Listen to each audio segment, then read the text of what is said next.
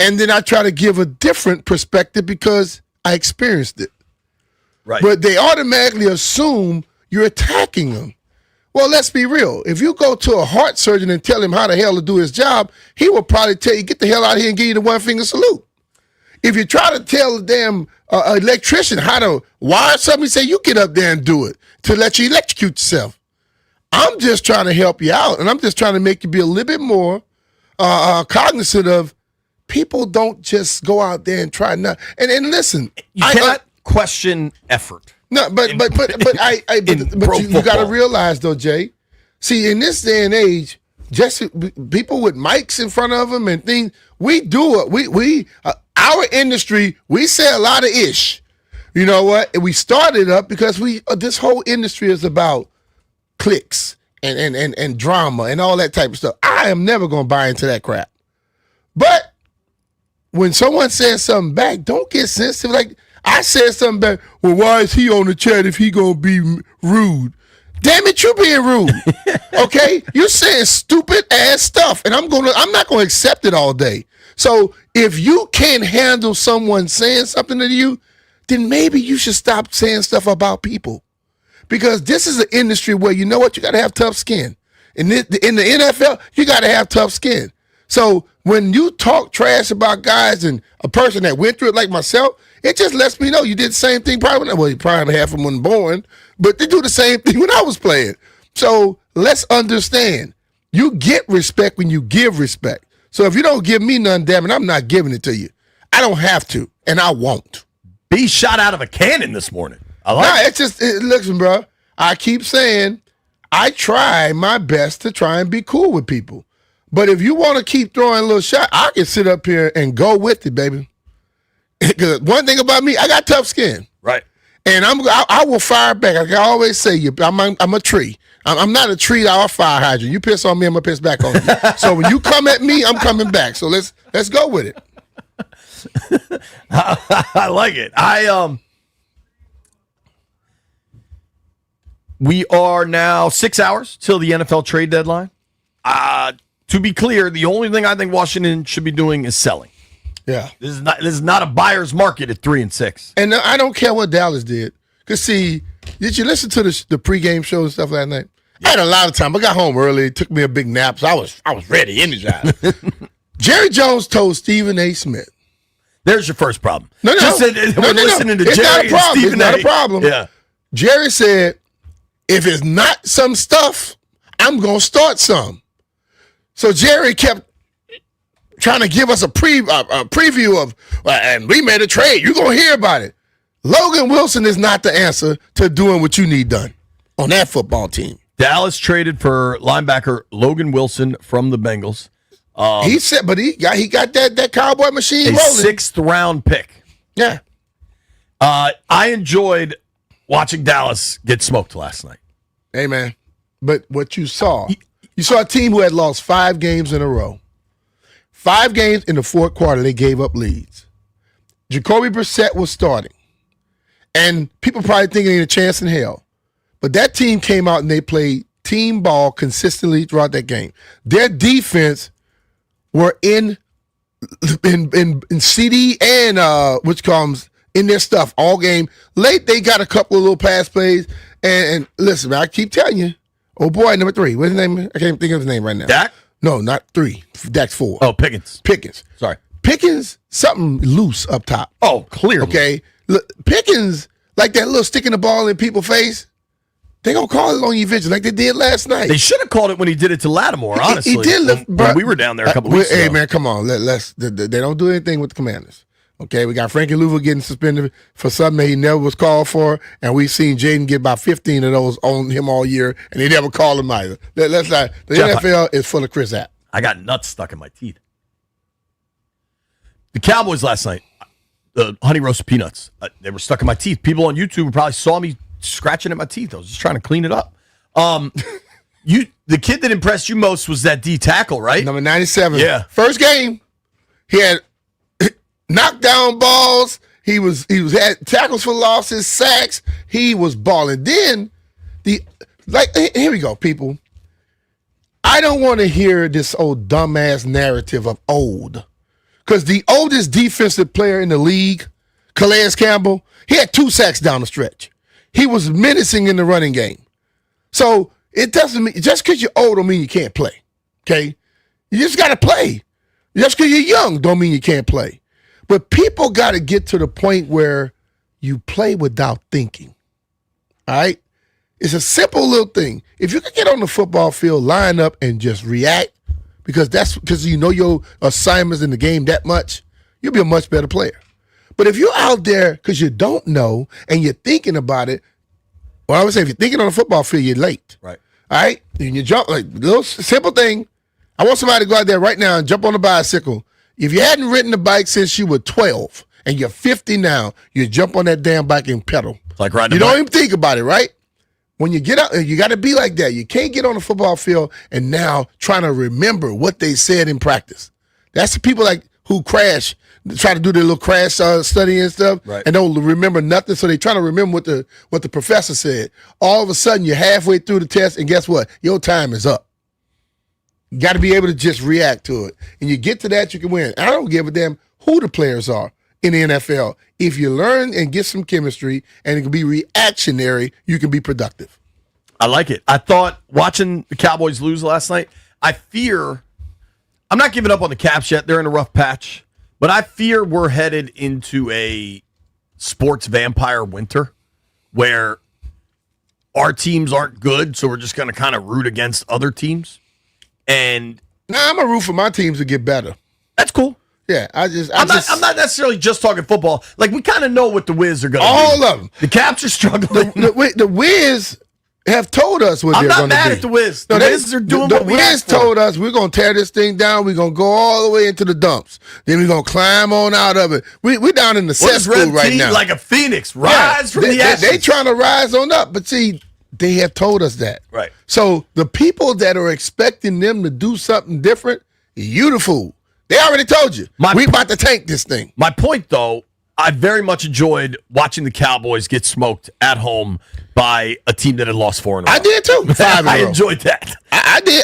I was happy about it, but I also liked watching Jacoby Brissett ball out. I loved OJ. He played really well. Jacoby was really cool when he was here. I love a guy in his station of life when they tried to then give him a pity start late in the year. He's like, no, my hamstring hurts. Yeah. I love that. You bastards. Go the other way. Yeah, but listen, man. I mentioned it yesterday, and I'll keep telling people. The average person that calls to this show and listens to this show, I don't think like you. Because if I thought like you, I would have never accomplished the things I did and got to the point where I did. When I'm watching the game last night, you know what I kept doing? Kept putting Washington in the same sentence. Like, okay, we got a backup quarterback coming in now. Marcus, let's play like that. Okay? You watch that game plan that offensive coordinator drew up for them. They were carving them up. All right? They ran the ball on Dallas. They threw the ball. They had spacing, and they had that they were trying to run their little zone, and they got picked apart.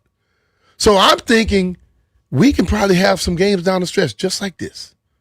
We don't have to just be over because Jaden is hurt right now. We got some injuries and things going on. We hadn't played well up to this point. We can find a damn way too. But you know what? Everybody got to look in the mirror. Coach, player, whoever, got to look in the mirror and understand what can you do better to get things going. What was Michael Jackson? I'm starting with the man in the mirror. Starting and I think everybody got to start with the man in the damn mirror. Let's get this thing going. Because, yes, they are not doing what we expected or even what they expected. But it don't have to stay like this for the rest of the year. Because I'm not going to stop pulling because things are going wrong. I understand how you got to keep fighting. I understand how you don't give up, but I hear a lot of fans who tell me, "Oh, I'm the biggest fan, but man, we should just shut it down." Well, that's not telling me you're the biggest fan. So I'm looking for an answer. We haven't talked yesterday. Obviously, there was real news with Frankie Louvu getting suspended. Yeah. From the NFL press release, Washington Commanders linebacker Frankie Louvu has been suspended without pay for 1 game for repeated violations of playing rules intended to protect the health and safety of players, including during Sunday's game against the Seahawks. During the first quarter, Louvu violated Rule 12, Section 2, Article 18, which states, if it is a foul, the player uses the following technique to break, whatever, hip drop. I don't need to keep reading this. They claim it's his third hip drop of the season. He was previously fined for actions in week 4 and 8. So if you go back to when they voted for the hip drop tackle rule to be put in place, they said it's generally not going to be penalized on the field. It's going to be penalized through fines and then eventually suspensions. I believe I know which play it was from Sunday night, but I do think it sets up a very tricky situation when it's not called on the field, and I think a lot of people are like, what the hell? See, that's what my problem is. The NFL now is going back into their back lobby, let's call it a little thing, lab. Yeah. Dialing up stuff for people. If your damn referees can't understand it to call it, how the hell you gonna find somebody on it? What happens if I go out here right now and they tell me it's a traffic light right here with a camera, and I fly by it every damn day and I never get a ticket? You think I'm gonna slow down? I'm gonna keep going. Well, so Nikki Javala put together a clip. I'm about to retweet it. Everybody should follow Nikki, friend of the program.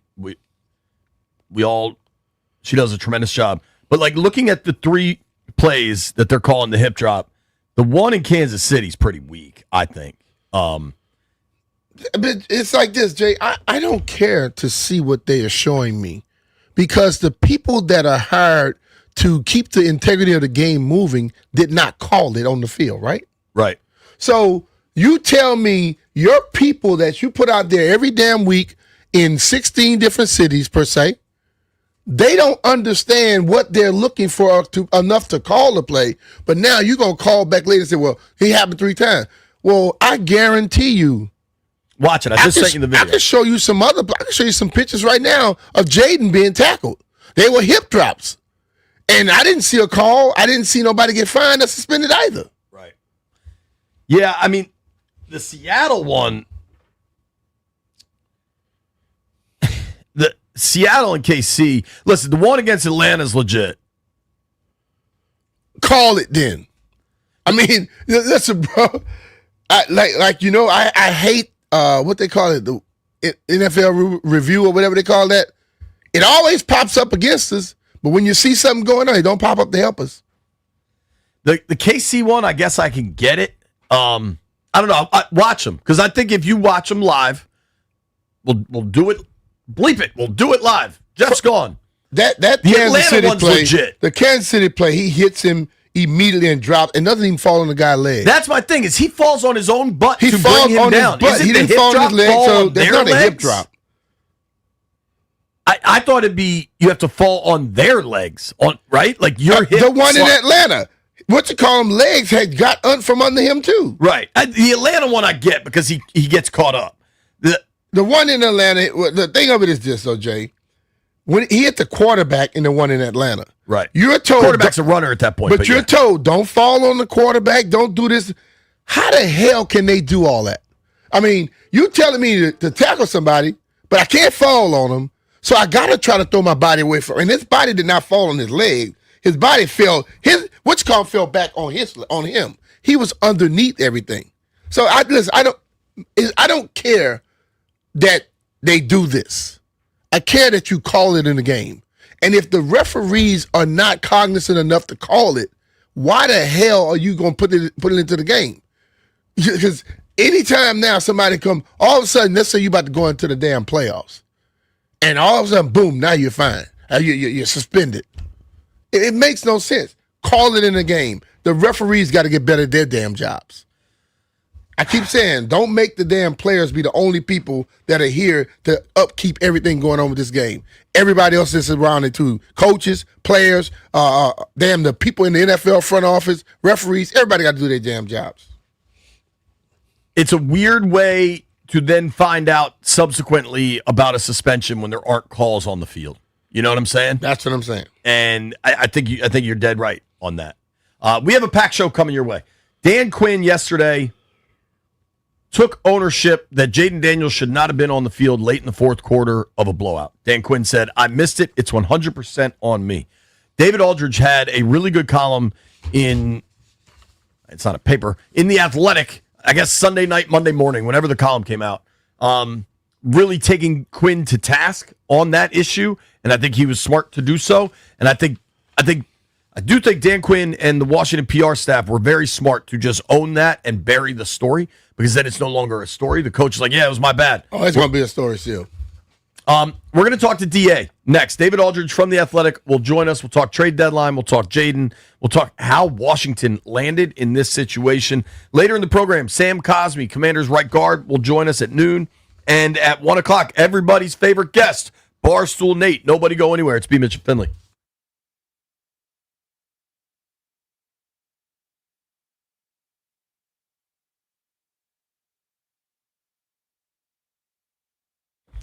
Hey, it's JP Finley here for Metropolitan Moving and Storage, the official, unofficial moving and storage company of 106.7 The Fan. I can't tell you enough. There's a read here. I can tell you all about the work they do, how the best real estate agents in D.C. go with Metropolitan Moving, how they can take care of your residential or your commercial needs. Not going to do that. I'm just going to tell you about the type of people they are. Everything going on at my house. McCarty, one of the founders and one of the principals of the company, Justin McCarty, reached out to me. Hey, man, I heard about the house. Is there anything we can help with? Within 2 hours, they dropped off a ton of boxes for us to pack our stuff up. They offered to move everything out for us so we could get the work done. They connected me with the contractor we ended up going with. That's the type of people you're working with when you go with Metropolitan Moving and Storage. They're proactive. They want the best for you and your family, you and your company. Whatever the job is, they're going to do it the best they can. They did it for me and my family, and they'll do it for you. Seriously, hit up Justin over at Metropolitan Moving and Storage, 301-279-0090. 301-279-0090. Whatever it is you need, commercial, residential, say you've got high-value items, art, they can build custom crates for all of it. You don't have to share truck space, and they'll give you a pinpoint delivery date for all of your moves. They are the best. I mean it sincerely. DCMetropolitanMoving.com. That's DCMetropolitanMoving.com.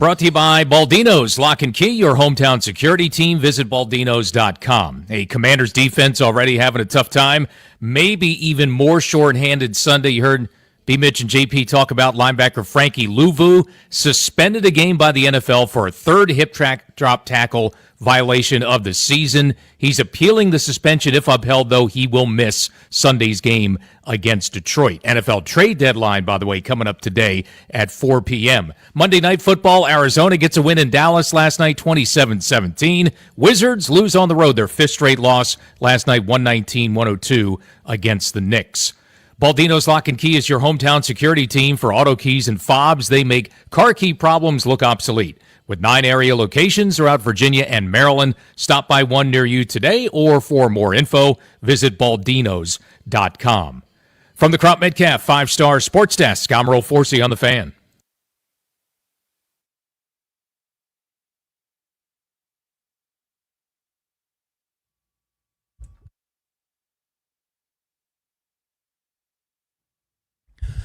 B. Mitch and Finley, 106.7 The Fan. You can watch us on YouTube on the 106.7 The Fan page or on Monumental Sports Network. Day 2, me and B on TV in the radio process, I guess. Excited to get on the Rude Guest Hotline right now and talk to our friend, Mr. David Aldridge. DA, how are you? I'm good, gentlemen. How are you? What's up, Dave? Good. So I was sitting with you Sunday night when Jaden got hurt, and it was sadly something you were loudly worried about. You wrote a really good column about the decision to have Jaden out there. And then, I don't know if you read your column or what, but DQ opened his remarks yesterday taking ownership of that mistake for having Jaden out there. You know, we're now, I don't know, about 48 hours later from everything that transpired in that game. What do you make of all of it? Well, I mean, first, credit Dan Quinn for owning it, right? Like, instead of, kind of dancing around it and, right, trying to deflect and hide behind the football's a violent game and all the other cliches you hear at times like this. He shouldn't have been out there. That's just bottom line. The game was lost. There was no point to having him out there. And again, all that can happen is that he gets hurt. That's all that can happen. Even if they score a touchdown, so what? Like they're getting their doors blown off. There's no chance they're going to come back and win this game. So he shouldn't have been out there. But give Dan credit for acknowledging that. And, I always say this, fellas, when a mistake is made and a guy the next day gets up and says, you know what, I messed up. I'd use another word, but y'all want to keep your FCC license. You bleeped up. We got it. Right. You bleeped up. I bleeped up. When somebody says that, I have no follow-up question. Yeah. Right? So own it. When you own it, it's over. And as far as I'm concerned, it's over in that sense. But I do think this team has to really, really, really sit down with Jaden and sit down with itself, with between Adam Peters and ownership and the coach, and say, what are we going to do going forward to make sure we keep Jaden Daniels healthy? That has to be the number one overarching priority for this organization going forward. Because without 5, you got no show. You got nothing. Mm-hmm. I shouldn't say you got nothing. You have very little chance of winning at a high level without 5. I'll put it that way. Mm-hmm. And you've got to figure out better ways to keep him healthy other than saying you got to slide when you run, because that's not working, clearly. that admonishment or encouragement of him to get down, that's not working. So you got to come up with something else. I agree with you, but I also understand you can't wrap him in bubble wrap. And I see that injury the other night. Yes, he probably shouldn't have been on the field, but it was the most freak thing that could happen. We used to see guys get tackled and thrown like that many a times, and they rarely ever are going to, you put your arm down, normally it just boom and you get up. So it's like he's going to play football, he's going to get hit. He can't protect himself 100% of the time. But they're going to stop calling running plays for him? what I would say is, you look at Jaden Daniels. You answered your own question. You're right. Most of the time when people get thrown down, nothing happens. Mm-hmm. Jaden Daniels is very skinny. He's very light. He's put on some weight. He's put on some muscle, and he's still gotten hurt 3 straight times he's been out on the football field. That should tell you something. That should tell you, all right, we've got to figure out another way for him to play football besides just go on and rock out, just do you. That's not working. Because you had a sprained knee, a pulled hamstring, and a dislocated elbow the last 3 times you played football. So clearly, what you're doing now isn't working. So you've got to come up with something else. And I think the best way to do it, and this is what I was getting at a couple of weeks ago, was you have to put a team around him that's good enough to let him cook the way he wants to cook. That's what you have to do. And until you have that team, I would be very cautious about putting him back on the field. You don't have that team right now. It looks like you're not going to have that team this year. You know, the moves that were made haven't turned out to be the right moves. So you've got to go back to the drawing board and say, all right, how do we put a team around him that's good enough for him to be his best? And to me, fellas, like, I went back and looked at, you know, when he was at LSU, who was he throwing to? Malik Neighbors and Brian Thompson Jr. and the young man that passed away, Kieran Lacy. Yeah. That's who he was throwing to. Yeah. You need to get guys that good for him to throw the ball to, for him to be at his absolute best. Is that hard? Yes. But but you have to do that because he's that guy. Because that guy can take you somewhere. You have to surround him with elite talent. You have to build a football team around him that will not only have him have places to throw. He's running all night Sunday because there was nobody open. Yeah. Right. And he was under constant pressure. And he was under constant pressure. That's the one thing I totally agree with you, because I've said this to JP. I use this analogy all the time. When I watched Michael Vick in Atlanta, I felt that they were lazy because they felt he can make something happen. Right. And I think last year has people thinking that way. You got to give him if he has protection and people to throw it to, he doesn't have to try to put on his cape. Exactly. And if he has a defense that will stop somebody from doing anything on a football field and not let a quarterback go 16 for 16 in the first half, then and maybe create a turnover once every 3 or 4 games, then he won't always be 2 scores behind and feel like, well, I got to run now. I got to make a play. I got to make something happen. I'm desperate to keep us in the game. Right. So all those things factor together. So no, I don't want him to not be himself, but that has to be in smaller doses, right? You know what I mean? Like Lamar Jackson is one of the greatest running quarterbacks of all time. But he's not taking off every other play now. He sits in the pocket a lot more. You know, so you've got to figure out, all right, how do we get the absolute most out of Jaden Daniels going forward? It doesn't involve him taking all these hits that he's been taking this season. He's just been taking too many hits.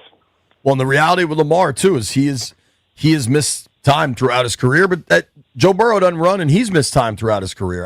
Very true. That's true. It's so tricky. Talking with our friend David Aldridge from The Athletic. You can give DA a follow at David Aldridge DC.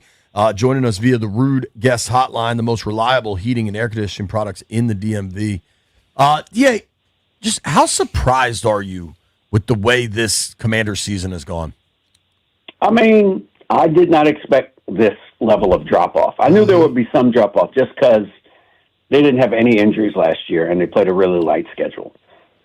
You know, so you got to figure they were going to have more injuries this year, and they're playing better teams this year, right? Mm-hmm. So I figured there'd be some regression, but I thought it would be like 10-7 regression, or 9-8 regression, or 8-9 regression. You know, something in there, right? Yeah, I mean, this has been surprising that they have fallen off this far, because it's not. I mean, everybody says they're old, they're the oldest team in the league, but I mean, that's really kind of skewed. Yeah. That's 3 or 4 guys that are on the roster that play a lot. Like Josh Johnson's their third quarterback and the oldest dude on the team. Yeah. And that's going to drive what I them. mean? That's gonna make it go way up. They're older, I guess I would say, but they're not like, it's not like there's a bunch of 40-year-old dudes out there playing. Right. I saw an old dude last night dominate. Yes, right. Exactly. He's 39. Exactly. You know what I mean? So that's not everything. The guys that they're just not getting it done. Yeah. Look, the defense has collapsed. It's collapsed. And I don't, some of that is injuries, to be sure. You had 3 defensive ends all go out within, a few weeks of each other for the season. I mean, how often does that happen on a football team? You lost 3 defensive ends for the season? Yeah. Like, that just doesn't happen very often. That's just bad luck. That's bad luck, right?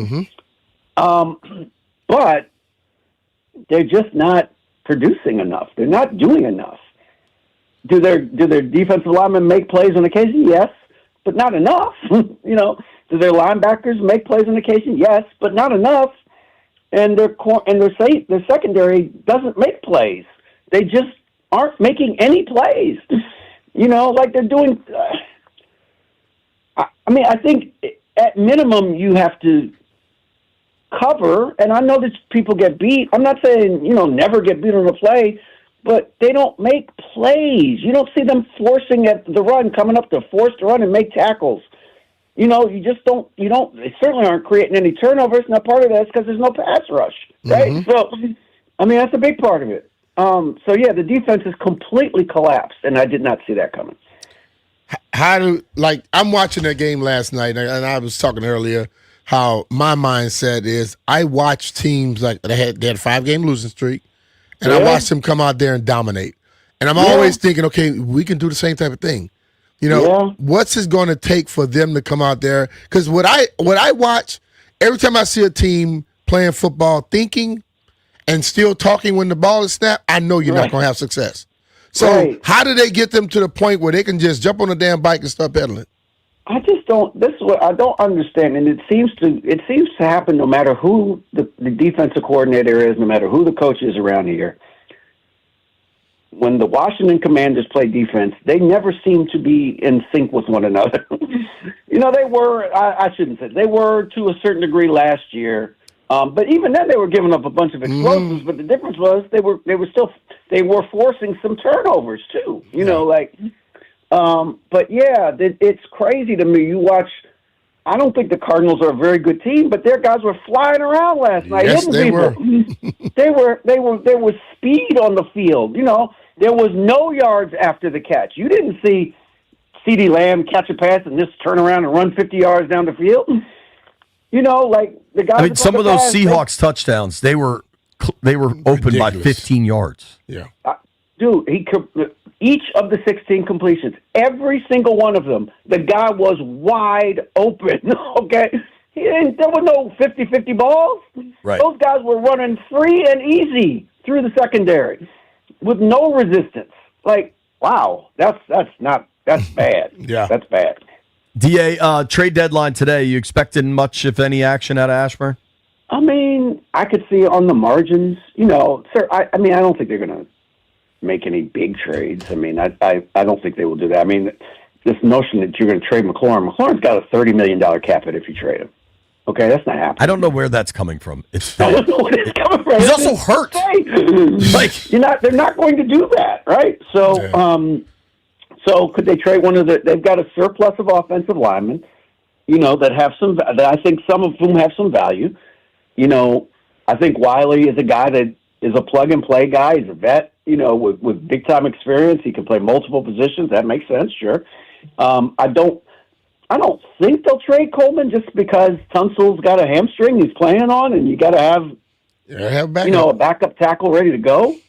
But you probably, if you did trade Coleman, you could probably get a little bit more for him than Wiley just because of the age, right? Totally.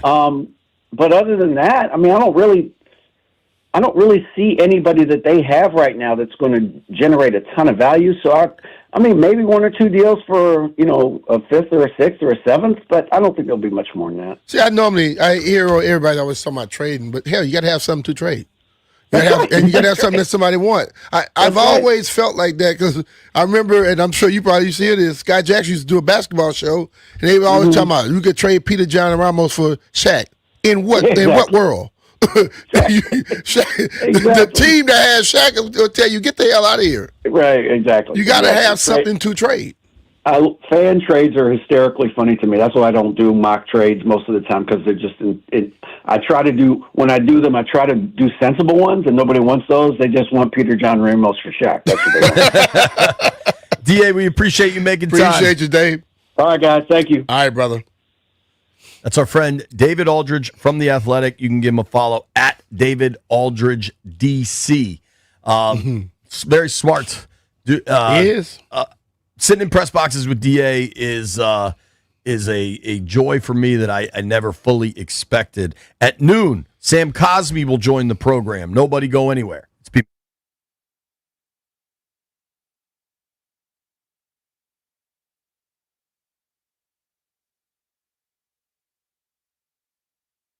Hey, it's JP Finley. You've heard me talking about everything going on at my house, and the good folks at Better Services are helping me out a ton.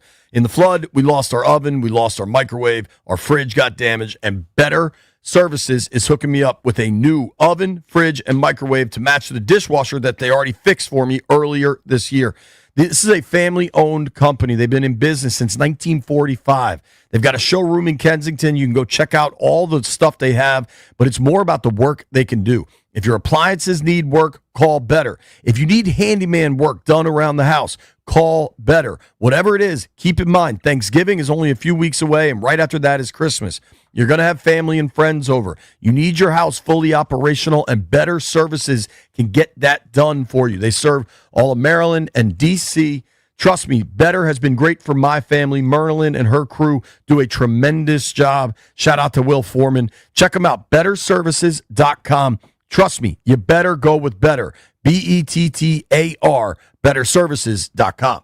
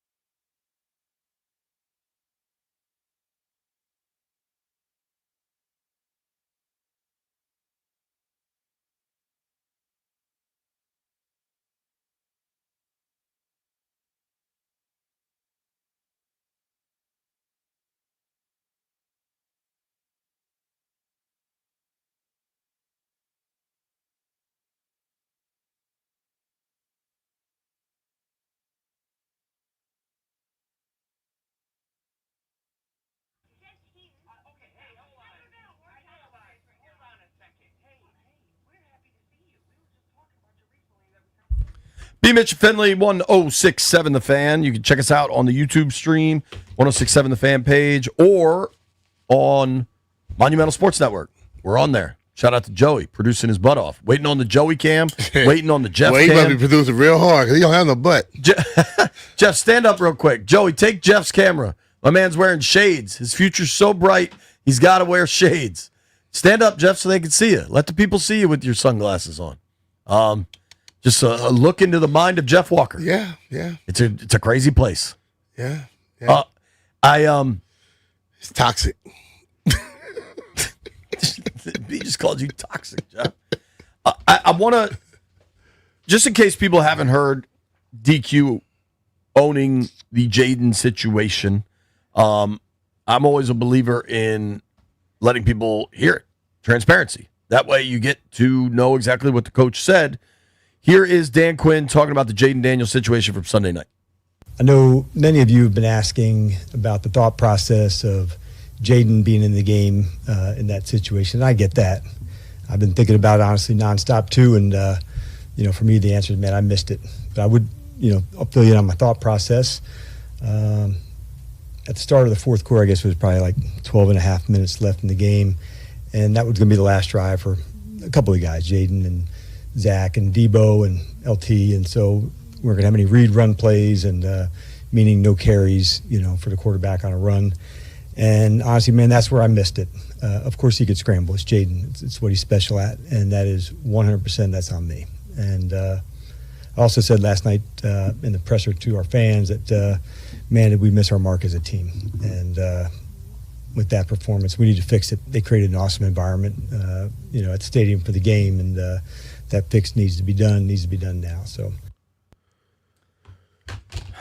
what do you think, B? I just think, listen, man, I think what Dan has always done, no one is going to give you their trade secrets, but he's always tried to be genuine. And if people are going to accept it when they're winning, they need to accept it when they're losing. As Dave said, he owned it, and it's over with him. He didn't even have a follow-up because he owned it. I'm with that.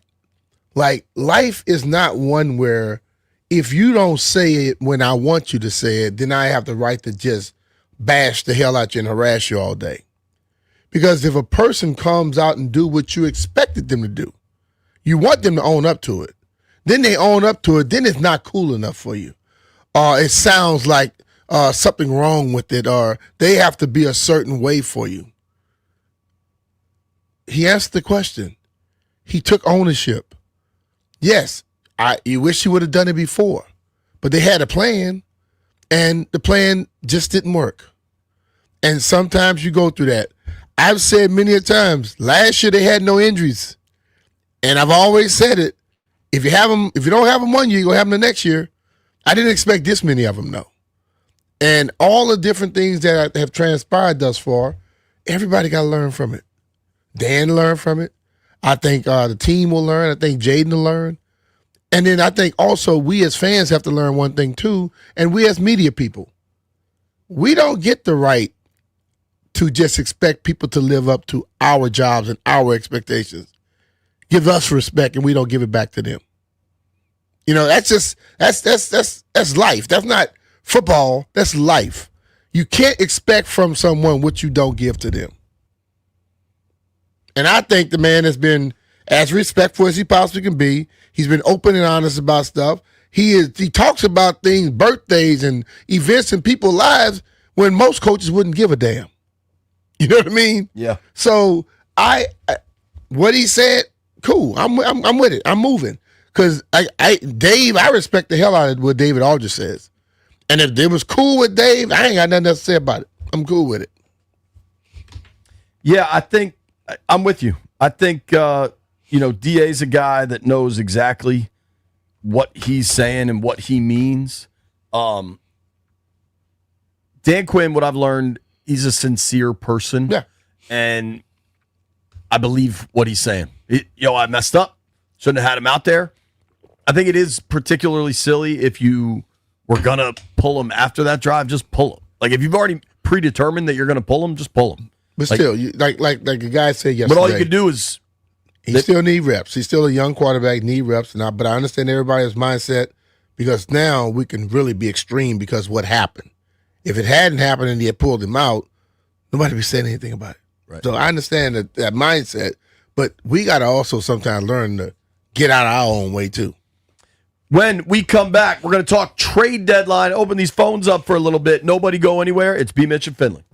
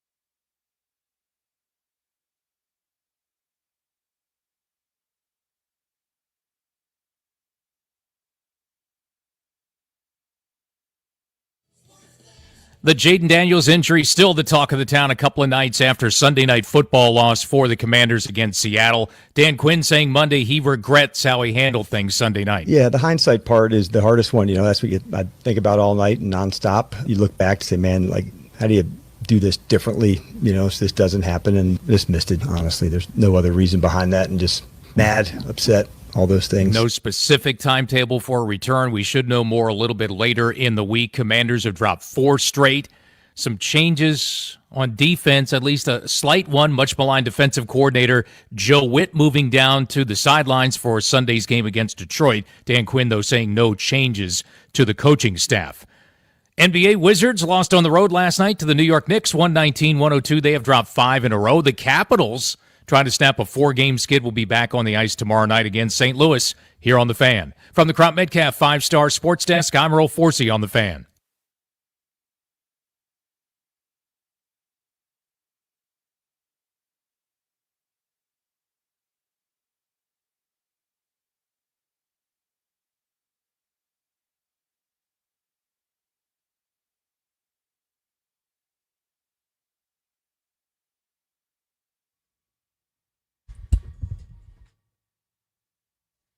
B. Mitch Finley, 1067 The Fan.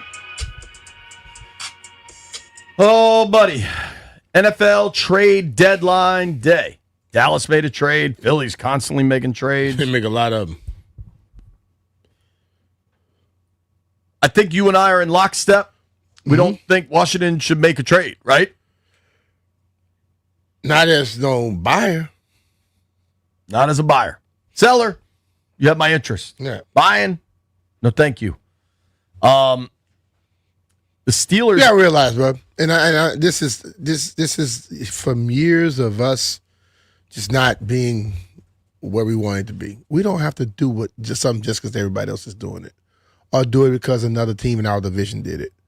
We got to do what makes us better or give us a chance of being better in the years to come or the year to come or the next whatever. We don't have to just jump because other people do stuff. And I think that's the mindset we've lived with for years. We got to get to the point where everything is about this team getting better, not just trying to, combat what somebody else does. Agreed. I will open the phones. 800-636-1067. 800-636-1067. Do you think Washington should be buying, selling? What should they be doing? The NFL trade deadline isn't like other sports where the trade deadline is a really active time. I want to run through possibilities, right? Mm-hmm. I was talking to my boy Frank Newby last night, and he's like, are they going to trade Payne? I said, I don't know, man. Contract details matter a lot in these situations. Payne's going to want a new deal next year. Mm-hmm. Would you trade Payne, Brian Mitchell? Depending on what somebody's offering. Depending on what somebody's offering. Because, I'll be honest with you, up to this point, he's been playing damn good. So, I don't know. Now, if somebody come and just try to steal him, hell no. Got to make him worth the while. Yeah, I agree with you, man. And we also, listen, another thing, we never want to pay anybody. Because every time somebody wants a contract, the first thing we think about is getting rid of them. Maybe keeping some people around and having some stability might make us be a team like some of these other teams out there. Because I listen every year, media and fans around here. Every time somebody wants money, we want to get rid of them. So we're always starting over. But then we say, well, these other teams are constantly making these moves. You know why they make those moves? Because they pay people. And then they add people to something that's already good. We get people to be at a level, we get rid of them because we don't want to pay them, and then we go start over again, and then when we're average, we want to get mad. You can't you want us to make moves to be average, and then when we average, you're pissed. So you got to eventually pay somebody. They're going to set a great base for your team, and then you start adding pieces to it. Because the most expensive thing in your house better be your damn foundation. or that thing gonna fall. So if we keep getting rid of people that we call foundation pieces, leadership pieces, because we don't want to pay them, how do we expect to be able to compete with the best of the best? Because they paying theirs. It's a fair question. Do you believe at all this Terry McLaurin stuff? No. I mean, he's hurt. Jeffrey, would you trade Deron Payne?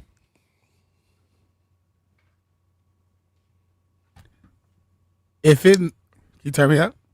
If it meant us getting more picks to build the team in the future, why not? Why not? B. Mitch. Von Miller, future Hall of Famer, one of the best to ever do it. Von Miller signed in Washington to be to chase rings. He's at the ring chasing stage of his career. Do you think they should talk to Von and be like, look, man, we get it. If you maybe want to go somewhere, your agents can call people. Vaughn was on with the Junks this morning. I'm curious if they asked him about the trade deadline at all. I mean, what is somebody going to offer you for? If somebody comes in here and offer you something, hell yeah, make a move. But what are you expecting at this point? I understand Hall of Fame. What are you expecting based off of production now? What he did already is not going to get you nothing now. It's what he's doing now will get you something or not. I got a name. Trying to think about who on this Commanders roster has real value. Wouldn't Laramie Tunsil have real value? Or is that a long-term piece for you? Because you're going to have to pay him next year. I just say that, Jay. If you got to pay him, you pay him. If he's going to make your offensive line be more solid, you pay him. But the mindset would be, well, we don't have to pay him. We get rid of him and we bring somebody else in. Who else you going to bring in? You going to start over again? Listen, I don't have a problem with players getting paid because I watch all these other teams that are in the playoffs consistently, in the Super Bowl, paying their players. And just like you remember when I told you, Joe Banner, you say he always bragged about them being under the cap, and we were never in the Super Bowl. So when people always want to not pay our players, and then we're not in the Super Bowl, we're not in the playoffs, I think it's relatively stupid and ignorant to not want to pay your players. Because they got the money to spend. So you're going to compete against people. I give you a car, you and I get the same car. And they give us $200 million to spend on that car in like the whole year for all of our stuff. You finish the year with $120 million left. I finished the year with $40 million left. I won every race. Who made the best decisions? You can tell me how much you saved, but you didn't win nothing. I won because I spent it and I used it. That money that they tell them, like, they have a ceiling on it. I mean, a ceiling and they have a floor. We want to be closer to the ceiling. Because if we're not competing and in the show every year, then you're not doing what you're supposed to do with the money. If we're in the show every year, I could understand saying, if we're in the Super Bowl and we got $30 million left and $40 million left in the cupboard, that's big time. But how often does that happen? It's a fair question. I mean, Washington has a number of veterans that maybe help a team. What about a guy like Frankie Louvu? I don't know that this suspension helps his trade value. He's going to appeal it, obviously. Yeah. Should appeal it. I mean, you find me, nobody ever called nothing on me. Have they been calling him and say, hey, one more, you might be so-and-so. He's been fined twice, so he did know that. I'm sure he knew he was fined, right? But still, I feel this way. If it wasn't called on the field, shouldn't have some flunky in some damn office telling me I'm fine. You should be fining a person that didn't call the damn penalty.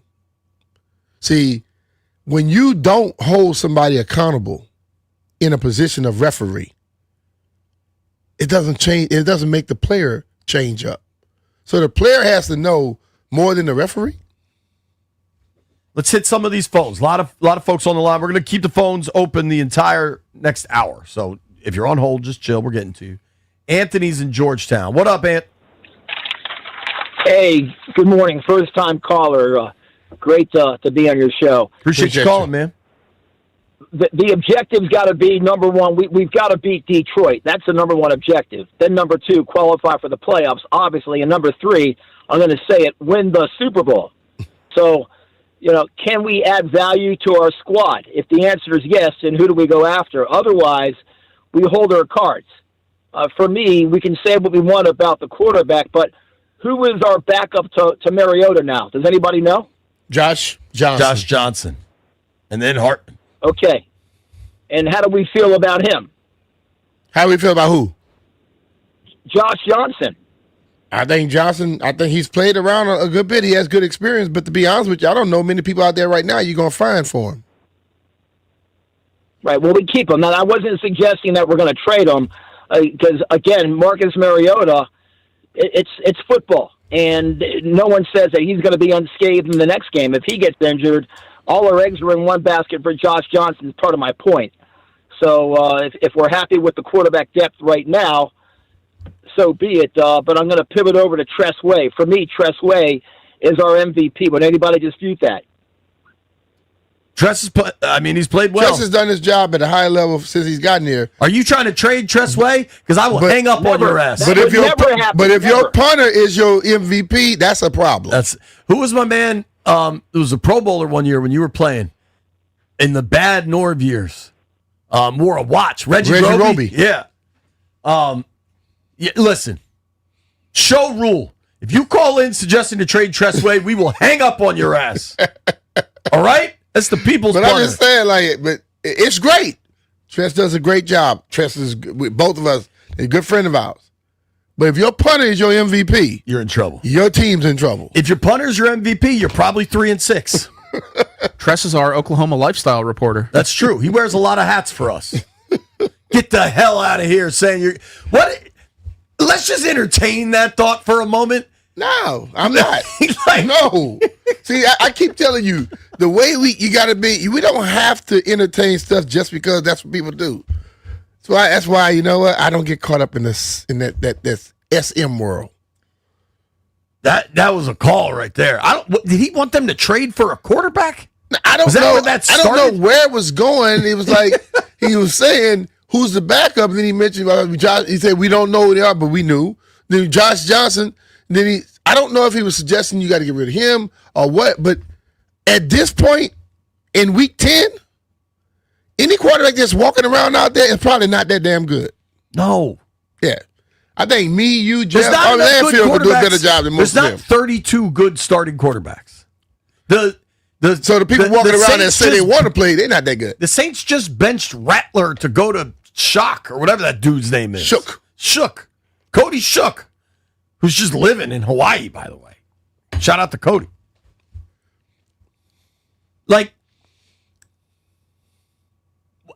All right. Let's. I appreciate that dude calling. Don't ever call in here and suggest trade Tress. We'll try again. Rob is in D.C. What's up, Rob? What's up, Rob? How you doing, man? Yo, what's up, guys? Appreciate y'all taking my call. Right. Appreciate your call.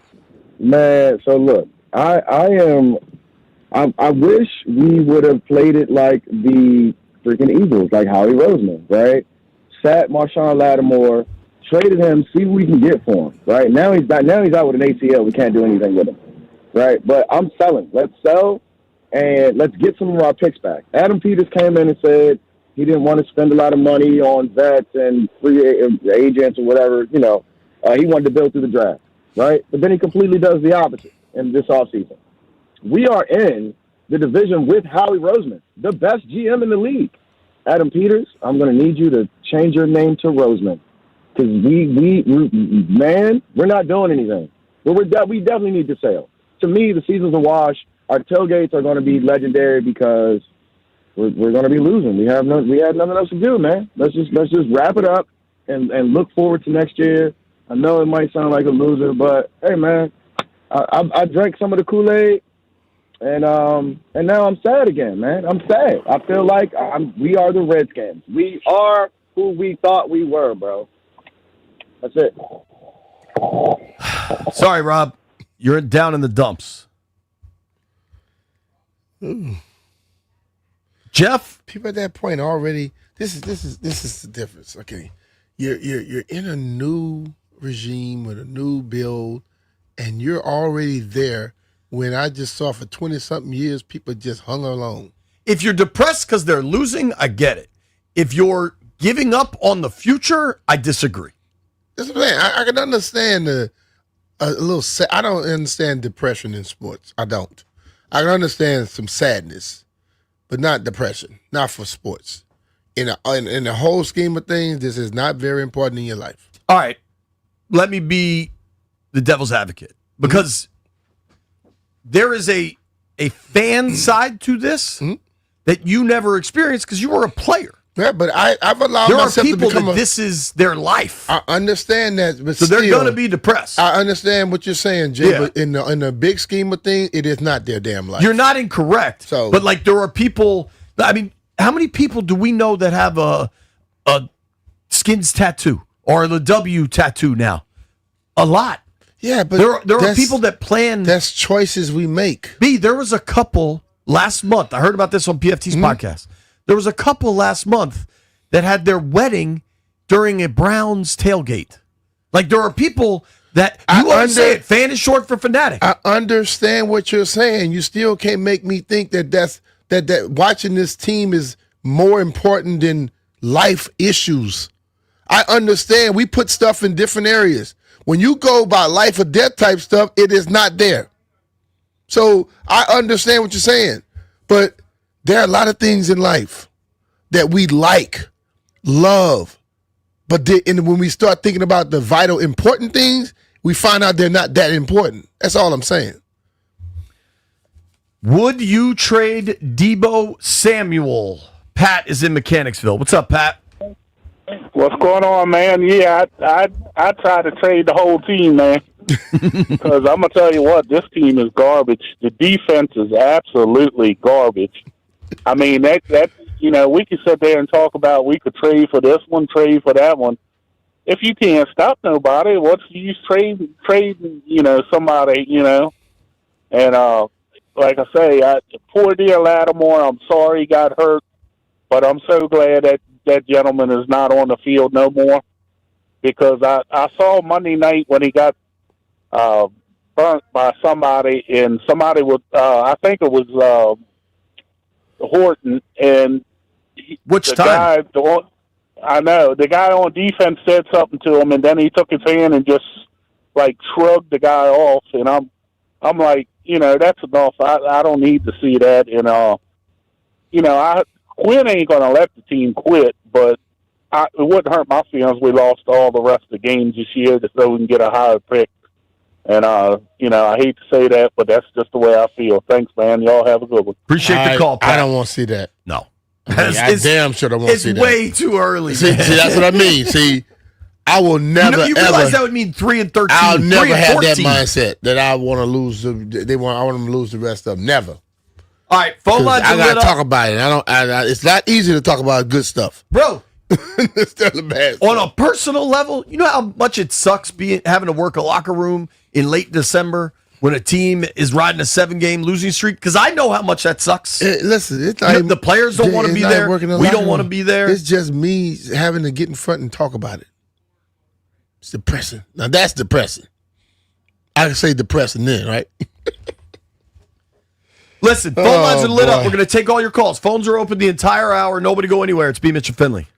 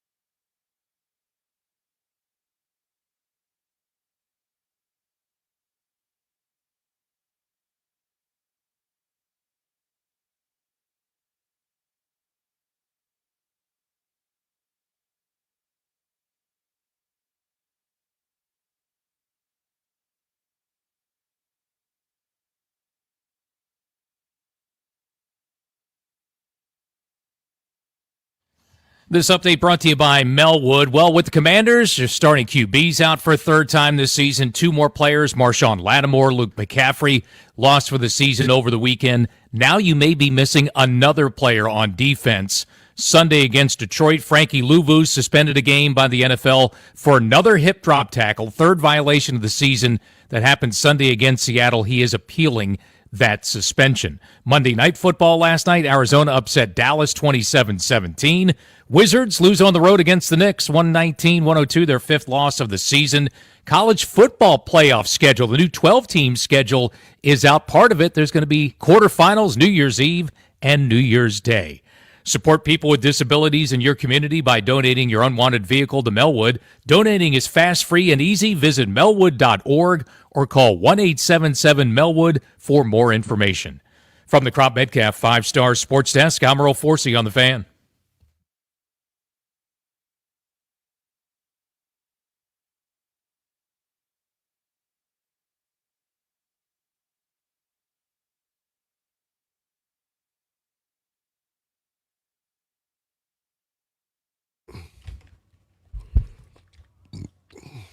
Shout out to Jeff.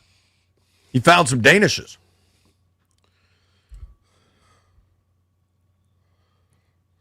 I don't know why the Danish Ferry arrived, but shout out to the Danish Ferry. If you're watching on Monumental, I got apple. What'd you get, B? I had like a little cinnamon roll. It's gone. Shout out to cinnamon rolls. But Uh-oh. You said something earlier. Uh-oh. So you got me in my bag now, bro. I hear fans and people that cheer for teams always saying that a person played for the team, so we don't have the same feeling that you all had. And I totally think that that's not real. I played 10 years in this town, and for 10 years, my livelihood depended on me going out here and doing stuff for this team. I know people say, well, I invested. Well, I bled, sweat, cried, had injuries, fought through stuff. Because if I didn't go out here and overcome, I couldn't have provided the life I provide for my kids. People are, well, I sacrificed. Well, you think I didn't damn sacrifice? Good point. When I left here, I still care for this team, but I had to do it in another city now. But then I come back, and I have been working here, and I still pull for this team as hard as anybody else. So just because you were born here or you are a fan doesn't make you have any more clout than I do. Because I know damn well you didn't do what I did to try to lift this team. You know what I mean? So I just want people to just think about that a little bit. If you've been cheering for 25 years, you're lacking. I've been here for 35 years. And I probably aged because of playing and trying to promote. And I didn't have the opportunity to just get off the bus when I wanted to and jump back on when things are going good. When the bus was going bad, I had to get out there and push that son of a bitch to make it move. You know what I mean? So I think people have to just think about that a little bit. You just because you're a fan and you think a certain way doesn't make your strife more than mine. We got a trade, B. Who we got? We got a trade, Jeff. Who we getting rid of? I'll give you $5 if you can guess. Man, I don't know. I'm not trying to guess. It's not Washington. If it was Washington, I'd have to tell Landfill we do the breaking news. That's what I thought you was talking about. No. So I don't know. Who gonna fight JP, man? I gave you zero indication to suggest it was Washington. Well, if you say we got to trade, we're thinking it's Washington. The royal we. Okay, so I don't know who. The Raiders are dealing Jacoby Myers to the Jaguars for a 4th and a 6th round pick. Okay. Just wanted to let you know. All right. Let's see what the callers want. Adrian is in Richmond. What's up, Adrian?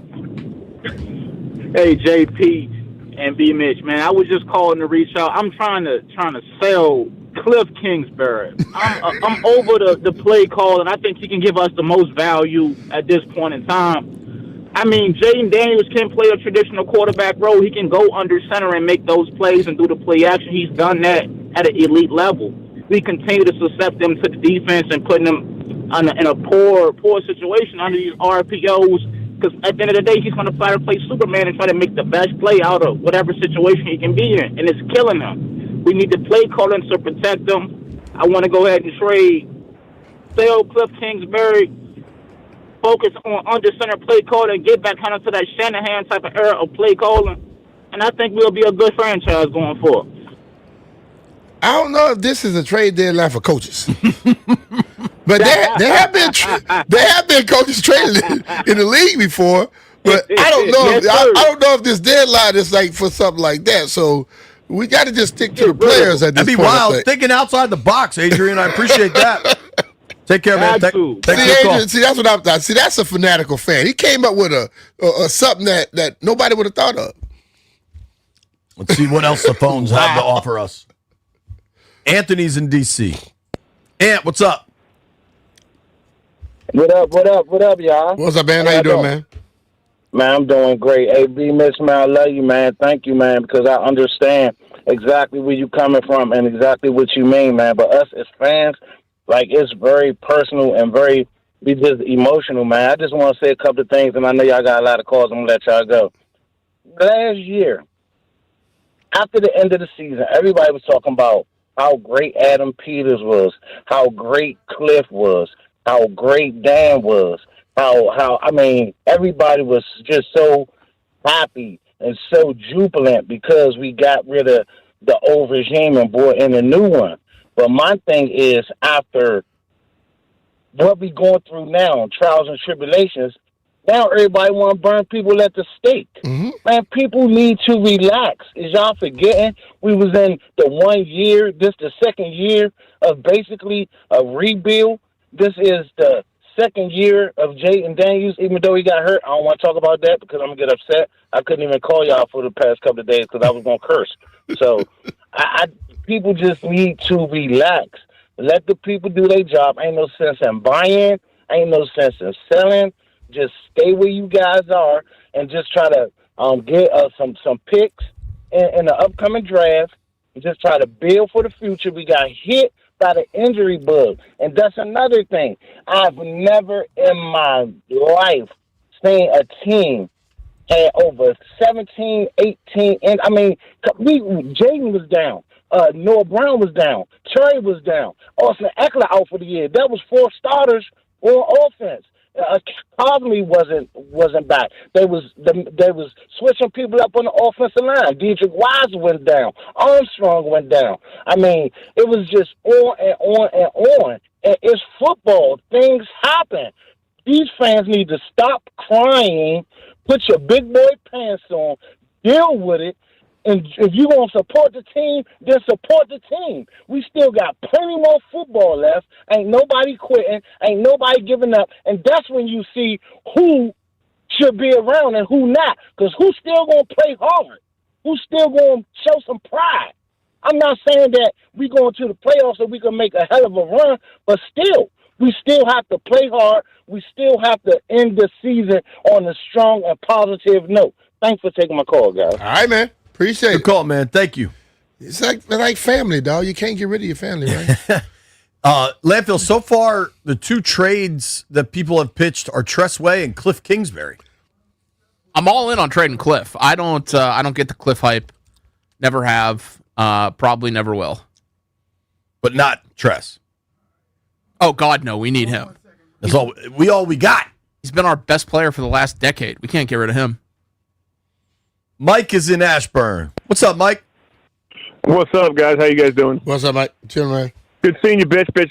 B. Mitch, I saw you down at DC Prime this Thursday. Hey, man, why y'all call me B. Mitch and forget the M sometimes? Remember I did that on a calendar invite once. I wrote dinner with B. Itch. Oh, I catch it every time now. So I think everybody's going a little crazy here. I think they did what they did this year because they thought they had a chance to win it all. So they didn't go full rebuild after that season we had last year, and they put some more veterans in here, thinking a few more pieces might get us over the top, but it didn't. Right.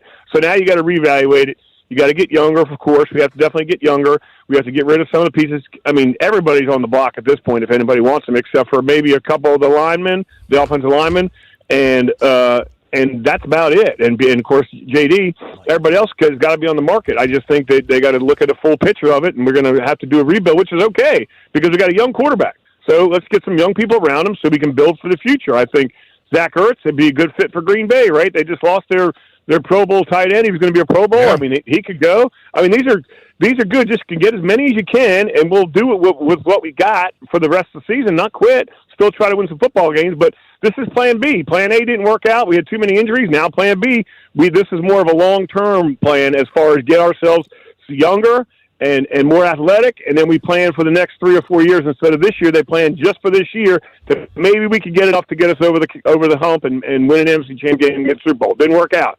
So now we just got to regroup, calm down, keep everybody else in place, and move forward. Mike, why you calling here being a unicorn, man? Making sense. He also started it out by saying bitch. but Mike called here and made some sense, man. A lot of times you don't get a lot of sense on a lot of calls now. Appreciate you, Mike. Take Good care, job, brother. See you at DC Prime. Yep, Thursday. See you. Wouldn't mind attending that. Come on, man. Come get your steak. Richard is in Leesburg. Jeff gonna pay for it. What's up, Rich? Hey, how y'all doing? Brian, how you doing, man? This Rich, man, called some years ago when you, John, and I was on there, and I was saying that you was a cold-blooded man, and John kept telling me, what you say? You say it again? But anyway, man, this is what's happening. When we first started building this team and look for coaches, I knew that the first coach that was on their list was this guy Johnson that went to Green Bay, and he went to He said that he didn't. I mean, he went to Chicago. Yeah, he really wanted to come here, but he wanted to stay there for Dan because they thought that they could do it again. When that didn't happen, and he realized that Cliff wasn't going to leave, he hurried up and went to Chicago because he thought Cliff was going to go there. But anyway, when I first seen how they was putting this team together, I said, Wagner, facilitator. Ertz, facilitator. You know what I mean? Didn't nobody know that they was going to do what they do. It was the greatness of this young quarterback that we got. So now what we got to do, we got to keep the team together, like the other caller said, play everything out, and just go ahead on and go through the draft. Can you imagine if we get some bona fide wide receivers? You know, can you imagine if we go and get some of these tight ends, like this tight end from Baylor, Michael Triggs, or this kid, Sadiq? Appreciate you, Rich. I got to try to stay on time, man. Take care. Okay, go ahead, Doc. All right, bro. Do you think I'm Doc Walker? I hope. Y'all look alike. I did have another guy at the game on Sunday tell me he always watches me on Channel 5. Somebody needs to put a picture of me and Chad Ricardo side by side. I think y'all resemble a little bit. You think I look? Y'all dress alike. I think we look more alike than we dress alike. Do you think I look more like Doc Walker or Chad Ricardo? I think you look like Doc Ricardo. Like Ricky Ricardo. Chad Walker. No, but all right, phones, if you're on the hold, stay there. Sam Cosby's going to join us at noon. You're listening to B. Mitch and Finley. You're watching B. Mitch and Finley on YouTube or on Monumental.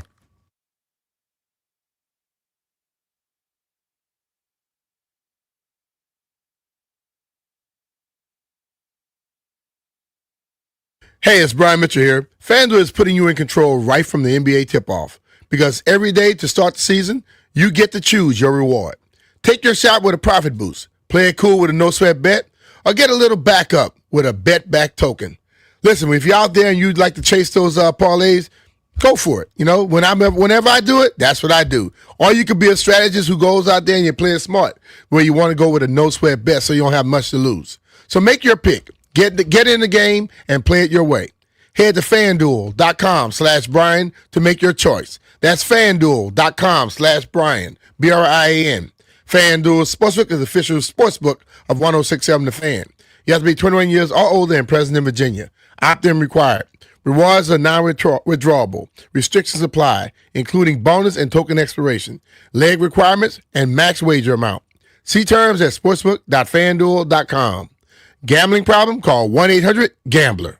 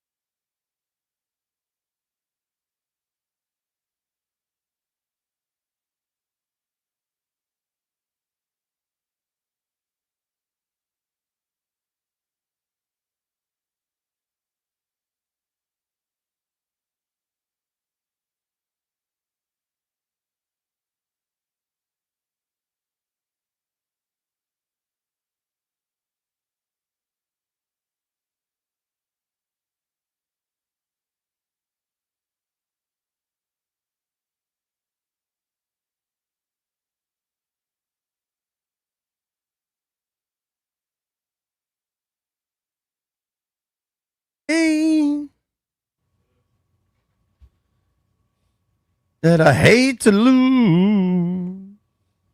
Give me the beat, boys. Shout out to Megan Clifford. Dave is in Charlottesville and has been on hold a long time. Wahoo wah, Dave. What's up? Hey, how about they finally had a decent year? Yeah, Wahoo's. Yeah, it took me a minute to figure out what you were talking about, but yes, they look pretty good. Although I'm really pissed because I bet on Cal and they had a cover till that pick six. So bleep that. No, just a couple quick points. Hey, man, I was kind of on the fence where Jaden could have been in there or not. I was against him being in there, but B. Mitch made a couple good points. A player wants to play. I get it. But this is totally on Quinn. I'll tell you why. 2 points. He only knows one way to play, and he is injury prone. That kid will run through a wall for you. With his body type, it's got to be a thin wall, but he'll go through it. He only knows one way to go. You know, but the other point is, as a coach, he's one of those guys you got to take the helmet away from him. Don't give him an option to go in. Yeah. Right? Agreed. I mean, he's out there playing with his arm tied behind his back. Now his arm's bent the wrong way. I mean, that line, the way they were blocking, each game is a different situation. Every time he dropped back, he was getting chased, he was getting hit. He scrambled because he has a bunch of, basically high school guys to throw to. And I know B. Mitch said that's just a freak injury. He's probably been tackled like that 1,000,000 times. Mm-hmm. But I guarantee it doesn't happen to him if he's over there standing behind Quinn with a headset on. And you've put all your eggs in this basket. This isn't Heineke getting some reps, okay? This is your guy for hopefully 10 years. I mean, you got to take care of that. You can't have him in right there. I mean, if it was a 25-point spread or something, you're making it 24. Okay, what are you doing? I mean, they're not going to win that game. All right, Dave. And then number two, as a fan, we're all fans. Fan is short for fanatic, but you got to be realistic. This team won a lot of games last year that they had no business winning. They won in the last few seconds or a couple plays went their way, no injuries. They were exposed against Philly. They had a lot of holes. Okay, we caught Detroit last year when they were banged up. Look what happens when you get banged up. That was a loaded team that we took out in the playoffs. It happens. Everybody calm down. This is okay. And that's all I got, man. All right, man. Appreciate it. So that's a no on the Peter John Ramos for Shaq trade, Dave. Exactly. Thanks, buddy. Jaden is in Pennsylvania. What's up, Jaden? Hey, guys. How's it going? Going good, man. Yeah, I think the whole notion is overblown of like, oh, last year sped up our process. We're still in a rebuild. Look at the quarterbacks in year 2 of their career that made the Super Bowl. The Bengals had the number 1 pick with Burrow. In year 2, they made the Super Bowl. So if your star quarterback has proven he's great, which Jaden Daniels has, your window starts then. So our window started this year. We know he's good. The rebuild starts when you don't know your quarterback's good. Drake May was drafted, 3rd overall? So they were the 3rd worst team in the league that same year last year. They're the number 1 seed in the AFC. The Denver Broncos took dead cap money with Russell Wilson. They have a quarterback, Bo Nix, who's not even half as good as our guy. And they're going to make the playoffs in back-to-back years. So it doesn't take that. I think that is one of the more overblown things ever. Like, it doesn't take that long to be formidable. We see teams flip year after year. Yeah, but to do it consistently is hard. To do it consistently, it does. And Bo Nix, the team that they got rid of Russell Wilson, that wasn't just last year. That was before last year. So, I mean... I don't know. In my opinion, when your quarterback's great, you should be good every year. And as Jaden Daniels great, we agree. If you have a team around him already with certain positions... The defense in Wichita was already good before Bo Nix got there. Okay? They had pieces already in New England as well. It ain't just like if your quarterback is great, you better have something around that damn quarterback if you're going to be good. Like, even that Bengals team had studs on defense. Since he's cheap as hell and since didn't pay them. But they added teams. But we always bash Cincinnati. They built a team around Burrow. They had T. Higgins. They drafted Chase. That's my point. Adam Peters botched it. We're trading all these draft picks. Debo, those picks are a waste. Marshawn, those picks are a waste. Laramie Tunsil's old and is going to want to be the highest paid tackle again over 30 years old. It's a waste. And I think that's where I'm frustrated with.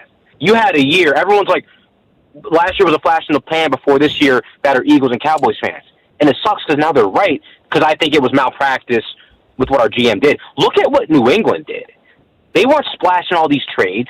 They drafted. They signed and they built through free agency. They spent a bunch of money. They spent way over $250 million in 1 year. Okay, but what picks did they give up, though? They're not wasting picks. Hang on, dog. Hang on. I agree with. I think this offseason was disjointed. I think the rebuild it over time. We're going to build it through the draft, and then trading away a bunch of picks was disjointed. It didn't necessarily add up. I'm not willing to say Adam Peters isn't the right guy, though. I think that is premature. But over our past two drafts, how can we trust him? Outside of Daniels, who's going to be here in the next 2 years that are under 30? Sinnott was a second-round pick. He's our third-string tight end. Jalen Lane was a third-round pick and is not, in my opinion, fourth-round pick, not an NFL-caliber receiver. Luke McCaffrey, everyone's going to say he's good, but as a third-round pick, I'd like to have more. It's a lot of swings and misses. And I think for a star quarterback in year two, you'd rather we bashed the Texans. The Texans won a playoff game last year in Stroud's second year. They made an effort to build it's just a lot of swings and misses, and you just wasted a guy on this rookie deal in year two. I think it's premature to say it's wasted. You make a lot of valid points, but you're acting like there's been some finality to everything that I don't believe has occurred. We got to keep moving. Thanks for the call. I'll sneak one more in. Daryl's in Columbia. What do you got, D? Quick. Hey, thanks, JB. I kind of agree a lot with what this last caller said. He kind of stole my thunder too. I think management. I think Peters. I think our defensive coordinator that's on OJT, and I think Cliff. That refuses to run the ball. I think that they need to be accountable. I think when I looked at the Seattle the other day, McDonald that came from Baltimore, I wanted him. That's the one that I really wanted. But I looked at a team, they came out there to play every little detail. When they broke the huddle, them linemen ran up there like they had some serious, intentions. They just came out with a confidence, and this team in its second year, I hear you, Daryl. We got to run, brother. Thank you for the call, man. If you're on hold, stay there. We'll try to get back to the phones. Sam Cosmi, Commander's Guard, joins us next.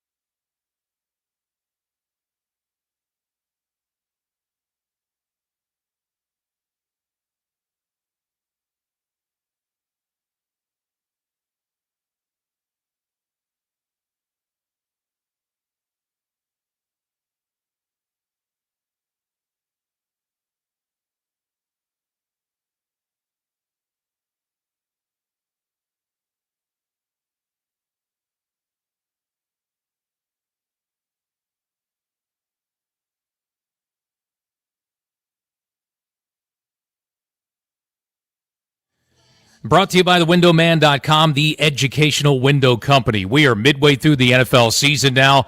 What a difference a year makes, for Dan Quinn and the Commanders. Everybody's upset, frustrated, mad, like all the emotions that you would think. And how do we channel that, to play better and to find things? Because what we're currently doing isn't hitting the marks. We're about to hear from guard Sam Cosmi coming up next with the guys, B. Mitch and J.P. Finley. Also, Commanders could be shorthanded even more on defense. Linebacker Frankie Louvu suspended one game by the NFL for another hip drop tackle Sunday night. He is appealing that suspension. Last night, NBA Wizards lose another one. 5 straight losses now on the road last night, 119-102 in New York. Buy one, get one 40% off. Get 0% APR for a full year. You get both from thewindowman.com. Alltrex Windows, Monterey Storm Windows, Provia Doors. All apply. Thewindowman.com. Select products only. Minimums and installation apply. Prior sales, already quoted projects are excluded. See consultant for details. From the Crop Metcalf 5-Star Sports Desk, I'm Earl Forsey on The Fan.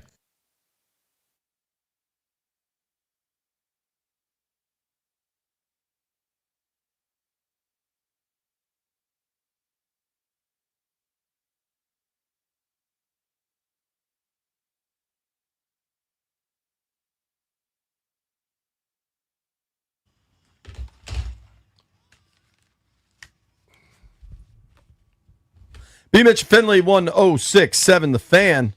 High noon in the District of Columbia, and we are excited to jump on the Ruud guest hotline. Ruud makes the most reliable heating and air conditioning products in the DMV.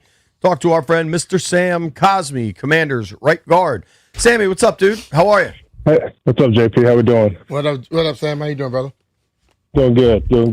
We're going to get to more fun stuff, but let's address Sunday's game. What was that film session like yesterday? I know DQ calls it Tell the Truth Monday. I imagine that was some hard truths. Yeah, I mean, definitely didn't start off the game how we wanted to. Just really being critical of everybody's collective mistakes that led to, the outcome that it came to. We dug ourselves in a hole.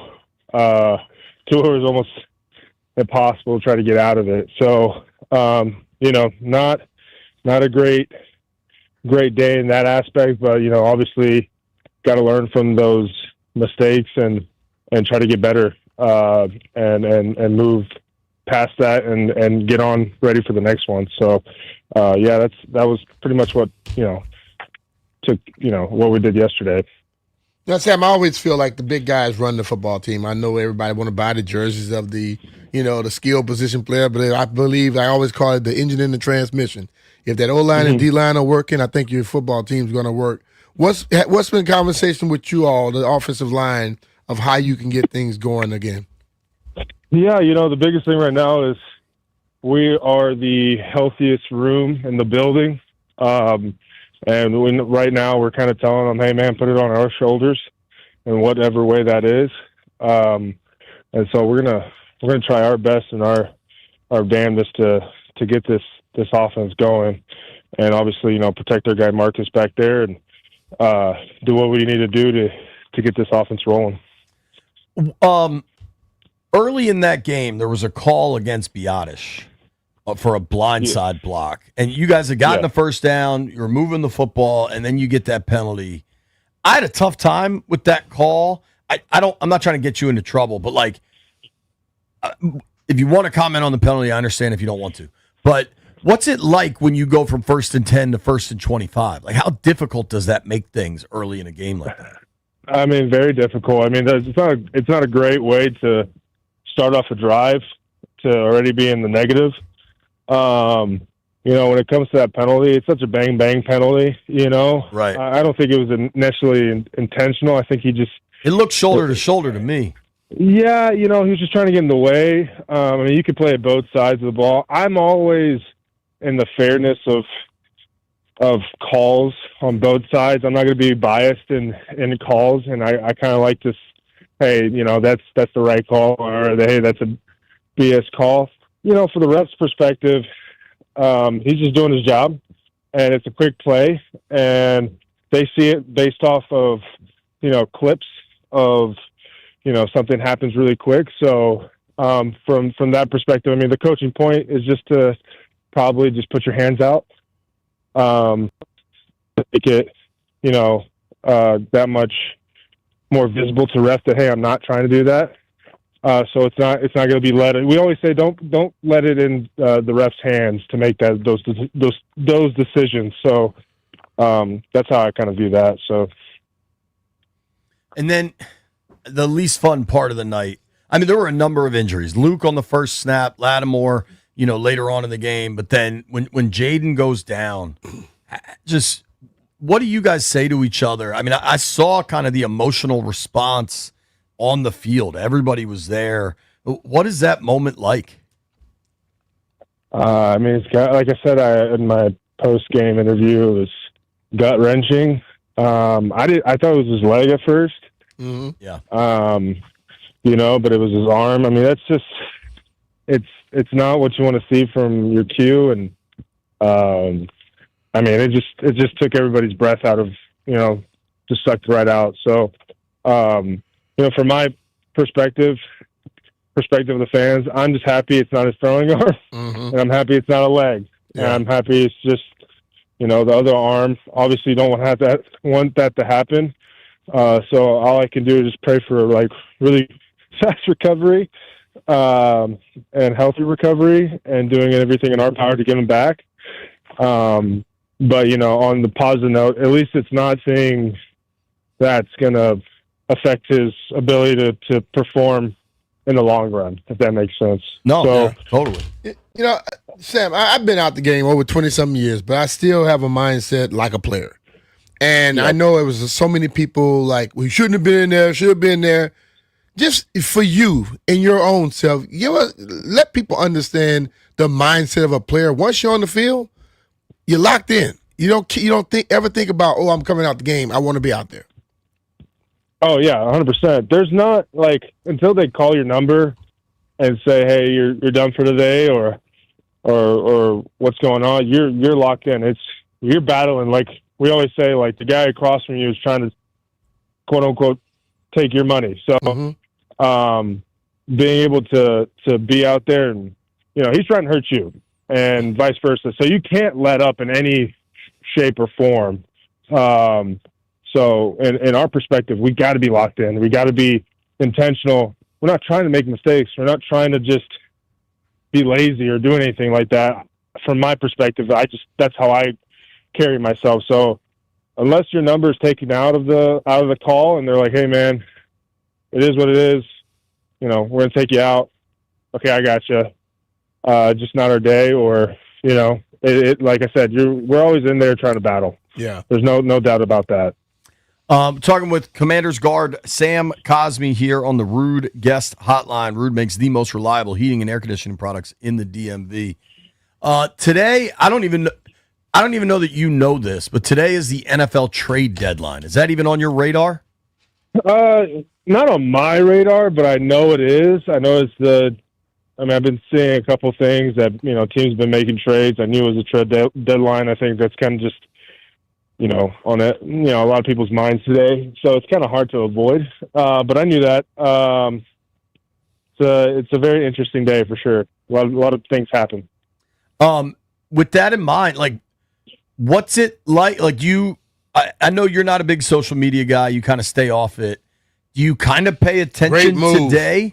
Just, knowing who, because this time last year, you guys acquired Marshawn Lattimore. Maybe the situation is a little different, but as a player, do you pay attention for it? Not really, no. Right now, I'll be honest, I'm not really on social media much. If I do get anything, it's from a couple of my buddies sending a text or my dad. I'm really out of the loop on a lot of things. As you can see, when I didn't know Terry was going to be not going to be in the game, I think that's the best thing for me specifically to mentally prepare for a game and just focus on my opponent and not let outside distractions affect my emotions going into games.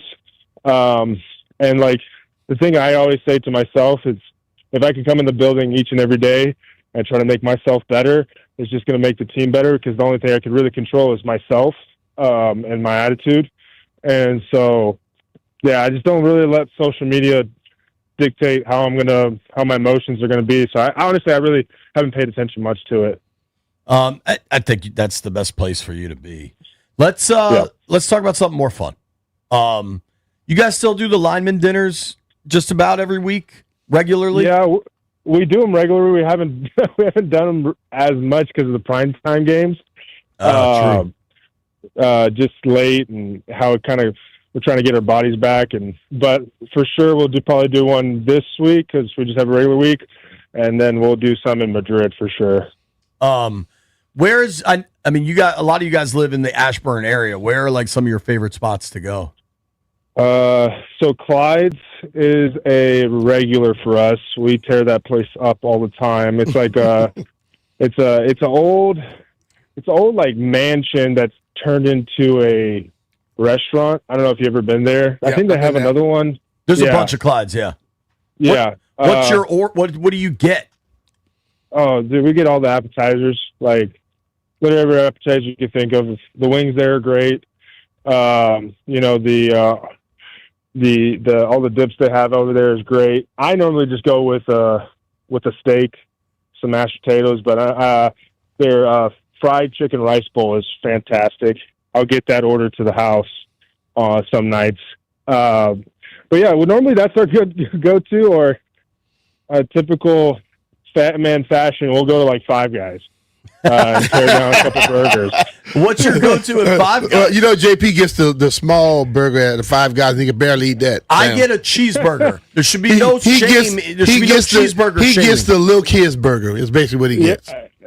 Hey, honestly, that's what the guys do. There's a meta that they have when it comes to they normally go for 3 singles because they said that the ratios. This is true fat man talk right here. That the ratio from bun to patty to the condiments to everything is the way to go. I don't go that route. I normally go with I go with two double cheeseburgers. I normally maybe get a hot dog. Ooh. The dogs are pretty good, yeah. And then a regular fries and a drink, and that's normally my go-to. The fries are good, dude. The fries I love. You go vinegar on your fries. I've never done that. You should try it, dude. It's good. It's horrible. What do you think about Old Bay on the fries? You know, I kind of like it traditional. I love the fact that I love being able to go there and seeing the ingredients being made, unlike like McDonald's, you know? Sure. I like that they do it fresh. I like that the fries, you could taste that they're better ingredients. Obviously, it's going to be a little bit more expensive. That was me in college. I would never go to Five Guys because it was too expensive for the burger, in my personal opinion. But now I was just like, hey, you know, I can afford it now. Bucks. I can afford it now, you know. Couple extra bucks on when I fly to DCA, it's a Five Guys right by the gates. I normally fly out of, and I normally get on the plane with a Five Guys burger and some fries. It's solid, man. It's a good burger. Because you that stuff they sell you on the plane, you don't know how long that stuff been there. 100%. What is the look of the person behind the counter when I don't know how big the crew is, 7, 8 of you, 7, 8 incredibly large humans roll in to get burgers and fries? Normally they say that they look back to the cooks back there and said, we got a big crew coming in. But the normal thing is that you guys have to play football. I'm like, yeah, we do. You guys got to be the Commanders because it's right next to here. They know the park was right here, so we go right to the one closest to us. So they kind of know that we're regulars that come through. But yeah, it's normally a fun because like the people in there are just staring at us, you know. And then you have your occasion fan like person come up to you. He's like, I'm a big fan, so you know we always show love to the fans if they see us in there. Does any fan ever try to pick up your tab? No. I hear all these fans talking about how big of fans y'all. No. Pick up their tab when you see them. No, they're looking at us like they're good for it. They're good for it. You know, that's fun. That's a pretty big tab right there. Yeah, I mean, at Five Guys, for you guys, I mean, you got to be talking $250, $300. More than that, Jay. Yeah. I mean, my order is about $40, you know, with the 2 burgers, fries, drink, and a hot dog. What do you? What's Five of us order stuff from Five Guys and it's over $100. Right. That's true. What is I don't doubt that. What is your soda of choice? What do you drink at Five Guys? You know, I'll because they have like the little machines that do all the syrups. Oh, you mix it up? No, I don't mix it up. I'm not one of those guys. Good, I'm that's not gross. I'll go like a vanilla Coke is something I'll change up when I get there. Something I normally don't do, but it's something like Coke or Dr. Pepper, something like that. Sure.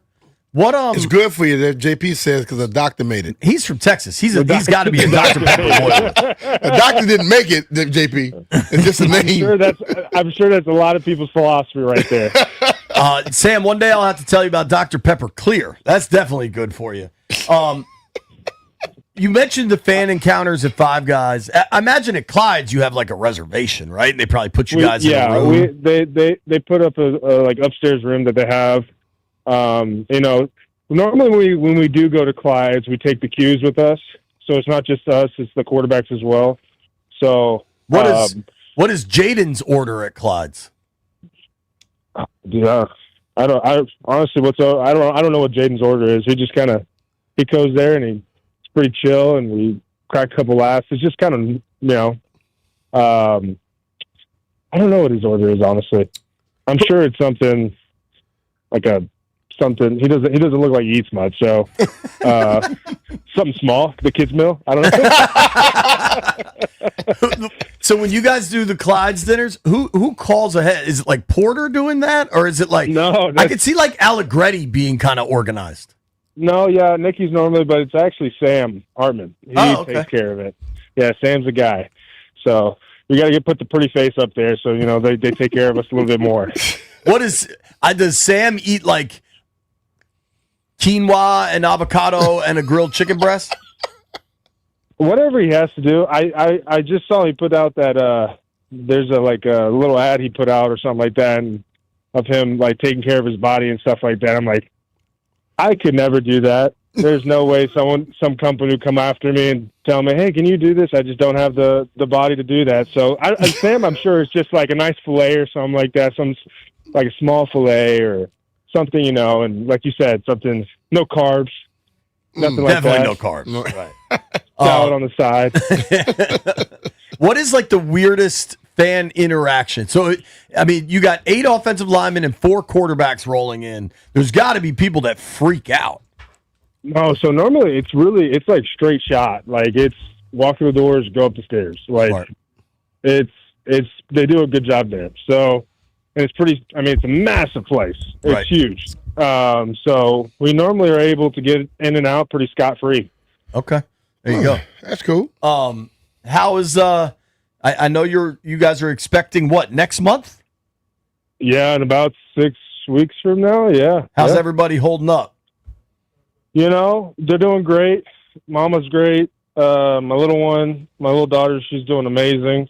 I don't think she knows what's about to happen, but we keep on trying to remind her, and she knows. She likes going and my son's name's going to be Tate, his room, so we play in his room all the time, and we say, hey, Tate's about to come, and you know, I think she's really excited. She doesn't really know. She's almost 2. Mm-hmm. But yeah, I mean, my wife was just telling me today, he's like, listen, we bye week comes around, we got to get everything going, everything wrapped up. I said, that's what bye week's for. So don't worry, we'll get everything done. She's looking at me like I'm looking at the list. I'm like, golly, I haven't done nothing. I'm sure you're excited for your bye week to be putting together cribs and whatever else is involved in getting things operational. Sam, thank you for making time for us, dude. We'll see you tomorrow. I will not be the first to bug you with a camera in your face, but should others do it, I will then join. Yeah, of course. I know. It's all good. You know the deal. All right, probably going to be Scott again. All right, guys. Be cool, brother. Take care, man. Thanks, dude. All right, guys. All Bye. right. That's Sam Cosmi from the Commanders.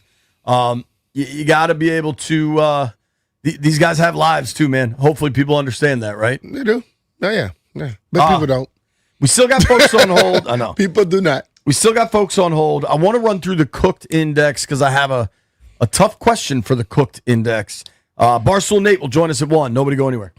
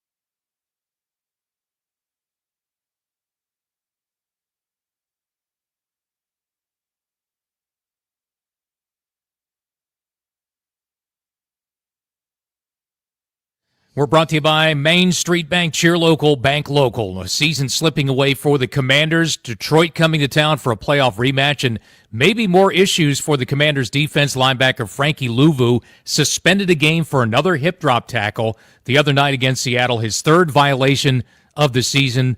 He's appealing the suspension, but the suspension would keep him out for that game Sunday afternoon against the Lions. Schedule for the 12-team football playoff in college football has been announced. First-round games will be Friday, Saturday, December 19th and 20th. Quarterfinals, New Year's Eve and New Year's Day, a triple header coming up on January 1st for that. Wizards on the road last night against the Knicks. They dropped their fifth in a row, 119-102. Main Street Bank is a business-focused community bank proudly serving the DMV since 2004. Visit mstreetbank.com to learn how to put our team in your office. Main Street Bank, member FDIC, equal housing opportunity lender. From the Crop Metcalf 5-Star Sports Desk, I'm Earl Forsey on The Fan.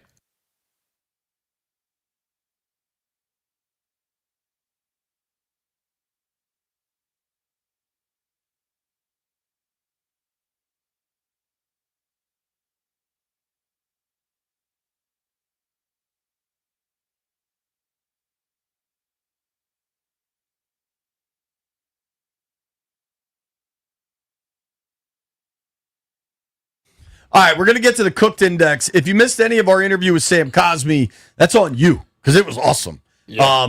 Go to the YouTube page. You can watch it. You can listen to it on iHeart or the Odyssey app, or you can listen to it on Spotify, Apple Pods. Now you can get any interview you want from him. Just meet him one day and pay for their meal. Just roll to Five Guys. Yeah, roll to Five Guys. Yeah, I got it. We're going to get to the Cooked Index. If you're watching us on Monumental Sportsnet, we appreciate you. But my man, Devin in Southeast has been on hold almost an hour. What's up, Dev? What's up, Dev? What's going on, y'all? What's happening, man? Chilling. Hey, man. So I just think, man, a lot of the fans getting ahead of our show because we went to the NFC Championship last year. This is still a rebuild process. And even with Adam Peters, like, he didn't spend all the money. We still have a cap. Like, we still can go out and sign some players. Yeah, I know we signed old veteran guys, but I just think we have to cut them some slack, man. We had so much bad people, GMs, coaches, everything, that we are scarred and we think that everybody is bad. Yep. And we just got to give people time. Like, this is a process. And I just think we should be sellers on the older guys that we did get, like the Debos because Debo is a free agent next year. And I don't think we're going to sign him. You know what I'm saying? So I think we might as well get 5th or 6th for him. Maybe one of the linemen, So I just think we just need to relax and just take it on the chin, man. Sometimes you got to take a punch on the chin, man. Just later fight the next day, man. You got it, brother. All right, man. Appreciate it, Devin. But thanks, bud. I've heard people, and this is how people are. People have selective memory. Now we can't spend the money. We got to pay so-and-so. We can't spend. We got to pay so-and-so. Then when the season start, and you don't have certain people, oh, man, we didn't spend no money. You same people that said they shouldn't spend the money. You know what I'm saying? That's why I just think that when you're in a position like Adam, just keep doing you, bro. Because the people that like to sit up here and talk, they gonna tell you what you should do, and if you do what they tell you, then they gonna bash you for doing it. So just keep moving, brother. Keep moving. If I know one thing about AP, he's a confident dude. He's going to continue to operate how he sees. Oh, and he fit. should. Right. All right, B. I want to run through the Cooked Index. This is an index to determine what teams are shot, what teams are done, what teams do not have postseason chances. Okay. We'll go in some order here. The New York Jets are 1-7. Mm-hmm. They're about as cooked as that chicken you're putting on your salad. Yeah. Okay. Miami Dolphins are 2-7. They mutually agreed to part ways with their GM. They're cooked too. Cleveland Browns are 2-6. Cooked.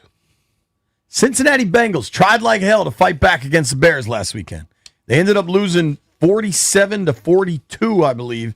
Lot of points, bro. Joe Flacco is slinging it. However, the Bengals have a -84 net point differential. Probably cooked. appears the Bengals are cooked. 3-6. If they could play a modicum of defense, They haven't done it for 2-3 years. No, they haven't. The Bengals have given up the most points in the NFL. The Bengals have given up 300 points in 9 games. Yeah. Do the math for me. You know I can't do it. 309 games, like 20. Almost 30. Yeah. 30-some a game. Bam! Like 33, 34, something like that. It's so bad. Tennessee Titans, Brian, are 1-8. Cook. Little cross. Didn't they get rid of that coach already? They did. Yeah. Sure did. Cross sport parlay. The Washington Wizards. I don't even know their record. They're cooked. Who? The Wiz. Wiz was cooked before the season started because they're not trying to win. They're intentionally cooked. Yeah. Las Vegas. But they are improving. Yo. I'll give you that. Sar and Keyshawn. Yeah. I'm in. The Las Vegas Raiders are 2-6. Yeah. Can't call them cooked yet? No, that's sizzling. Yeah, Okay. that's sizzling. They cook. Shifting to the National Football Conference. Okay. New York Football Giants are 2-7. Just lost at home to the Niners. Yeah, they probably cook. You think Daboll gets canned? Yeah, you see how he's treating Jackson Dart? Dude, basically, what do you say, Stallion? Stallion walks around holding his wife's pocket or his girlfriend's pocket. No, belt loop. Belt loop. That's how Daboll's He's like, Jackson Dart. hey, this is my ticket. Right. Hey, man. Please, people know. Jackson, save my job, man. Hotty toddy. You think the Giants are cooked? 2-7. Yeah, I think they are. Giants are 0-5 on the road. Yeah, I think they cook. The NFC North is loaded. Nobody even qualifies for the cooked index because nobody's below 500. Packers are 5-2. The Lions are 5-3. The Bears are 5-3. The Vikings, with that big upset road win in Detroit last week, 500, and J.J. McCarthy's back. Yeah. The NFC South has some teams that qualify, though. You know that the Bucks have the best record in the NFC South. Yeah. Who has the second best record in the NFC South? Isn't that the Panthers? Yeah, dude. Yeah. They're a game over 500. Yeah. Panthers playing okay. The New Orleans Saints are 1-8. Cooked. Flambéed. Boiled. Yeah. You know, we don't steam down there. We boil. The Atlanta Falcons are 3-5. They tried to come all the way back against New England. The kicker missed an extra point that would have tied it and sent it to overtime. Are the Atlanta Falcons cooked? I have to believe so. I mean, I think Atlanta gets in their own way, basically. Agreed.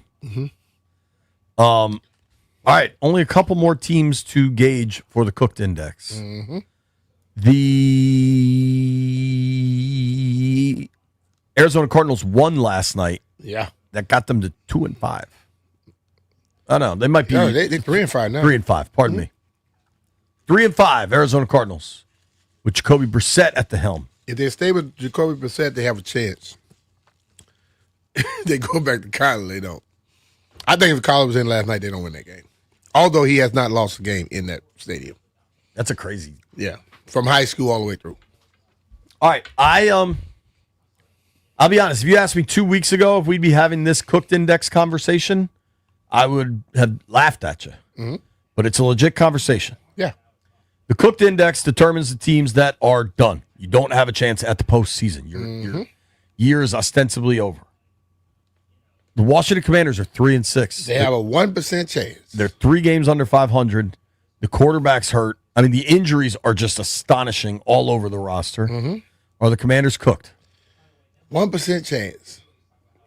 But that's close to being it. I'm serious.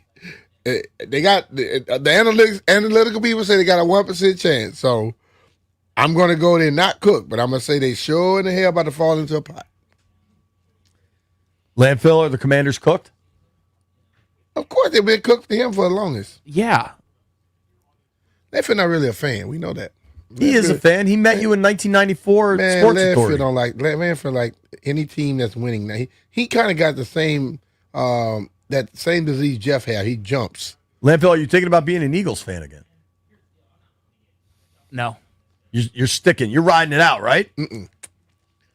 Yeah, they're just terrible. The team's bad. Jeffrey, are the Commanders cooked? As much as I hate to say this, JP, I think we are, man. I think we are. And am I upset about it? No. Like, if you really know ball, right, you understand that last season was an outlier. You understand we have a tougher schedule, and you understand we have been bit by the injury bug early. We have no chemistry. We have no chemistry on either side of the ball. The communication is not there. I honestly don't see us. Someone was spamming 11-6 last night, and I'm like, dude, I don't see that for us right now. They were doing what? They were spamming 11-6. Help me understand the sentence you just said. They're spamming 11-6, meaning they're putting under. Because I was arguing. Like they're going to win out? Yes. Who? I don't want to. You need to spend less time interacting with that person. No, when was he that said mozzarella sticks from the YouTube No, chat? it wasn't mozzarella sticks, but I'm not going to say their name because they know they were dead wrong. And I'm just Mozzarella like, sticks. That's funny. nah, man, it's over for us. For the rest Shout of- out to that guy though that thinks they're going 11-6. I love the optimism, but I'm a realist too. But I'm not mad. I just want to see the guys progress. Look, if we win some more games and it's just looking like a better team at the end of the season, I'll be okay with this season. Yeah. White Brian. Got to introduce White Brian to one of the sponsors here this morning, Foley Mechanical. Dan Foley, really nice guy. Said, this is White Brian. He looked very confused. Dub B, we'll start with your New York Football Giants. Are they cooked? Yeah, they've been cooked since the first game of the season. You think Dable trying to hang on to Jackson Dart will keep him employed? Yes, for now. Yeah, What I is mean for for now? next year. Like for now, it's like what? He 2-3 will games? get until the end of the season and then hopefully get fired. All right. I hope they keep him. Yeah, keep him forever. White Brian, are the Commanders cooked? No, if they lose to the Lions, they're cooked. If they win, they get the Dolphins, they could be 5-6. Listen to Dub B. He said what? He said they're not cooked. If they could beat the Lions, then they're going to beat the Dolphins, and they'd be 5-6. We know he does some bad things. What? He indulges in weird stuff. You think he's on meth right now? Must be. He's on hurricane water. White Brian being the lone voice of not cooked. All right. Oh boy. Like, what chicken has to be cooked to what? 160 degrees or something? You know how it always says that? Whatever it is. Water has to get to 212 degrees to boil, right? What degree are they at, White Brian?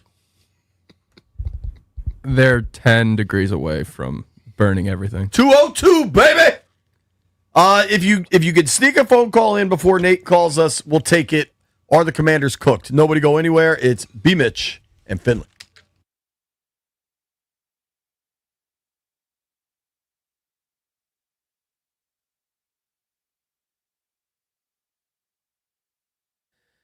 Had contractors at the house this morning. Know how I let them in? I used the MyQ app with my garage door from Door Pro America. The MyQ app is a complete and total game changer. You can open and close your garage door from anywhere, I think, in the world. At least anywhere I've been, that joint has worked. Getting a new garage door from Door Pro America has been a tremendous help for my family. It looks great. My old garage door was janky as hell, made a ton of noise. The new one is silent and smooth, man. It's like watching B-Mitch play football. Check out the folks at Door Pro America. They've been serving the DMV for over 50 years. They've got the experience, the knowledge, and they can handle it all, whether you need repairs, maintenance, or a new install like I did. You should hit them up and ask about the Door Pro Advantage membership, which includes annual maintenance to keep everything on track. And if you call right now, you get $60 off any repair or a full tune-up for just $89. Do what I did. Go with the pros at Door Pro America. Call 877-DOOR-PRO. That's 877-DOOR-PRO, or visit doorproamerica.com.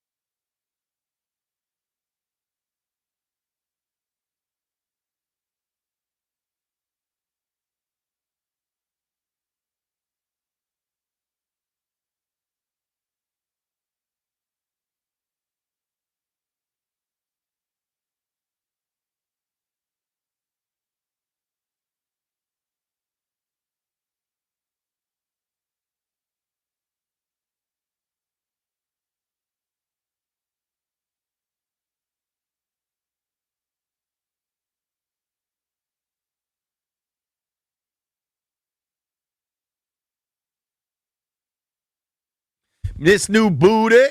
Yo, Joey, put Jeff on camera. Keep the music up, Landfill. I don't know what that dance move is called Jeff was doing, but it was provocative. Jeff does a lot of weird Jeff's stuff. just talking. His mic's not on. That's how you catch the booty that's rocking everywhere. Show me one more time. Joey, put him on. Hey, he ain't doing that crap in no club. He ain't doing that crap in no club. I tell you who's not doing that in the club? Me. Jeff not either. I haven't been in a club in quite some time. I'm trying. When's the last time you were in a legit club, B? Was I with you? No. I have a suggestion. Maybe Vegas or something? Like, I got to be out of town to go to a club. Bro, Bowie, B-Mitch and JP, we could do a B-Mitch and Finley table at the club that I DJ. Y'all can get a table right next to the DJ booth. We What pop time bottles. does it start? 10 o'clock. JP ain't going. No. We're going to keep JP in the car. We're just going to keep him in his seatbelt because we're not showing up to the club till midnight. He can nap in the car. I don't know. That's late, dog. Where is the club? Is it on the street I live in? Chinatown.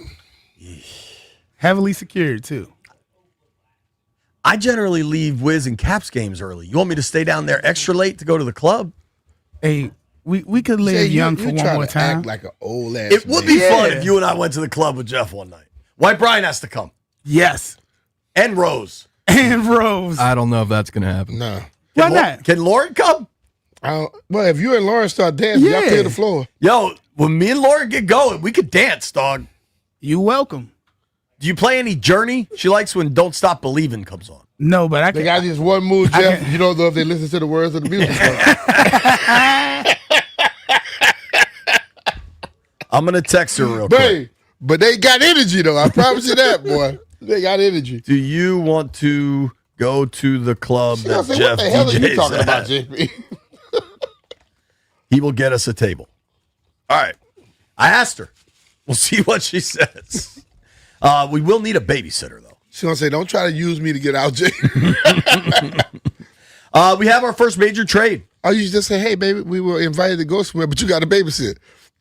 See if that'll go on. Don't think I'm going to say that. The Jets are trading Sauce Gardner to the Colts. That is a serious trade, man. I can't wait. What are they getting? That's what I want to know in return. Sauce probably gets you a one, right? I want to know. I mean, if they trading him, he must not be playing. The Saints are trading Rashid Shaheed to the Seahawks. Ho! You ready for the comp for Sauce? What? Guess. 2 firsts? 2 firsts. Well, I'll do it then. Hell yeah. And he's under contract, so that's he's under contract. But see, the thing about it, if this is where I am with a lot of people. Now, he's in his 5th year. We know what he's capable of. If you just immediately start getting rid of all those people, you end up like we were for a long time. Sometimes you got to keep somebody that's making money that could be a damn nucleus of your base. But it should help the hell out of the Colts. I promise you that. That's true. My boy Mathers just texted me. Mm-hmm. He said, JP, you go to the club all the time. It's just a different club. Not the one Jeff DJ's at. Yeah, I mean, they don't play. They don't let you play that type of music at that one. Currently living there, as a matter of fact. Wow, 2 firsts for Sauce Gardner to Indy. Listen, some of these teams are answering the cooked index themselves. When you're trading away your best players, yeah, I mean you could definitely cooked. I want to take a couple of these callers. Sauce is a player, bro. Sauce is a player, man. He hasn't been playing as well, but that whole Jets that's the team. thing about it. Like people always say that he hasn't been playing as well. Nobody plays a whole career at the same level. You may have a little lull here, but if that lull pops up and for the next 6 years you still playing good with a little dip and you go back up, nobody cares. Nobody is perfect. Joe's listening out in San Diego. Joe, what's up, dude? Yo, what's up, guys? Thanks for taking my call. I love listening to your show. Appreciate you, man. Yeah. Hey, being out here, we followed the career of Asante Samuel Jr.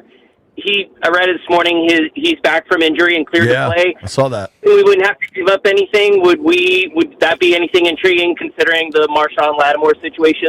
That what year is intriguing. What year is he in? He's a free agent. Free agent what year? Still. I mean, How old is he? He's out of the league. He's out of the league because he had a major injury. I think. What was the major injury? I think he had like spinal. Yeah. Now you tell me you got to really find out what the hell's up with him before he comes back. Hold on. We're talking about. I accidentally looked up his dad. Asante Samuel's. You about to say, damn, this dude old. He's 26 years old. He's 26. Spinal fusion, you said? Yeah. Major surgery. You want to make But you wouldn't have to give up anything for him. You could see how he plays out this year. And what's his price? What's his price going to be? I don't know. See, and I think that's where you start. I don't think he's a free agent. He's looking for work. I think it'd be vet minimum, honestly. He's looking for work, but do you think it's going to be vet minimum? Say it's you guarantee $2.5 million. They can afford it. He's not going to command some high price. Yeah, they can afford that it. one makes sense actually, but you gotta have real questions about the medicals there. And that's my whole thing. If you are sitting up here talking about injuries and things of that nature, if a guy has a super medical, you need to know. Appreciate the call, Joe. Thanks for listening out west, man. You bet. Yo, how do you listen? The Odyssey app? I'm listening on the Odyssey app right now, yeah, but normally I listen to it as a podcast later in the day after you guys are off. How do you get it? Spotify or how do you the Apple Podcast app. All right, there you go. Thanks, Joe. Yeah, you bet. All right, man. If you want the content, it's out there. Wherever you get your content, we're there. Elijah's in DC. Eli, what's up? Yo, what's going on, man? What's up, brother? I'm thinking, appreciate it, man. Thanks for taking my call, man. I think, they're cooked, but it's all perspective, man. A lot of arrows are trending up. You have to, we have the quarterback yet. Yeah, he's not 100% right now, but looking at it, when you have the guy, you can put 52 around that guy. Obviously, you don't want to do that, and I feel like they learned a lot. And they recognized, well, I feel like for me, they recognize that they have been like a low floor, high ceiling team. And I think they have been built to catch a wave. If they catch a wave, they can go 12-5. But you see the teams that's consistently there, they just have a higher floor. I just feel like their floor consistently getting back. They don't have to reach as far in certain situations. And I feel like our game plan, how we're built offensively, and our identity, when you're seeing five having to wield the team, you have to start looking at this thing long term. And I've just felt like he's trying to wield his team, and he doesn't have the right pieces in the certain situations that they're asking him to do that. And it's just not safe in the style of ball that he plays. I love it. I love how he plays, but you have to be able to have the oversight to recognize he's going to go for 60 minutes. Like he's like almost like a UFC guy. He's going to go. And you have to be able to say as a coach, not throw in a towel, but be able to say, okay, even in the Dallas game last year, what did they see in the Dallas game that they just didn't see? Sure, we were going to the playoffs, but physically, you have to be able to make that same call because you saw something that I thought I saw the same thing. I was like, well, it's almost like that Dallas game. Come on, man, get him out. So we got to run, Eli. Thank you, bro. Thank you, man. Appreciate y'all. Yeah, man. Barstool Nate joins us next. Plus, Lauren has responded to my invitation to the club with Jeff DJing. Nobody go anywhere. It's B. Mitch and Finley.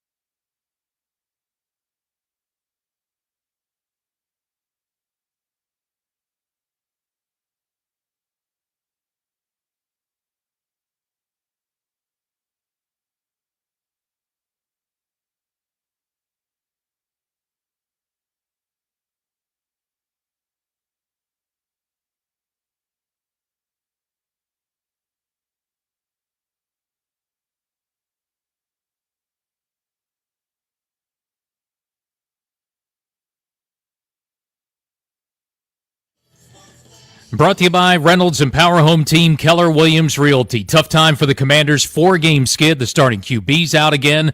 Detroit's coming to town. Somehow Dan Quinn's got to find a way to get things fixed. We're not staying on this trajectory, but it is where we are.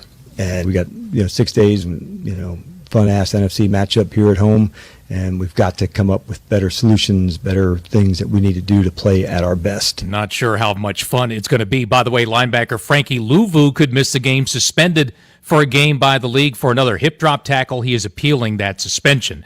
Also, huge NFL trade just went down. According to Ian Rappaport, New York Jets are sending defensive back Sauce Gardner to the Indianapolis Colts.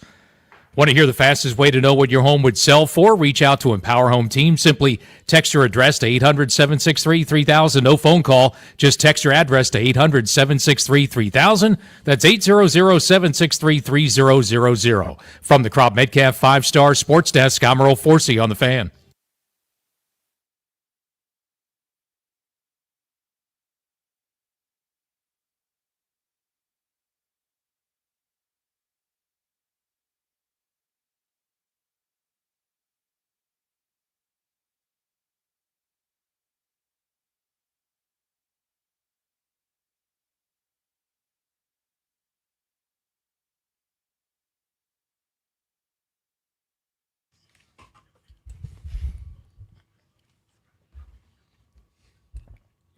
B. Mitchell Finley, 1067 The Fan. Things are heating up in the NFL trade deadline world. Sauce Gardner and Rashid Shaheed getting traded in the last, 10 minutes. Schefter says more to come. It's going to be interesting. We'll see if Washington gets involved. A lot of moving parts. Joining us right now to help break it all down is our friend, Mr. Barstool Nate. What's up, Nate Dogg? My friends, how are you today? Dude, so I got to tell you something. One of our sponsors, shout out to our guy Jimbo at Rude, says you drive him nuts. But another sponsor that I met today, that actually sponsors the Junks and not us, but Foley Mechanical, says, I like that guy, Nate.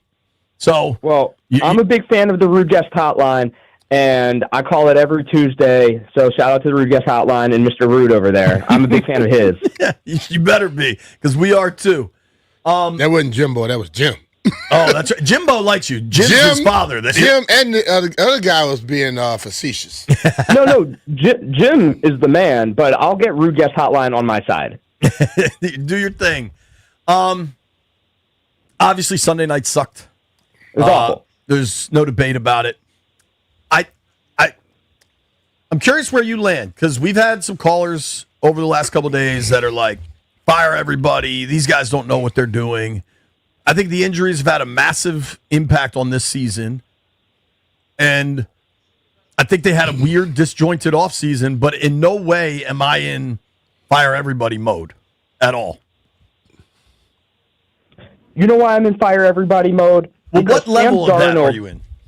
Let me tell you. Tell me. Sam Darnold went 16 for 16 for 282 yards and 4 touchdowns in one half of football on the road in primetime, and there is zero accountability.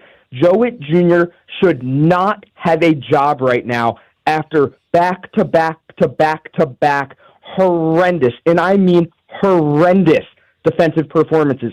I don't care about injuries. I don't care about this. I don't care about that. He has shown season over season, week over week, that he cannot coach this defense properly and that he does not know what he's doing at an NFL level. He should not be coaching on the sideline or in the press box or anywhere at all this coming up week. I think it is disgusting that he is still the coach of this defense. I think it's disgusting that Dan Quinn sat there yesterday. It was not hounded with questions about how pathetic the defense is. We had Sam Darnold pick us apart on prime time in our home stadium on Art Monk night, and there is zero accountability from anybody on the defensive side of the ball. That, to me, is as just pathetic as it gets. So I think accountability can come in different fashions, right? They have accountability. They own how bad everything's going. They're not like trying to pretend that's not the case. We asked Quinn if he was going to make defensive staff changes. He said no. The one thing I am growing tired of is the solutions will come from within, because if they're coming from within, they should have happened. They can still come from within if they haven't happened yet, though, dog. Seriously. I mean, they're not going the solutions are not going to come from outside of it. It's going to come from within. I mean, I know it sounds funny to people when people say quotes, but people live by their quotes and they keep pushing. And if they come up with a solution that did come from within, it's like somebody stole somebody's best friend or something. It's weird. I think everybody could be upset, but some of the way we do the upset stuff, it's a little overblown to me. Well, my question when I was asking you specifically about the fire everybody, Nate Dogg, I think if you have landed in a camp where you want to change a defensive coordinator, I think that's reasonable, right? Just the performances, they've been outscored 110-43 in the last 3 weeks. They're giving up 420 yards per game. JP and B, Mitch. I'm saying a level up, I think, is crazy. If I may, in the last 4 games, the defense has given up 1,640 total yards and 135 points. And for Dan Quinn to sit there and tell me the only change he's making is moving Witt from the press box to the field, that's laughable. That is him looking the fans in the eyes and saying what's happening here is acceptable, and there's nobody in the world that can do a better job with his defense than the guy I have right now. And Dan Quinn himself fancies himself, a defensive head coach. Where is he at in all of this? He sits there every week, talks into the microphone and says, we will play better. We will do what we need to do to play better. And it's only gotten worse. Joe Witt Jr. seems like a lovely man. He is not cut out for this job. You cannot be giving up 1,640 total yards in 4 games and keep your job. If your radio show was giving up 1,640 radio yards per afternoon, you would be replaced. He needs to be replaced. Do you want him to be replaced because you think there is someone that will do something better right away? Or is it more just like need a pound of flesh? Well, it's obviously both because it can't get worse. But also the organization itself has to show the fans that they care, that they don't want to be embarrassed. It's embarrassing to be down 28-0 on primetime television. It's just absolutely frustrating as a fan to take 2 steps forward and 3 steps back. I need Josh Harris and Adam Peters to say, no, it's not acceptable to give up 1,640 total yards in 4 games. I need them to say, hey, Joe Witt Jr., you're a great guy, but you are not the defensive coordinator of this team anymore. And the fact that they don't do that shows me that they're complacent, that they're saying, oh, shucks, we can only try harder. And their way of trying harder is to move him from the press box down to the field. Get out of my face with that. But, Nate, I'm going to be honest with you, bro. I know you have your feelings. You have your little – sometimes it's bits, sometimes it's not. You can't fire every damn body every time a fan feels like it. And I don't think I think every one of these people care. I don't think anybody goes out there and try to be bad. Every one of them care. Sure. It's sure the hell not working right now. But the same team that was playing well last year, so you fire everybody this year, and then next year, if people playing bad, you gonna fire them too. We got to get to a point as a fan base and certain fans that you got to learn to let some stuff happen too. It's not their fault that you overly thought they were going to be much, much better this year.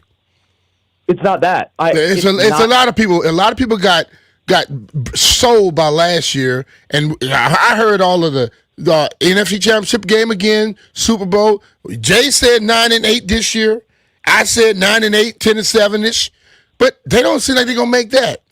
But you know what? Still, I don't care. I don't think everybody should get fired. I'm the one just like this. I believe you should, when you cause a mess, you be there to help clean it up.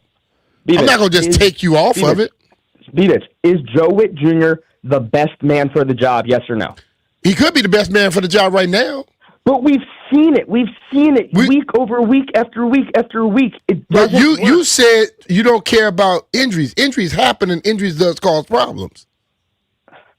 The Seahawks, Sam Darnold was Stop talking about Sam Darnold. Sam Darnold is a quarterback that everybody dogged that got better. Sam Darnold's a guy who has an offensive line didn't let him get no damn pressure. So they got better. Mitch, I know Darnold is a capable, good NFL quarterback, but you can't have him go 13 for 14 against your zone, and when you switch the man, go 8 for 10 for 3 touchdowns. Something has to give, and it's not just this time. We're something like the first team in 20 years to lose 3 straight games by 20 or more points. Someone has to be held accountable, and it starts and ends with the defensive coordinator who cannot scheme up a defense for his life. Bro, it ain't going to change nothing right now. What you're asking for won't change a damn thing.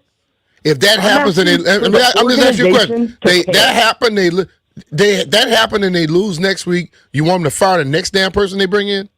If that happens, getting on this show every week saying the same old crap ain't solving a damn problem, dog. I'm being real with you. It ain't solving the problem. We've gone halfway through the season. I don't care what we've gone, but I'm the little same bit every week is getting a little asinine to me now. You know what's asinine? They've given up 7,000 yards. Hey man, listen, bro. That all that little. See, I've sat here and I listen to people like you, fans like you, who just yell and talk. That ish don't make a difference, dog. Sometimes you got to back off of that little bit. Sometimes. What's the bit? It's a bit. It's the same ish every week, dude.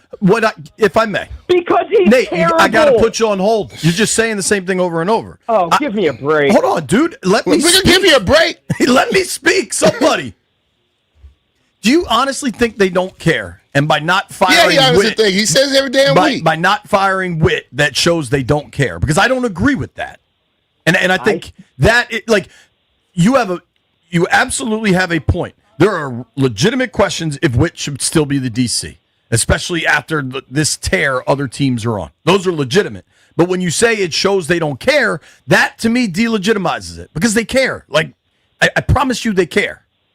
JP, to answer your question, I think when someone is so poor at their job and they've been given time to improve on it, and it's only gotten worse, what you have to do is put feelings aside and friendship aside and make a move that shows everybody in that locker room and all the fans that we want to be better. I believe keeping Joe Witt Jr. on the staff does not show that they are thriving to get better. I think it shows that they are complacent in what they are, and I hate complacency. Okay. The counter to that is that they are building this thing for the long haul. Listen, if DQ yesterday said Witt was gone, I'm not sure I would have disagreed with the move. He didn't. Clearly, they're trying to build this for the long haul. Now, I think the offseason ran contrary to that, frankly. I think the last, I don't know, since the loss in Philly in the NFC title game to now, things really haven't made a ton of sense. But I think they built so much in the first year that they're not looking to make major changes, right? And they think they got to ride out the storm.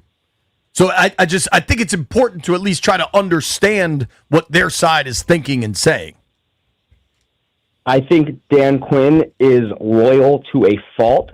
I think it's clear that Joe Witt Jr. is in over his head, and I think it's clear that what is the status quo right now is not working, and I believe that changes should be made. And if the next guy stinks, well, then you can say, well, look, the next guy stinks too, but at least we gave it a shot. We gave something else a chance. That is far more rational than where the things had gone a moment ago. What do you think they should be doing today at the trade deadline?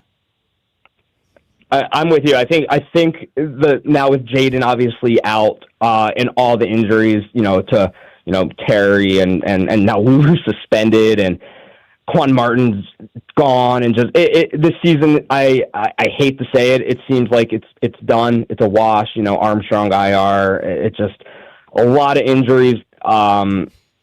I think you sell to the highest bidders. You hate to move a guy like Jerome Payne because he's just awesome, and I love watching him play. But if you can, Sauce Gardner just got 2 firsts. If it's a market like that, you have to be listening. Maybe a Zach Ertz. He's still dependable at the tight end position. I think you really just got to be fielding calls and getting some draft picks because, as we know, we traded, I think, a total of 8 picks for Tunsil and Debo and Lattimore, and obviously Lattimore has not worked out. We have to get these draft picks back, and if we have the veterans that contenders want, I think Adam Peters, as we know, is good at fleecing other teams and getting strong deals. I think he has to be on the phone and moving some guys. What's your reaction going to be if they don't move anybody? Understandable. If he's being lowballed, he's not going to, if you can't get market value or what you want, I understand hanging up the phone. I hope we can recoup some draft picks. I would understand if it wasn't there, it wasn't there. But I'm hoping that it is there. I agree with all that. I did want to ask you, talking with Barstool Nate here, on the Rude guest hotline, shout out to Jim and Jimbo. Rude makes the most reliable HVAC products in the DMV. What did you make of Dan Quinn's apology? I don't know if apology is the right term, but certainly his accountability on Jaden being in the game late.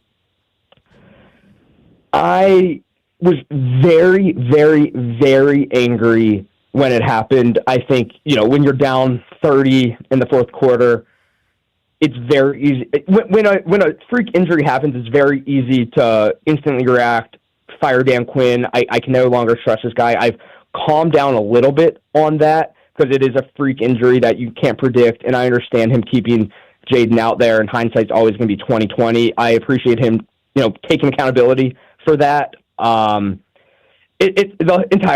game sucked. That sucked. Jaden being banged up all season sucks. This is a season from hell. Like, everything that happened last year in our favor has gone against us and more this season. That's how the NFL works sometimes.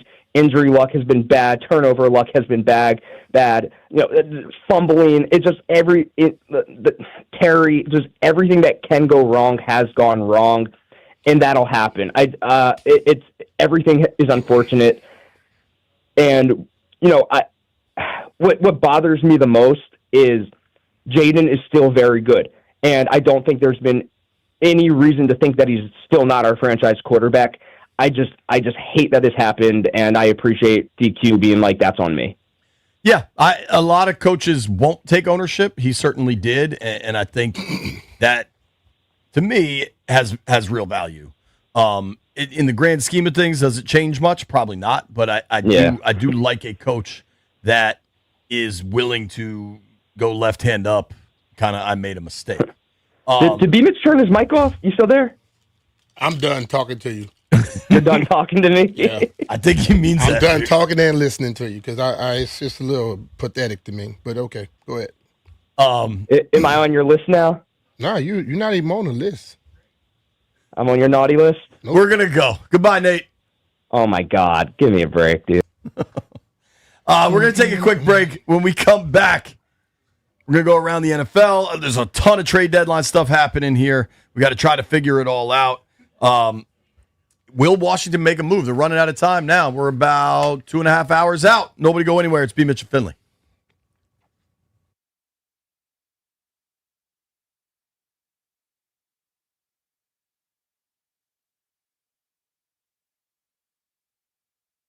Hey, it's Brian Mitchell here. FanDuel is putting you in control right from the NBA tip-off because every day to start the season, you get to choose your own reward. Take your shot with a profit boost. Play it cool with the no sweat bet or get a little backup with a bet back token. Listen, I'm the guy who I'm always chasing the parlays. I want to bet a little bit and get a lot back in return. So make your pick, get in the game, and play it your way. Head to FanDuel.com/Brian to make your choice.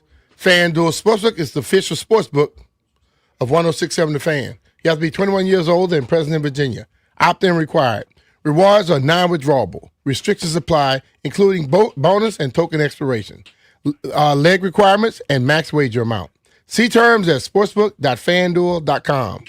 Gambling problem? Call 1-800-GAMBLER.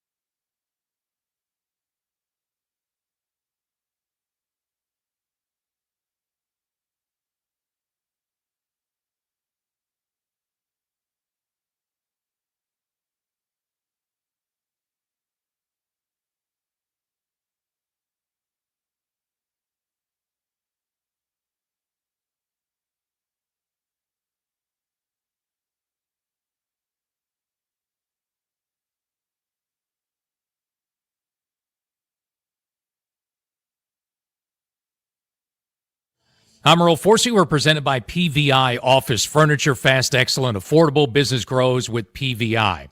As if all the players lost due to injury isn't bad enough, the Commanders could be down another player Sunday against Detroit. Frankie Louvu has been suspended a game by the NFL for another hip drop tackle. Third violation for him this season. That came Sunday night. Louvu will appeal, but if it's upheld, he will miss Sunday afternoon's game against the Lions. It is NFL trade deadline today. That's coming up at 4 p.m. We had a huge blockbuster a few minutes ago. Colts are getting defensive back Sauce Gardner from the Jets for 2 first-round picks. If your office setup is looking like a busted play, call the pros at PVI Office Furniture. They'll come to you and help design a game plan that actually works. No hassle, no stress, just a game-changing upgrade. Score big when you call today to score 15% off your purchase. Get your office in championship shape at PVI.com. From the Crop Metcalf 5-Star Sports Desk, I'm Earl Forsey on The Fan.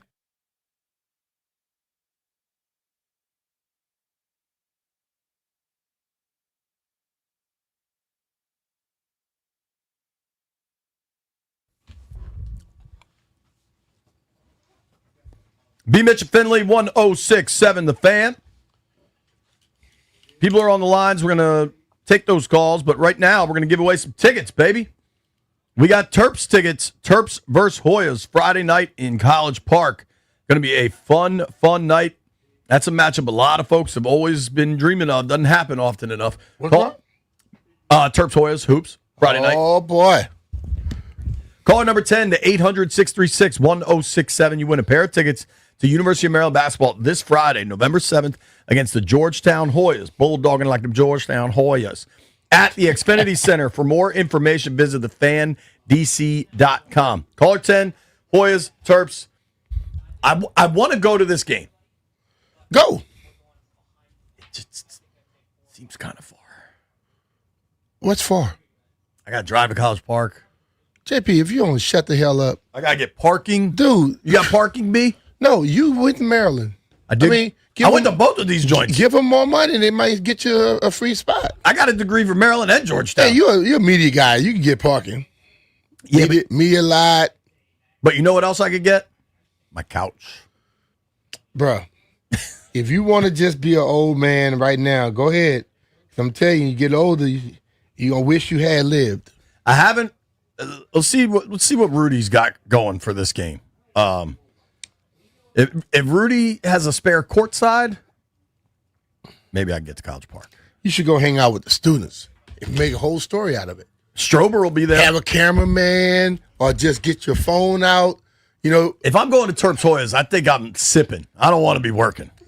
Hey, man, you could be working. You know, man, it's the world is just about getting content. Take a couple of pictures in the thing with the student. They be like, look at JP, the old man, hanging out with the young people. Maybe. It might make you go viral. You could do a TikTok. Straight up TikTok. Ishmael's in D.C.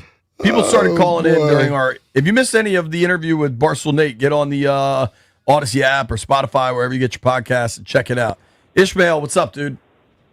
What's going on, man? I appreciate you guys, man. Keep doing the good work. Appreciate you, brother. I just think everybody just got to calm down, man. I understand that the injury to Jaden was catastrophic, man, but Rome wasn't built in a day, man.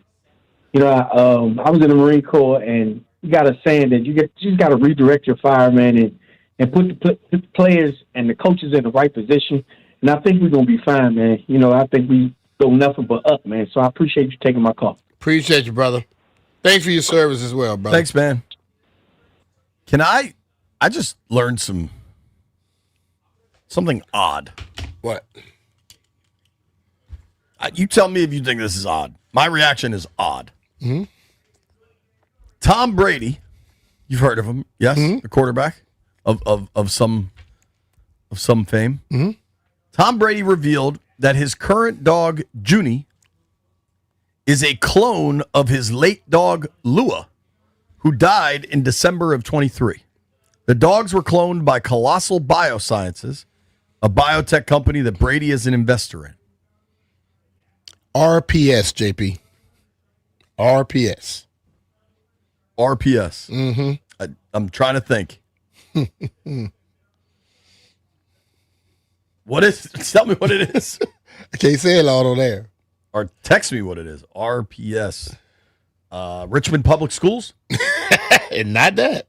I'm gonna text it to you, dog. Okay. I'm sure everybody out there got it. Rock, paper, scissors? You so smart, boy. You got these degrees from Maryland, Georgetown. You're saying it's something about money, I'm guessing. Yes. Let's remove the money. It is. Oh, Joey just texted me. I got it. Joey, thank you, bro. 'Cause this dude here's so damn slow. That is true RPS. First of all, ain't nobody with no money gonna ever be having a clone dog of another dog.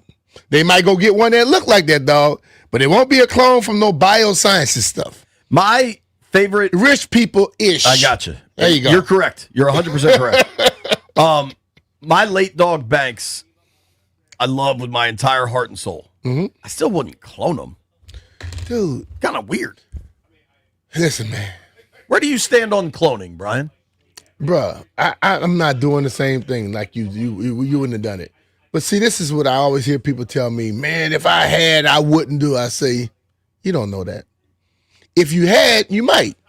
When you have a level of accomplishing and doing things that you don't ordinarily be able to do, you're not be able to do it. So, Tom probably, and then again, with Tom, he probably didn't spend a penny.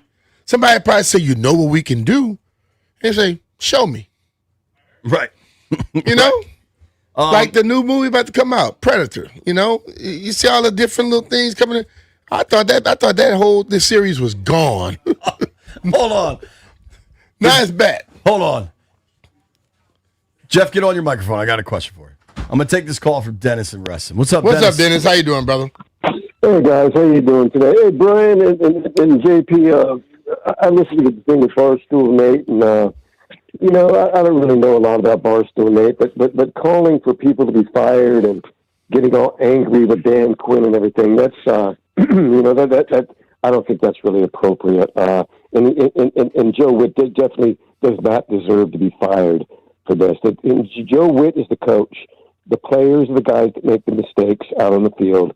And Joe Witt has, when they go in at halftime, I'm sure he does everything he can do to make his adjustments. Just as offensive coordinators, they don't need to be fired for this stuff. You know what I mean? And I'm just calling to say that I kind of back you up on that, man. I mean, it's absolutely ridiculous. And your last caller, the guy that's from the Marine Corps. Well, I was in the Army, and I know exactly what he means by redirecting fire. They need to redirect fire and just set their goals to what they need to do to get through this season, to keep Jaden. He's our star quarterback.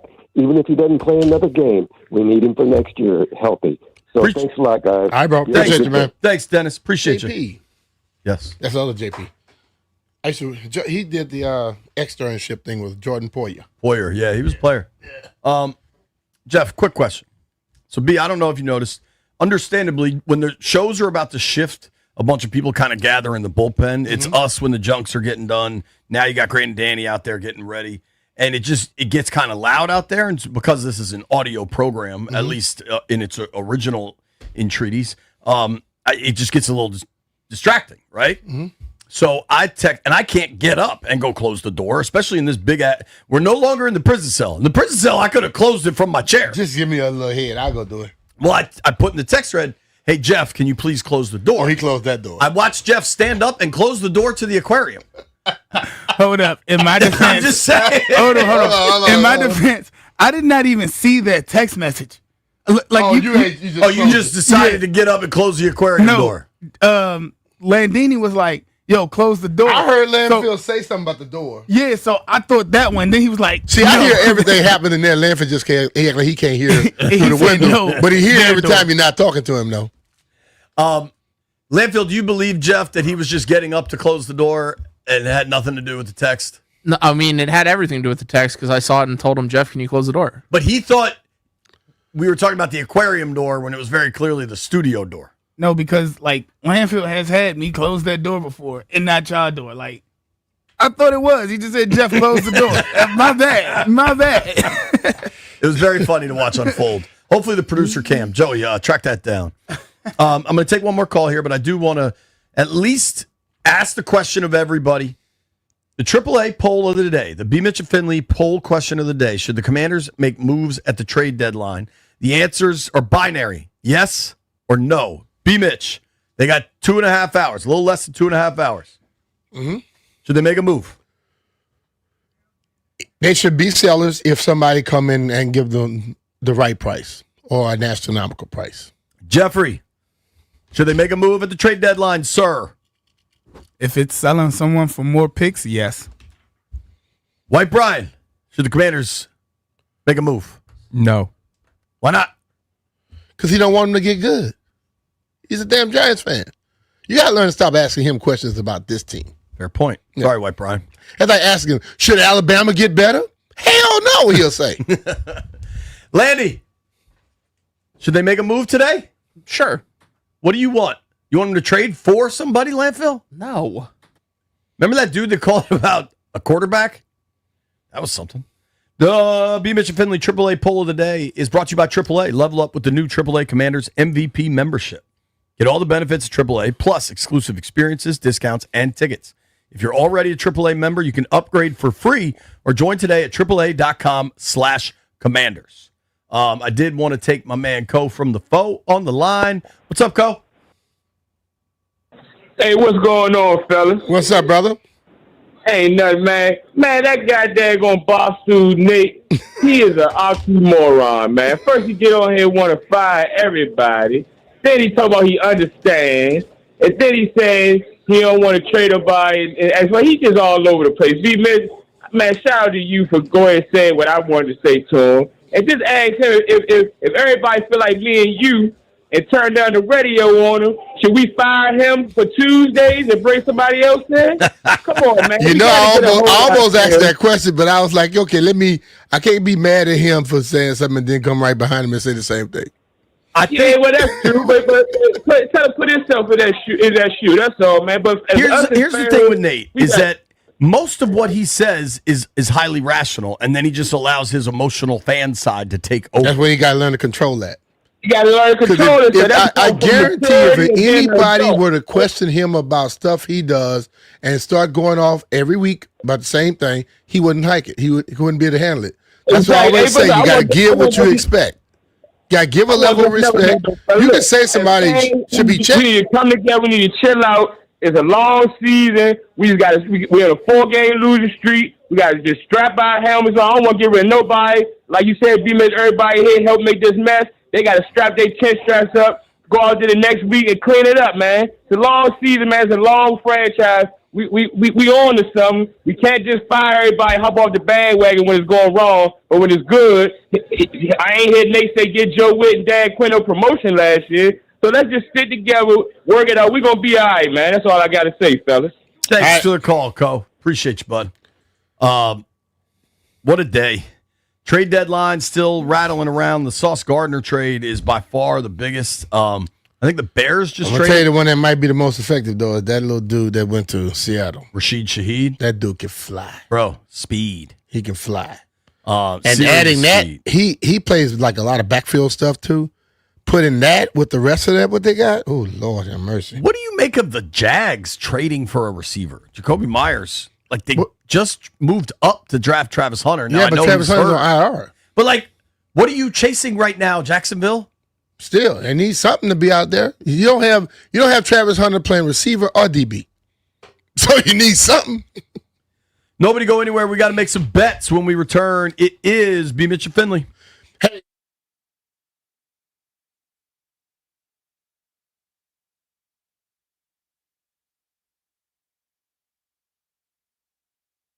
Hey, it's B. Mitch and JP here. If you want comfort and convenience wherever life takes you, then you need to turn to Rude. With Wi-Fi compatibility, you have full control of your heating and cooling system right from your phone. Forgot to turn down the heat before vacation? You can adjust it in seconds. Plus, you'll get alerts if something's not right. These guys are the best, and they've installed new systems in my house, and I've felt the difference instantly. Here's the thing with the Rude system. They are whisper quiet. They're not going to wake you up in the middle of the night. Bang, bang, bang, bang, bang, bang. You don't get that with a Rude system. It's chill. It's got the variable speed compressor that ensures precise temperature and humidity control. It operates efficiently, even in the most extreme conditions. You're supposed to get cold this weekend. You better make sure your thing is working. Comfort and performance perfectly balanced. And you can save a bunch of cash.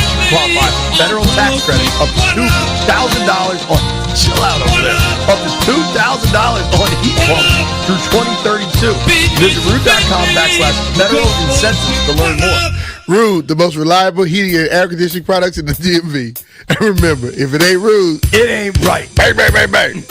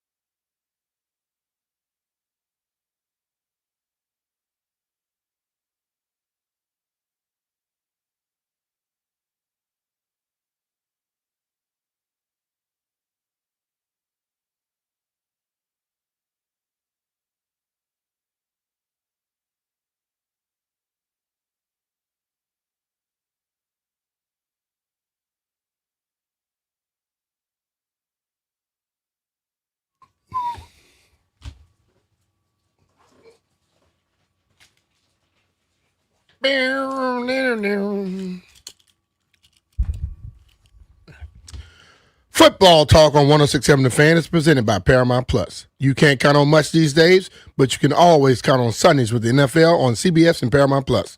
Watch your local NFL game every Sunday on CBS and Paramount Plus, all season long. Visit ParamountPlus.com/NFL to get started today. There you go. All right, we got, 5-7 minutes in show here before the trade deadline ends. Before our show ends. Trade deadline goes till 4. 4 o'clock. I don't know what to expect, man. I don't know much of what you can expect. You know? If it's some type of future thing or something, you're looking at somebody that you could be going after next year and somebody offer you something, or you just have eyes on something and you want to try and get some picks to give yourself more, operating room and workability for next year, I can understand. But I don't know what you can do right now to make a big, big change in what's going on. Yeah, man. I think the record is too far gone now. Jaden's going to miss a bunch of time. I don't think you make a move for this year to try to get better. You know what I'm saying? Yeah. I got you, bro. It doesn't add up to me. I think if you can, you get some picks for next year because you already sent a bunch away. I mean, that's the hardest part of this. And, dude, I think who do you think their best trade chip is that's a realistic? They're not trading Jaden, right? Nope. So who could it be?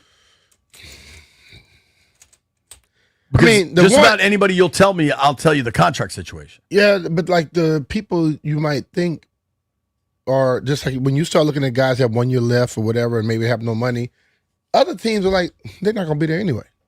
They don't feel they have to give up something. Right.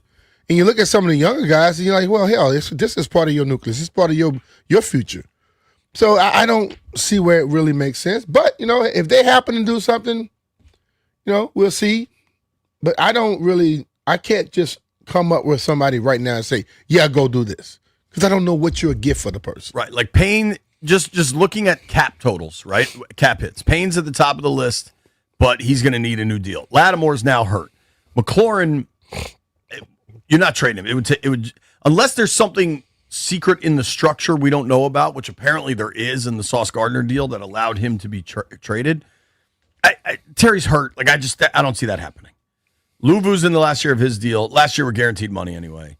Cosme, they just got a deal done. I mean, you can make a case that Cosme makes the most sense just contractually. I don't think you would consider moving him. Mm-hmm. And then you're talking Biotish, Wagner, Jaden, Mariota, Tunsil.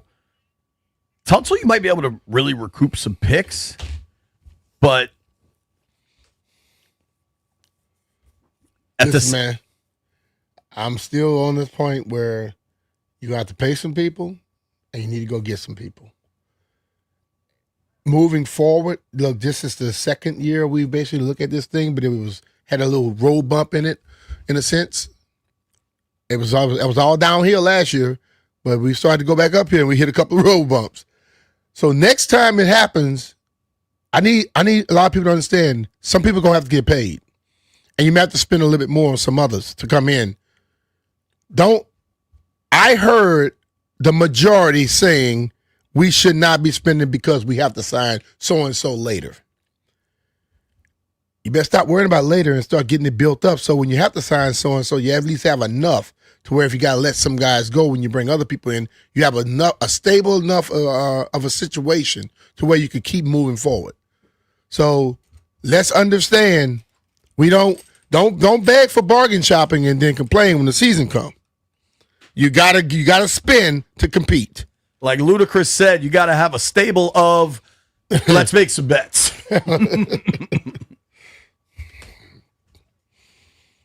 Love. Gather around. Breaking news, Live Golf expanding to 4 rounds, 72 holes. Oh. I imagine that is so they can get the official world golf ranking points. That's cool though. Maybe it lives. I'm shocked they just keep going, but they got the cash. But So, I mean, they got that bleep you money. yeah, They can that's do real that type of RPS. stuff. They can do that type of stuff. All right, White Brian, how'd we do? JP, you and Jeff won. Everybody else lost. Let go, J Dogs forever. Yeah, damn Clippers let me down. Would you have an anytime touchdown, Jeff? I had Marvin Harrison for an anytime touchdown. Did you see what he did to that cornerback? Yeah. Oh, bro. You see Sat him CeeDee down. Lamb laughing at him on Yes. the Yeah. And he gave him one of those little hard step. He didn't come off the line. He stood up, quick step inside. Dude just fell. He touched earth. I think he had on some Chuck touch grass. Taylors. He had on Chuck Taylor. he had on He something. had on Chuck No Taylor spikes. with no spikes at the bottom. What do we like tonight, boys? All righty. I'm taking the Bulls. Bulls. The Bulls. Let me get the Warriors. No whiz. Do we have no local sports tonight? Give me the Thunder -7.5. Warriors is -9.5. I'm taking that. We do have football tonight. The Battle of Ohio. The Ohio Bobcats against the Miami of Ohio Redhawks. I'm taking the Ohio Bobcats. White Brian, I see it at 2 and a hook. Is that accurate? Yep. All right, what are you taking? San Diego State -25.5. Damn. Was that basketball? Football? Basketball. Oh. Lane, did you take one? Or are we waiting on the B. Mitch parlay? Oh, I already did mine. So everybody's in the jar, right? Yep. Go Bobcats.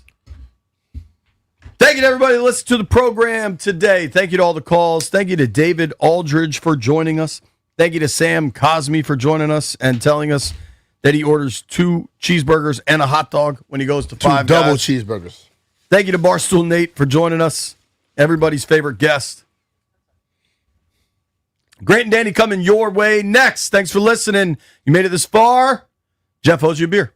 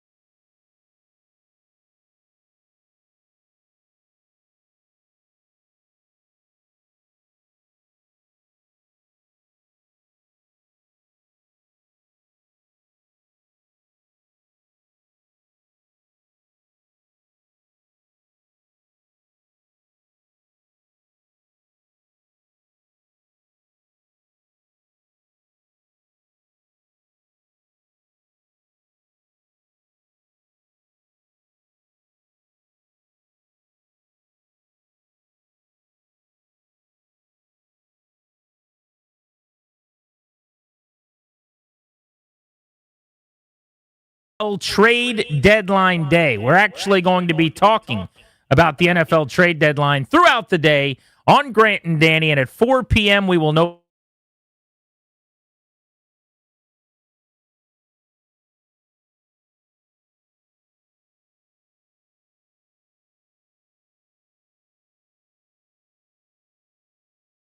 but you got to be locked into Grant and Danny. What's up, Daniel? Not much, my friend. Waiting. I'm waiting on those moves. I'm waiting on those announcements. I'm waiting on the horn. I'm waiting on the breaking news. Washington has done something to let everyone know that they know it's over, Johnny. And these veterans who have underperformed and are a huge part of this 3-6 record,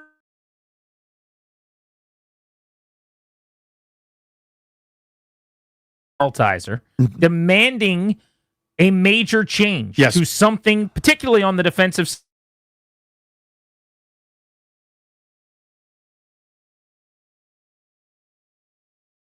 So let's see if you go 2 for 2 with your demands for change. My major substantive change, the location of the same guy calling the same plays is going to change. He's moving about, I don't know, what realistic distance from booth to sideline. What do you think it is? 70 yards? Yeah, roughly. A couple 100 feet is what we're talking about. Magic. Watch how it gets fixed. Watch it be perfect from here on out. Watch them turn into the 85 Bears just because Joe Witt's got a different vantage point. The way we call plays is not for everybody. Well, that's why we're going to change it. He's going to have a lot better view of Jared Goff dropping back to pass on Sunday, for sure, up close and personal. It is Tuesday on Grant and Danny, which means Commanders Survivor. You guys are going to vote a player off the island. That might be easy after being down 28-0 and losing by 24 to the Seahawks. You're also going to have to find somebody to give immunity to. That might not be as simple. Commanders Survivor.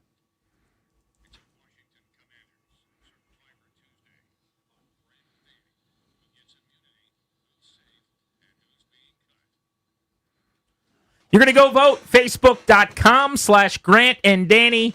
Send somebody packing. Give somebody immunity. Danny, who is left on the island as we have reached now past the midway point of this season? Jaden Daniels, Ja'Cory Cross-Merritt, who will be joining us at 5 p.m. today, by the way. That's Deebo right. Samuel. Season, 5 o'clock, 3 hours from now. Deebo, Laramie Tunsil on defense, Javon Kinlaw, Daron Payne, Bobby Wagner, Frankie Louvu, and Trey Amos, who is immune.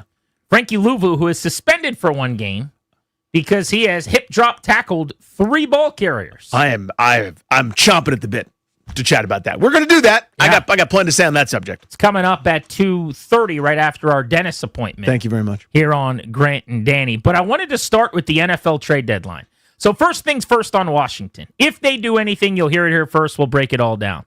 I have been operating under the assessment that this will be a very quiet, borderline non-existent trade deadline. I think it's easier if you're a buyer to go out and to make a splash and to make a big move and to give up picks. You actually saw them do that last year when they went and got Marshawn Lattimore, which to this point has not worked out at all. But you've seen Adam Peters in that capacity. It is a lot more difficult as a seller to get someone to give you close to 100 cents on the dollar for a veteran player. And I think that's the boat they're in right now.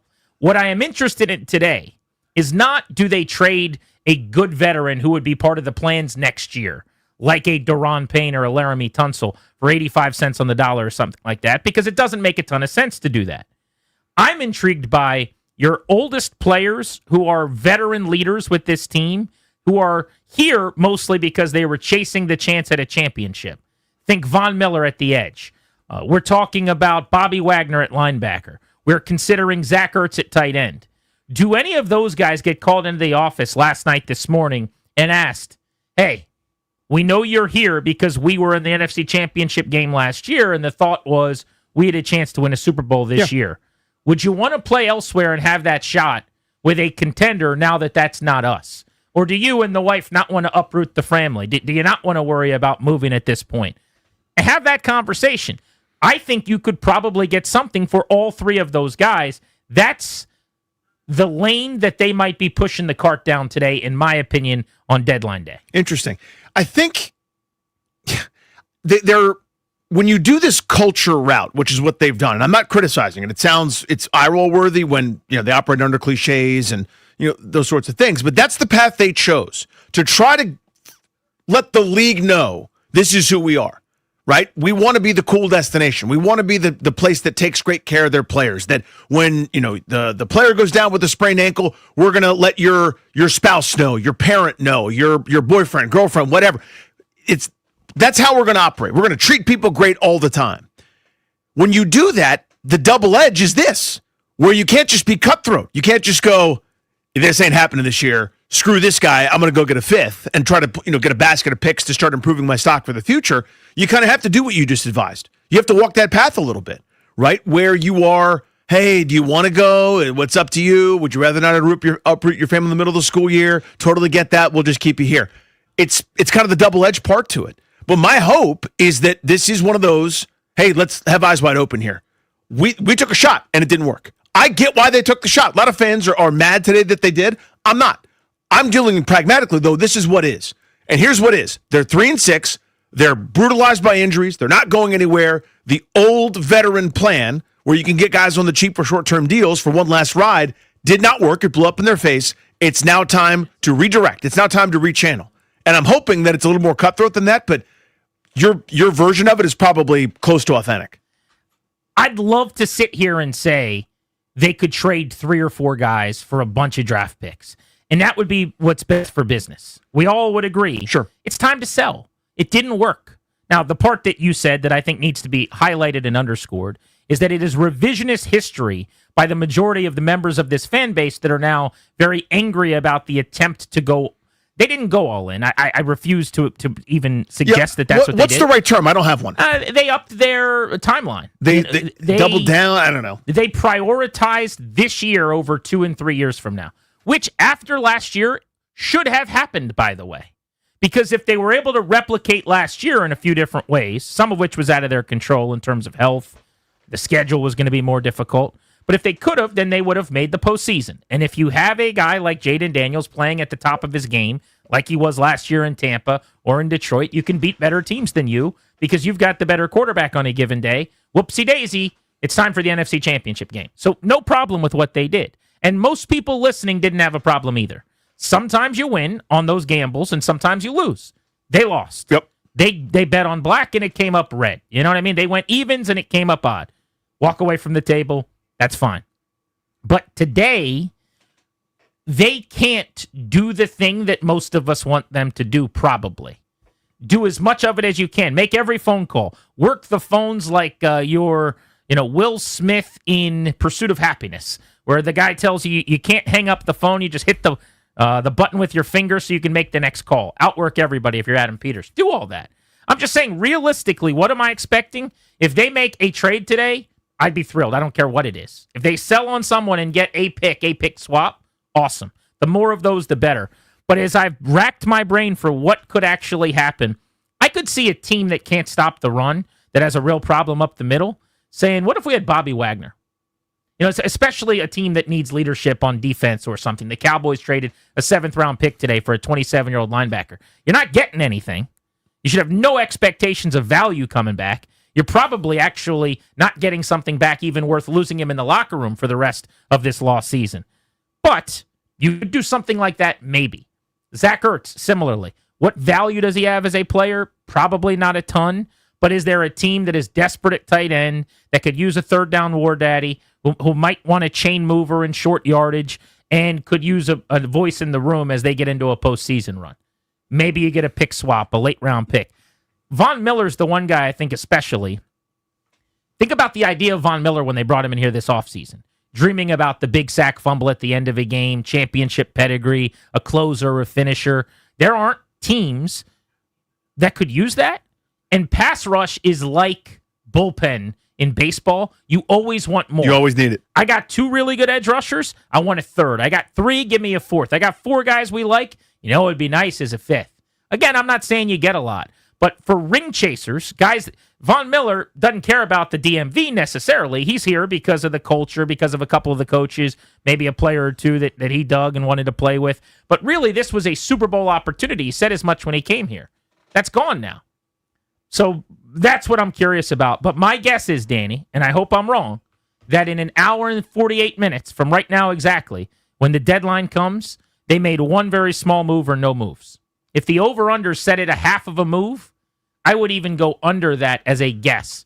But hopefully they pull one off. That's kind of where I'm at. Yeah, I think so too. And what we'll never know, and here's, by the way, what I would ask for, but this is not the style of this group, by the way, Grant. What I would ask for, if nothing major happens, or even nothing minor, even very little happens, I would love for somehow the word to come out, however you'd like to do it, whoever you want to disseminate it through. You want a national guy, a local person, whatever. Washington just couldn't get the value they sought for many of their players, so they're going to stand pat. I need to know that you know. You follow me? I need to know, and Adam Peters is smart, Newmark is smart. These guys know what they're doing, but I need them to prioritize the future over right now. And you don't make a trade just to hear yourself do it, but you had to be insulted out of the room to not make a trade. But when you say you want to know that they know what? What is the confirmation you're seeking? That they needed to make trades. That they should be adding draft capital as much as possible. And if it's not there, I want it to be because someone told them we're not giving it to you, rather than them not making the effort. But you think it's possible that we see it and know it on the outside and they have no idea? I mean, Peters is a pretty sharp guy. I think he's pretty sharp, but I want that confirmation. What I also fear is we're not going to, because of this mantra, because we live by these cliches, we're doing the next version of throwing a rock at the wall, the next version of we and brotherhood, ring the bell, that we're not going to quit on anybody. Nobody's quitting in here. We don't quit. This is culture. Because again, they've walked this culture path instead of doing the thing that most teams do when you take over, which is get your teeth kicked in for a couple minutes, build some young talent base, and start going like the Eagles did from 2020. This is the beauty of not having a GM and a head coach who are the same, though. Oh, 100%. This is something we talked a lot about during the Rivera era and the Marty Party and whatever that was, that charade. Adam Peters doesn't have to do the anybody, anytime, anywhere thing in his office. When he calls you to his office and he shakes your hand and says, thanks for the time, a little bit different than Dan Quinn's operation with the players. Yep. When he's meeting with you saying, we're never giving an inch. I don't care if we're 10-0 or 0-10. Everybody we got is everybody we need. Everyone's in this room. Throw the rock at the wall, Rivera style. But the two being the same when it was Rivera, it's hypocritical. You know what I'm saying? Like, you're doing one thing with one hand and another thing with another hand. This is very easy to separate checks and balances. This is actually why this is the correct structure. 100%. Because Peters can both be a culture guy who cares about the culture, but doesn't necessarily have to do the anybody, anytime, anywhere. His sign on his wall, his mantra might be anybody, anytime, anywhere until we're eliminated from playoff contention. In which case, we'll build for the future. And then I'll prioritize the future, which doesn't quite sound as good on it's not as poster. catchy. I want to go to breaking news with our own Toby Altizer because there was just a massive trade in the NFL moments ago, and it involves the NFC East. We've had some blockbusters today. We're going to get you all the updates as they come in on deadline day, so let's get to Toby right now.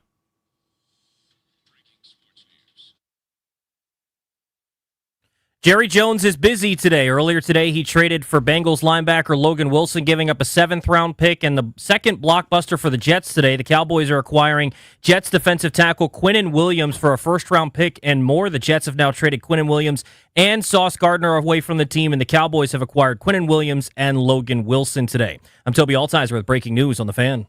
Thank you, Toby. Much appreciated. Cowboys lost last night, right? I'm not misremembering the result. The Cardinals beat them. Cardinals got them by double digits. So Dallas is 3-5-1, right? I'm not using some dyslexia to look at the standings here, and they're 5-3-1. Does Jerry know that they have a bad record and that as of this moment they're barely in the hunt graphic? Well, I understand your confusion, but what we do in Texas, it's losses first, wins second. Okay. That makes more sense, Jer. That is. If that's how this is going. That's how I do it. I mean, the buyers of the deadline are the Dallas Cowboys. I mean, they got the draft capital from Micah Parsons, and it apparently was very hot in their pocket. It's burning a hole. Well, we got to use it. We better use it now. Now, I like Quinnen Williams. I think it's an okay move. Shtick aside, we'll see. I want all the full compensation to know the specifics of the deal and what's going back. But in 2019, he was the number 3 overall pick. He's only 27 years old, so he's been in the league now for a long time. It's his 7th season, and he's about to be 28 years old in December. So this is a guy in the prime of his career who's still really, really good.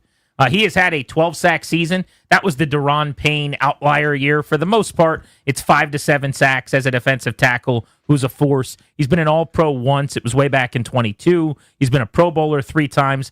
Probably had a chance in the AFC to get to a 4th straight Pro Bowl this year. So really good player, and he's under contract for at least next season. So while I joke about the Cowboys not knowing they aren't a contender this year, you're not just bringing him in presumably for this season and taking on the rest of his cap, but you're also in 2026 at $26.6 million cap number going to have him next year. You could potentially have him in his age 30 year in 2027 at $30 million against your cap as well. There's a get out of jail free after next year where it would only be $5 million in dead money. So they'll have a year and a half to figure out if they want to make it a 2.5 year deal with Quinnen Williams. But he's been one of the better D tackles in the league for the majority of the last several years. That's a really good football player they just traded for. Yes, indeed.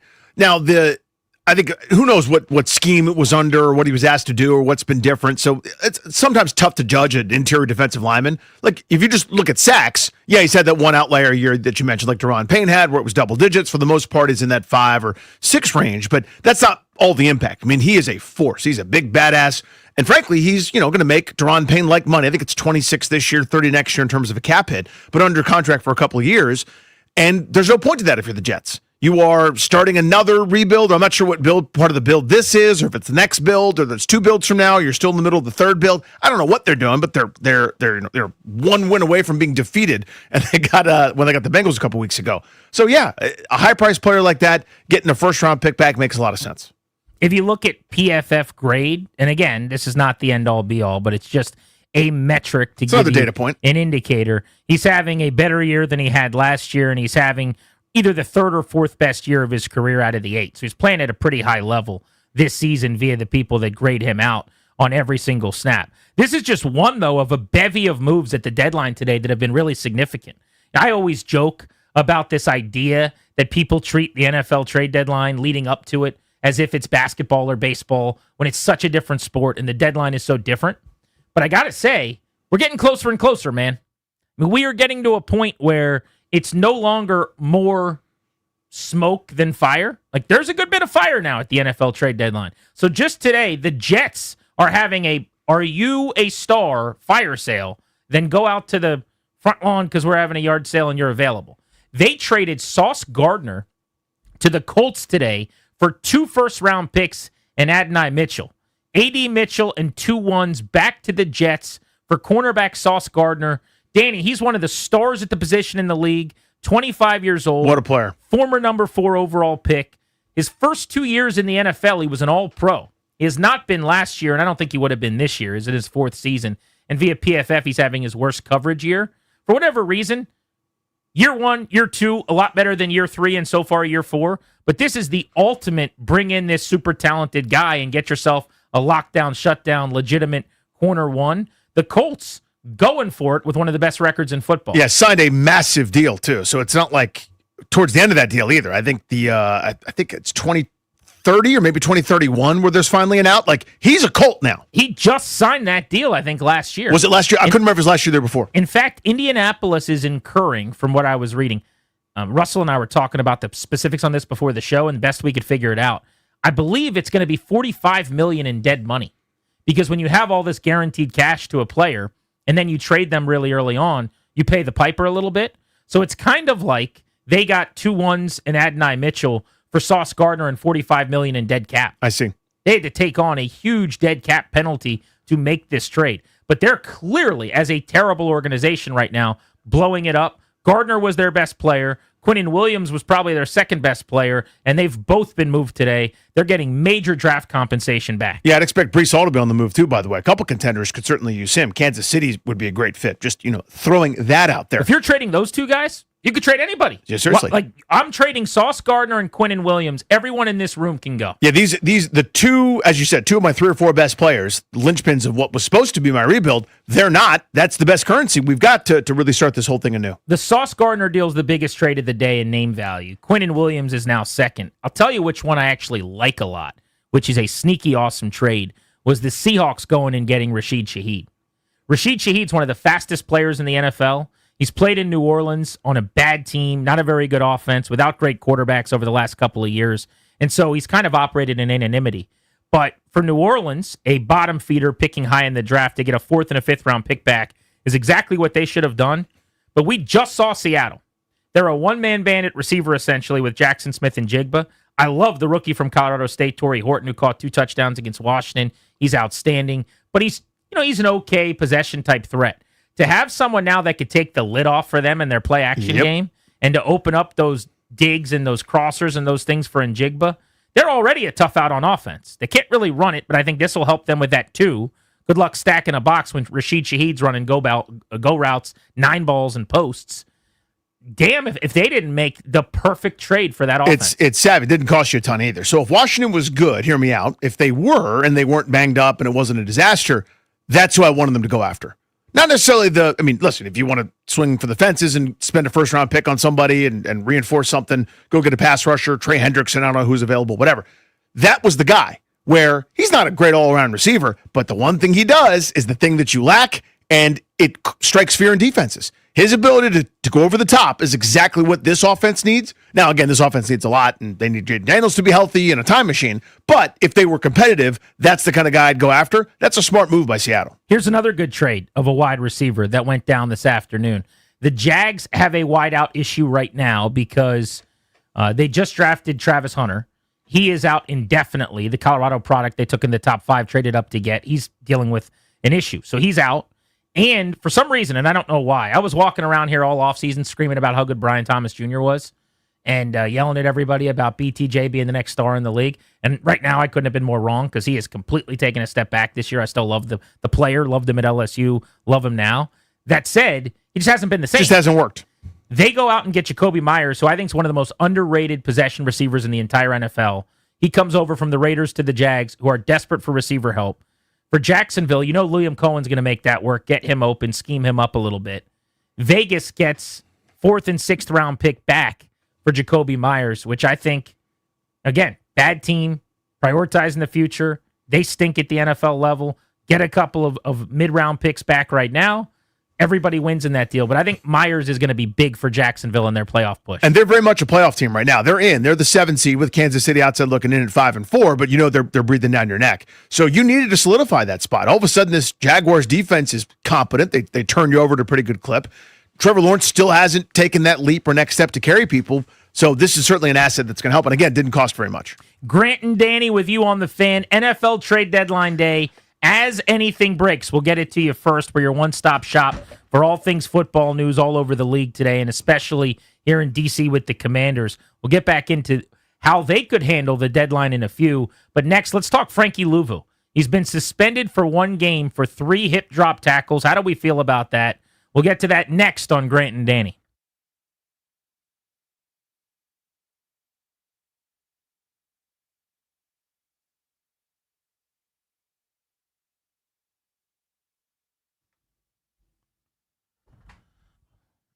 What's up, guys? It's Grant for the FanDuel Sportsbook, an official sportsbook of 106.7 The Fan. FanDuel is putting you in control right from NBA tip-off because every day to start the season, you get to choose your reward. Take your shot with a profit boost, play it cool with a no-sweat bet, or get a little backup with a bet-back token.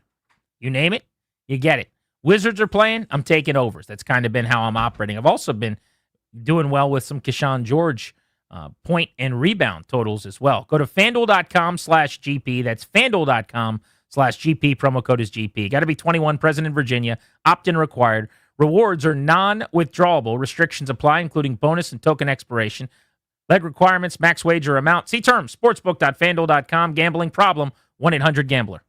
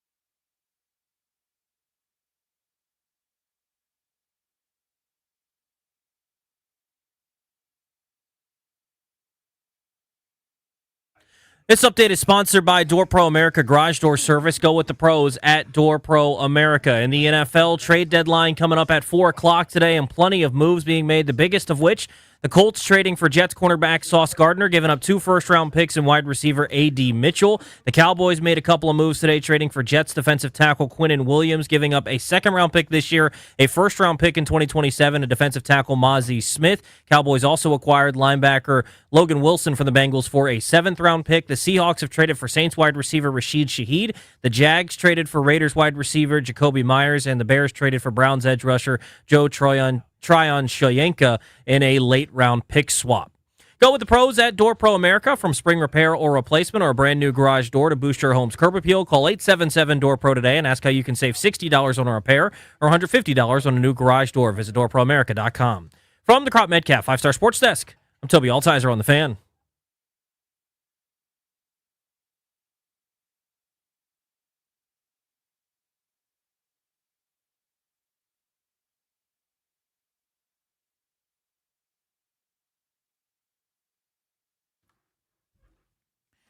Welcome back, Grant and Danny on The Fan at 3 o'clock in a half hour. Ben Standig, who covers the Commanders, stops by. We'll talk to Ben about the trade deadline in the NFL, which is set for 90 minutes out at 4 o'clock. That's when we're giving away Foo Fighters tickets today, right at 4. And Bill Jacory Krosky-Merritt's going to join us coming up at 5 on Grant and Danny. The league sent out a press release last night, made an announcement that Frankie Louvu had been suspended 1 game, and they highlighted that he had been penalized 3 times, not with flags at any point, but with fines after the game for hip drop tackles. These are the tackles they're trying to get out of the game that they have made a point to rid football of because they're the most dangerous tackle in the sport at this point. This is when you put all of your body weight basically off of the ground while leaping, simultaneously wrapping a player, and then pulling them to the ground, landing on the back of their feet from behind, essentially is how I would describe it. The videos that have been dropped on the times that Louvu's gotten fined, weeks 4, 8, and 9, including a play against Kansas City and then a play this week against Seattle, are available. And I particularly think the one against Seattle is fairly ticky-tack. It's got some hip drop tendencies, so to speak, but it's not a by-the-book hip drop tackle. It's kind of from the side. But Danny, 1 game suspension at a time where they can't afford it. They're already without edge defenders on the depth chart at the 1st, 2nd, and 4th spots on their depth chart. Dorrance Armstrong, unavailable. Dietrich Wise, unavailable. Javonte Jean-Baptiste, not there. And now Louvu is an edge. He is no longer really a linebacker for this team, and you'll be without him against the Detroit Lions in a game where you're trying to get right on defense. Yeah, so the one against Seattle that you're talking about, and I tweeted a video of it, or retweeted Tom Pelissero, who tweeted it at Funny Danny. That one's so ticky-tack. Like, that's not a hip drop tackle to me. Like, I understand the point of the rule. I actually don't have a problem with him being fined for the other ones. The other ones are absolutely definition of. Where I'm frustrated, and where I think a lot of Washington fans are frustrated, is Jayden Daniels probably isn't going to play the rest of the season. He's been injured a few different times. You'll never guess what kind of tackle resulted in his injury. I bet you could spend 1,000,000 years. Oh, wait, I got pictures right there. I apologize. I don't know who to credit for the photo. My buddy sent it to me. A number of people have sent it to me, in fact. 3 different times he is absolutely the victim of one of these kinds of tackles. Where is my message from the league? Where is my fine? Where is my announcement? Where is my, hey, we're trying to get this out of the game? Actually, I don't have a problem suspending Louvu. I don't. I know that's not going to be popular here in D.C. You violated the rule enough times. They've fined you, so they let you know we're trying to get rid of this. You can't come close. It negates you. It's like Tom Wilson being punished for being Tom Wilson. It's bad luck. I'm sorry. My frustration is, where is any bit of consistency? Where is any bit of anybody else facing dire consequences for now my quarterback is done for the year? So here's what I don't know, and I don't know if you've taken the time to do this or not, but I'd assume nobody knows. Did those players get fined for those hip drop tackles? That would be my question. So Montez Sweat was the Bear who pulled Jayden Daniels down from behind on a hip drop tackle. The Seahawks one is hip droppy in that you kind of have your weight as you dive and you're off of the ground. But looking at it's not as bad as some of the other ones he's been a victim of, but Right. it's also it's worse, if that's a way to put it, than Luvu's, the latest one he got fined for. Possibly so. But I'm looking at this tackle. This is not a hip drop tackle. It's a dangerous tackle for sure. The one that's definitely like textbook hip drop was the Packers one where he got hurt. I don't remember who it was, but number 55 bringing him down, and he's basically landing on his heel, so to speak, behind him, and Jaden's going to the ground. But my point is, Frankie Luvu did not get suspended for any one hip drop tackle. He got suspended for 3 of them. Mm-hmm. And so if 55 of Green Bay, or if 98 of Chicago, or whoever this Seahawk is, if those guys do this 3 times, then you'll get your consistency. Meaning, did they get fined 3 times? It's a system, right? So the third time, after your third fine, first time we're telling you you're doing it, you better stop. Second time, hey, one more, you get suspended. And with Frankie Luvu the next week, that's what happened. I want to have a different conversation, which is going to be less popular than the thing you just said, which is I don't think you should suspend guys for hip drop tackles. I'm sorry. Now, I know that it is a really dangerous play. And if the league wants to penalize 15 yards, which is significant for that, they should absolutely do it. If they want to fine guys a significant amount of money, 15 grand, 20 grand, 25 grand, 50 grand for it, they should absolutely do it. But it is such a fast, violent sport, and it's so hard. Like I'm watching the Luvu Smith and Jigba tackle at the 47-yard line where he comes from the side, and I'm going to use air quotes here, hip drop tackles him. This third one, they got him the suspension. And I could go over this 100 times and not really know. Is it by the book? Is that exactly what it is? I don't know. But a suspension is such a big deal to me for a tackle. That is, it's not a dirty play, right? He's not like taking an elbow to someone's head. It's not the dude from the Texans who's like going to the sideline while someone's getting water and taking a bat to his kneecap. Like, this is a very normal football play that's happening, right? And I don't care if it's 2 times, 3 times, 4 times, 5 times. None of these by themselves do you watch and you're like, oh my God, that's so dirty. Someone watching the game, my brother, my mom, my uncle, a former NFL player, wouldn't for 1 second go, oh, that was a gross tackle by Luvu. Is it something they're trying to get out of the game? Yes. Is it viewed as a more dangerous play because it is? Sure. I don't like the suspension part. And I remember when Tom Wilson or one of the Capitals got suspended for a hit, my defense, and everyone said I was a homer, was like, suspend people for stuff that is not in the flow of the game. In the course of the game. So the hit he got suspended for, that I think was the objection for us, was 2 guys saw each other. The one smaller guy went after Tom Wilson and lost. Yeah. Like he ran into the freight train, lost, and was like suspended for a month, whatever the hell it was. If Frankie Luvu, like well after a quarterback throws a ball, 1 second, 2 second, boom, cleans him out. You want to suspend him for something where he like made a malicious decision? I could have more reason for that to say, okay, this is not it for me. I was killing Frankie Luvu, who might have been my favorite player on the team coming into the season, and is still one of them, by the way, a glue guy, heart and soul guy. I was killing him in September because he was missing 1 million tackles. Go look at the PFF numbers, Danny. Nobody missed more tackles on this team than him in the first few weeks. Mm-hmm. So what is he doing? He's not wrapping. He's using his shoulder. Now he's wrapping and getting guys on the ground with this illegal tackle, and now he's getting suspended for wrapping and tackling. I just don't like the precedent of suspending guys for flow of the game tackles in the NFL. I'm sorry, and I know everyone will tell me, oh, that's crazy. I don't care if it's a Commander, a Cowboy, an Eagle. Watch any of those plays and tell me, like, that's a terrible, dirty play. Is it a more dangerous tackle according to the league's numbers? Yes. But this is the slippery slope that I don't like when we start to say, oh, you can't do that. I'm going to fine you. You're going to suspend me after 3? 2 of which you can make the case, maybe I'm not so sure about that one. One of them I don't even get.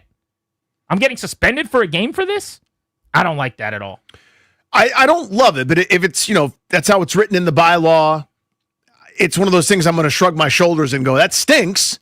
And again, especially because one of them at a minimum to me does not even come close to rising to the level of egregious. It's not dangerous in the way that they're saying, or violent, so to speak. His legs are not underneath of Luvu on that last tackle. Right. So when you go, like, I don't have a good analogy for it, but it's like if you say, Grant and Danny, on your show, there can't be any contact to the head. And I go, oh, Grant, that's so funny. And I like flick your ear. That's contact to your head. Am I suspended now? You see what I'm saying? Like, there's a difference between what you're trying to legislate out of the game and a play where guys just hustling back and trying to bring a ball carrier down. The ones that, again, that I keep pointing to, Daniels was a victim of, far more egregious, far more dangerous. Ask Cam Scatterbo about the play. He's out for the season and had to get surgery and stayed overnight in Philadelphia because of one of these plays. Right? Like, that's what you're trying to get rid of. That one wasn't that. So I understand the irritation there. And I think there needs to be some discretion where you go, okay, that wasn't the bad one, but just so you know, you're on thin ice. Send that note. You've got two. Hopefully these guys are made aware. Hey, that's one. Hey, that's two. Another one, and you're suspended. That one, I think, Luvu may be able to fight that last one. But the other two times, I think he did it. He is appealing, by the way, and I'm sure there's a hearing that comes with that. But yeah, they're obviously getting warnings. I don't think you're getting fines and you have no idea that you're on the precipice of being suspended. My guess is that letter that's in your locker, when it tells you here's where to send the money, they're telling you here's your second strike in the 3-strike policy. And somebody with the team, presumably, was also telling him, hey, man, you can't do this again or you're getting suspended. By the way, I'm watching the Scatterbo injury.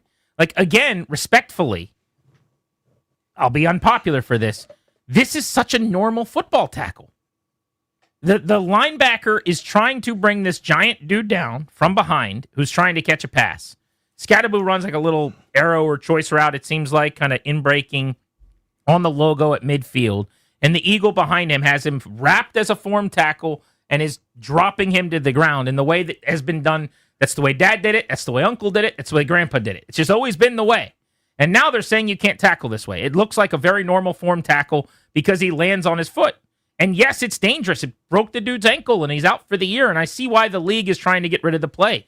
I'm not saying you can't throw a flag on that or fine the guy for that. But if that player does that 3 times, do I think that tackle, one that broke someone's foot and cost them the rest of their year, is worth a 1-game suspension? I don't think so. I'm sorry. I think that's a huge punishment for playing football. It's a really violent sport. It's hard to get big guys on the ground. You guys can react to that if you want to at 800-636-1067 next. On Grant and Danny, we'll get your thoughts on the news that Frankie Luvu's been suspended 1 game. Get you an update on the trade deadline as well next on The Fan.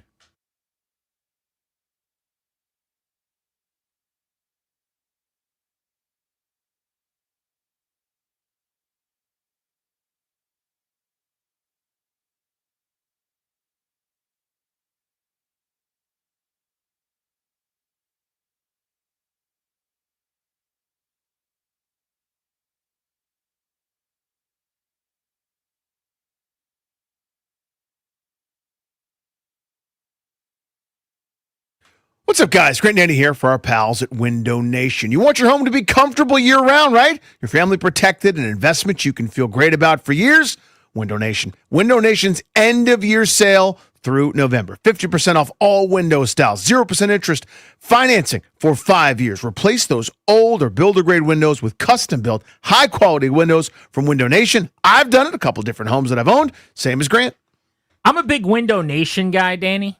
I don't know about you, but it's because they're so good to deal with, and I love them so much. My home looks better.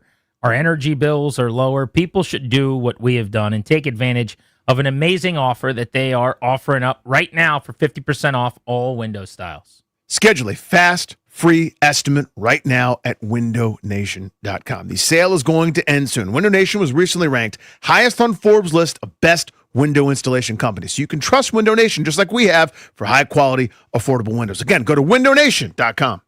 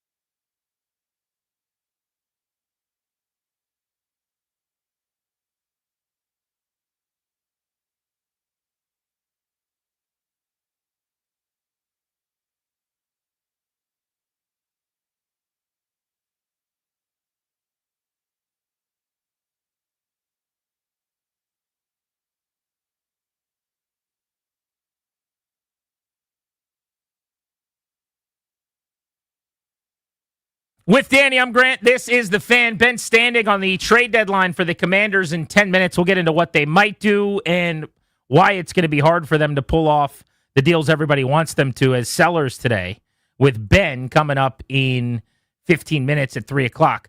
Also on the show today, at 4, we're giving away Foo Fighters tickets, and at 5, Bill Ja'Cory Krosky-Merritt will be with us live on Grant and Danny. Frankie Louvu suspended 1 game because of 3 hip drop tackles. I hate that you can even be suspended a game for 3 hip drop tackles. Danny doesn't mind that as much, but thinks that the 3rd hip drop tackle shouldn't count. Yeah, it's ticky-tacks. Like, if you're going to do that, it should easily rise to that level. The only thing, if I'm going to play devil's advocate for a second, that I could say is he got his 2nd letter in his locker this past week after the Chiefs game, where now you are on your P's and Q's because the suspension looms with another one, and then you do something that looks kind of hip drop tackle-y. And he's clearly not getting the message. A message that I don't think should ever warrant a suspension, but the league disagrees, and there's a policy in place that he and all the players know about. Scotty is in Calvert. What's up, Scotty? How are you? Hey, what's up, Grant Danny? Love y'all's show. Appreciate you. Thanks, man. Listen to y'all every day coming home from school. I think that it's stupid how the league is going to penalize players who don't even get a penalty on the field, and then they get punished after the fact.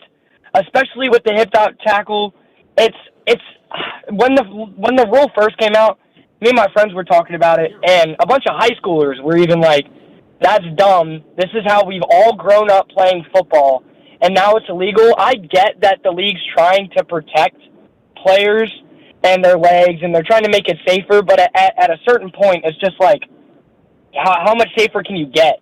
Great call. Exactly By right. the way, you can't hit up high. Don't come anywhere near his head. Because if it looks violent and near the head, you're getting flagged. And now you can't do whatever this is, but you can't go low because now you're tearing up people's knees.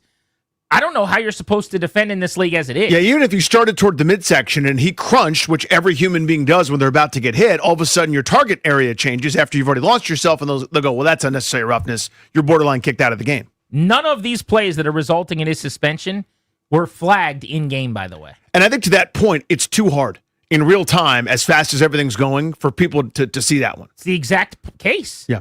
If the referee in real time didn't see it, this play that you need to rid the game of, then are we sure Frankie Louvu in real time felt like he was doing that or did something with malice? And they'd say it doesn't matter if it was malicious or not. It reaches the threshold. But it's an arbitrary thing that costs a player a game in a game check. I don't like that.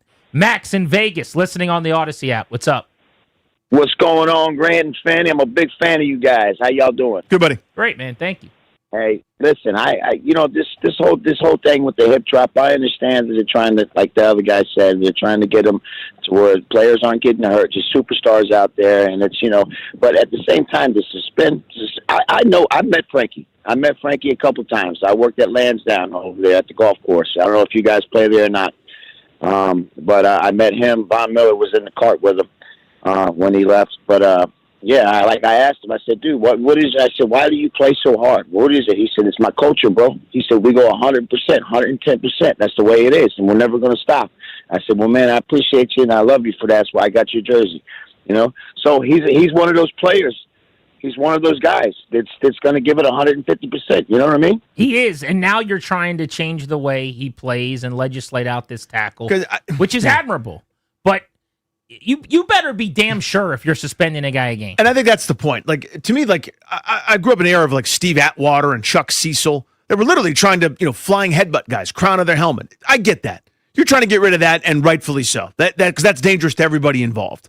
This is one of those, you're working back from a result, and even that's a little bit iffy. It's just so damned hard. And again, if you're going to suspend somebody for it, they need to be, like, I think 2 of them were absolutely the correct call, again, with this law, letter of the law. I think the 3rd one absolutely has to be, regardless of when the timing of the warning was. I would point people to the Scadaboo injury. Again, that is a very normal football tackle. It's an illegal hip drop. And if that guy does that 2 more times, and by the way, he broke someone's foot and he's out for the year, he's suspended. And yet, how in the hell else are you supposed to tackle Cam Scadaboo right there on that point in the field if he catches that ball? You're not. You just can't. How's he supposed to defend him? That's my question. We'll ask Ben Standing about this next. We've also got to tee up the trade deadline. Are the Commanders going to do anything in the next hour? We're Grant and Danny.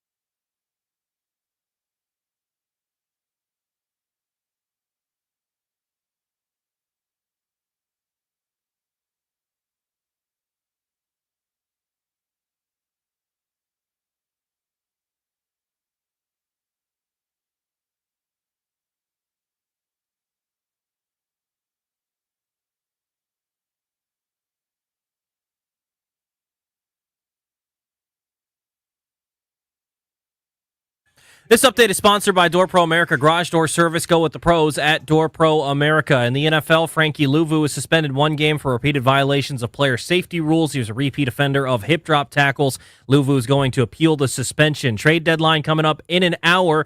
Trade's already been made today. The Colts traded for Jets cornerback Sauce Gardner. That was the biggest move of the day, giving up 2 firsts and wide receiver A.D. Mitchell. The Cowboys also went to the Jets and got defensive tackle Quinnen Williams, giving up a second-round pick this year, a first-round pick next year, and defensive tackle Mozzie Smith. Cowboys also acquired Bengals linebacker Logan Wilson. Other trades, the Seahawks got Saints wide receiver Rashid Shaheed. The Jaguars acquired Raiders wide receiver Jacoby Myers, and the Bears traded for Browns edge rusher Joe Tryon-Shoyinka. Go with the pros at Door Pro America. From spring repair or replacement or a brand new garage door to boost your home's curb appeal, call 877-DOOR-PRO today and ask how you can save $60 on a repair or $150 on a new garage door. Visit DoorProAmerica.com. From the Crop Metcalf 5-Star Sports Desk, I'm Toby Altizer on The Fan.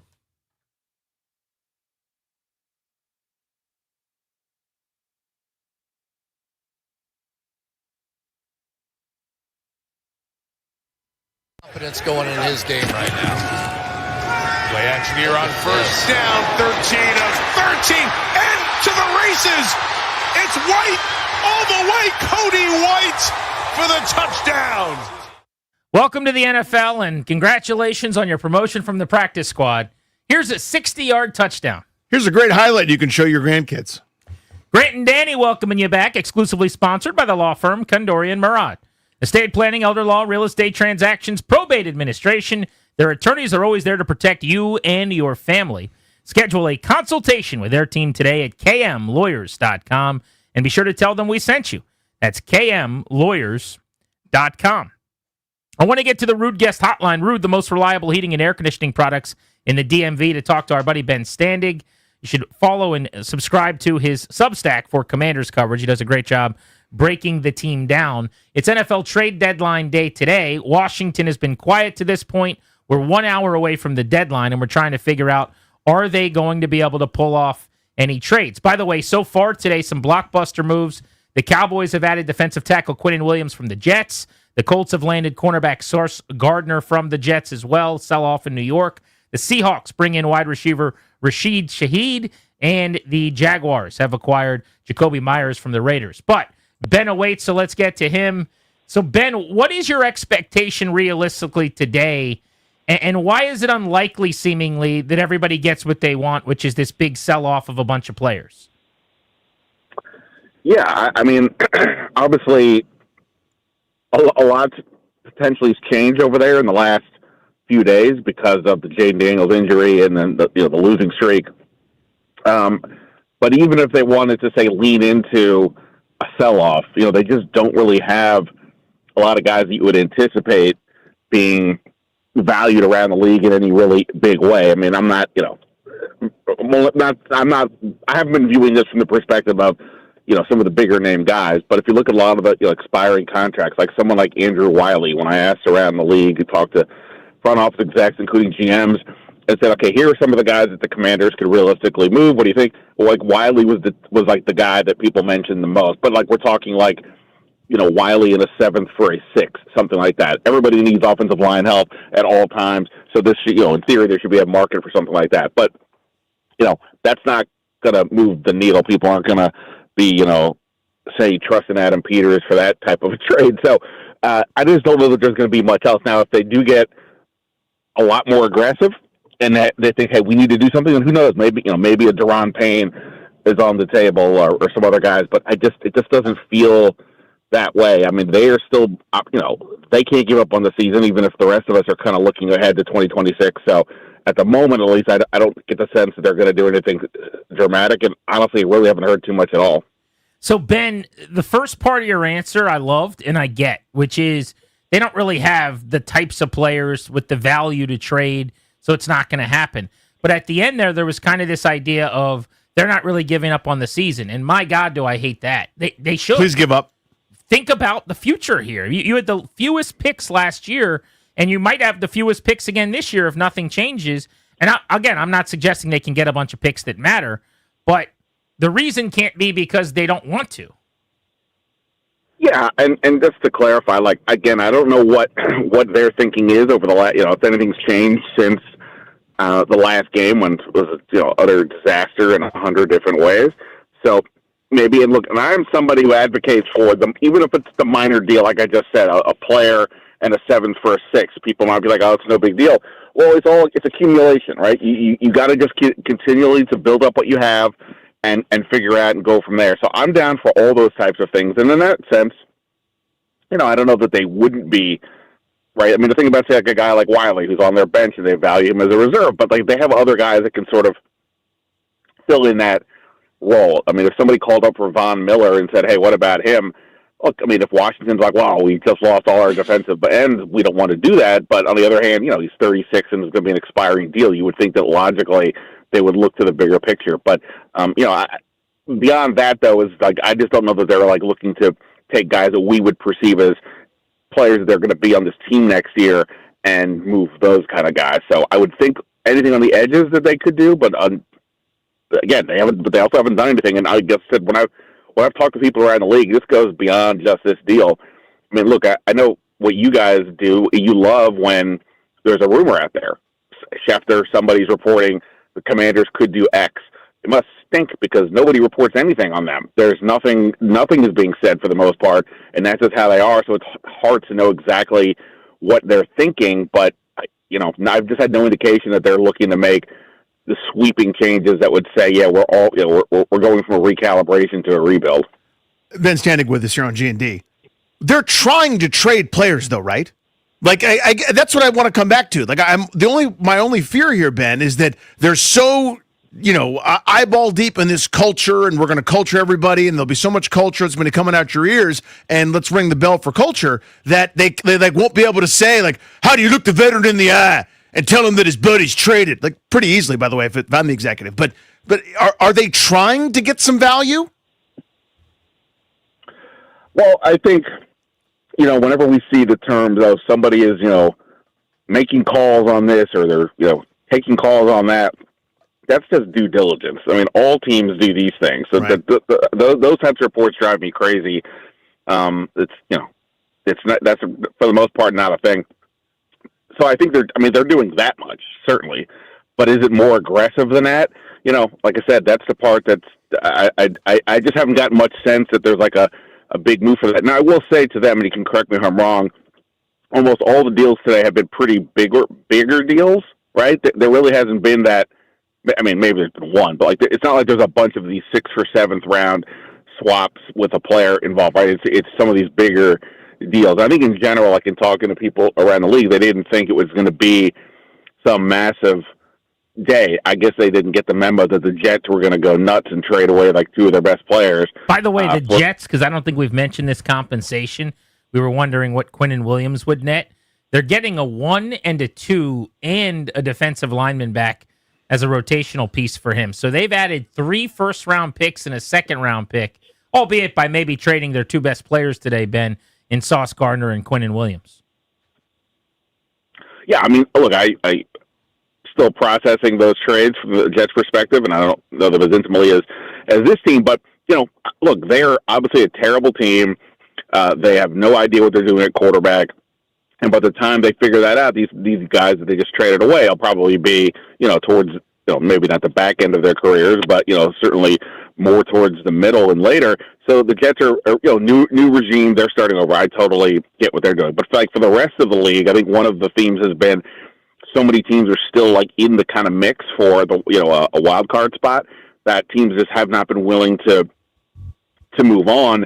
And the teams at the bottom, in terms of some of their better players, are not just willing to say, we'll give them up just for the sake of giving them up. So that's led to, like I said, a little bit of a stalemate here. It looks like some teams have said, okay, we'll pony up a bit more for your Jacoby Myerses of the world or what have you. But, there just hasn't been those types of deals so far that Washington, I would think, would be potentially in the mix for. So, like I said, I imagine they're doing their due diligence. I just think they're in a weird space of, not necessarily having the starry players that some of these other teams are making moves for, and the more subtle moves, maybe it'll change here in the next 50 minutes, but those haven't been the ones that people have been making deals for. Well, so, Ben, to that point, if the buzz is about Andrew Wiley or another rotational guard, I understand that. Why aren't they offering Deron Payne or Frankie Louvu, guys that are under contract, but have a couple years left, and do the year too early move instead of the year too late move to really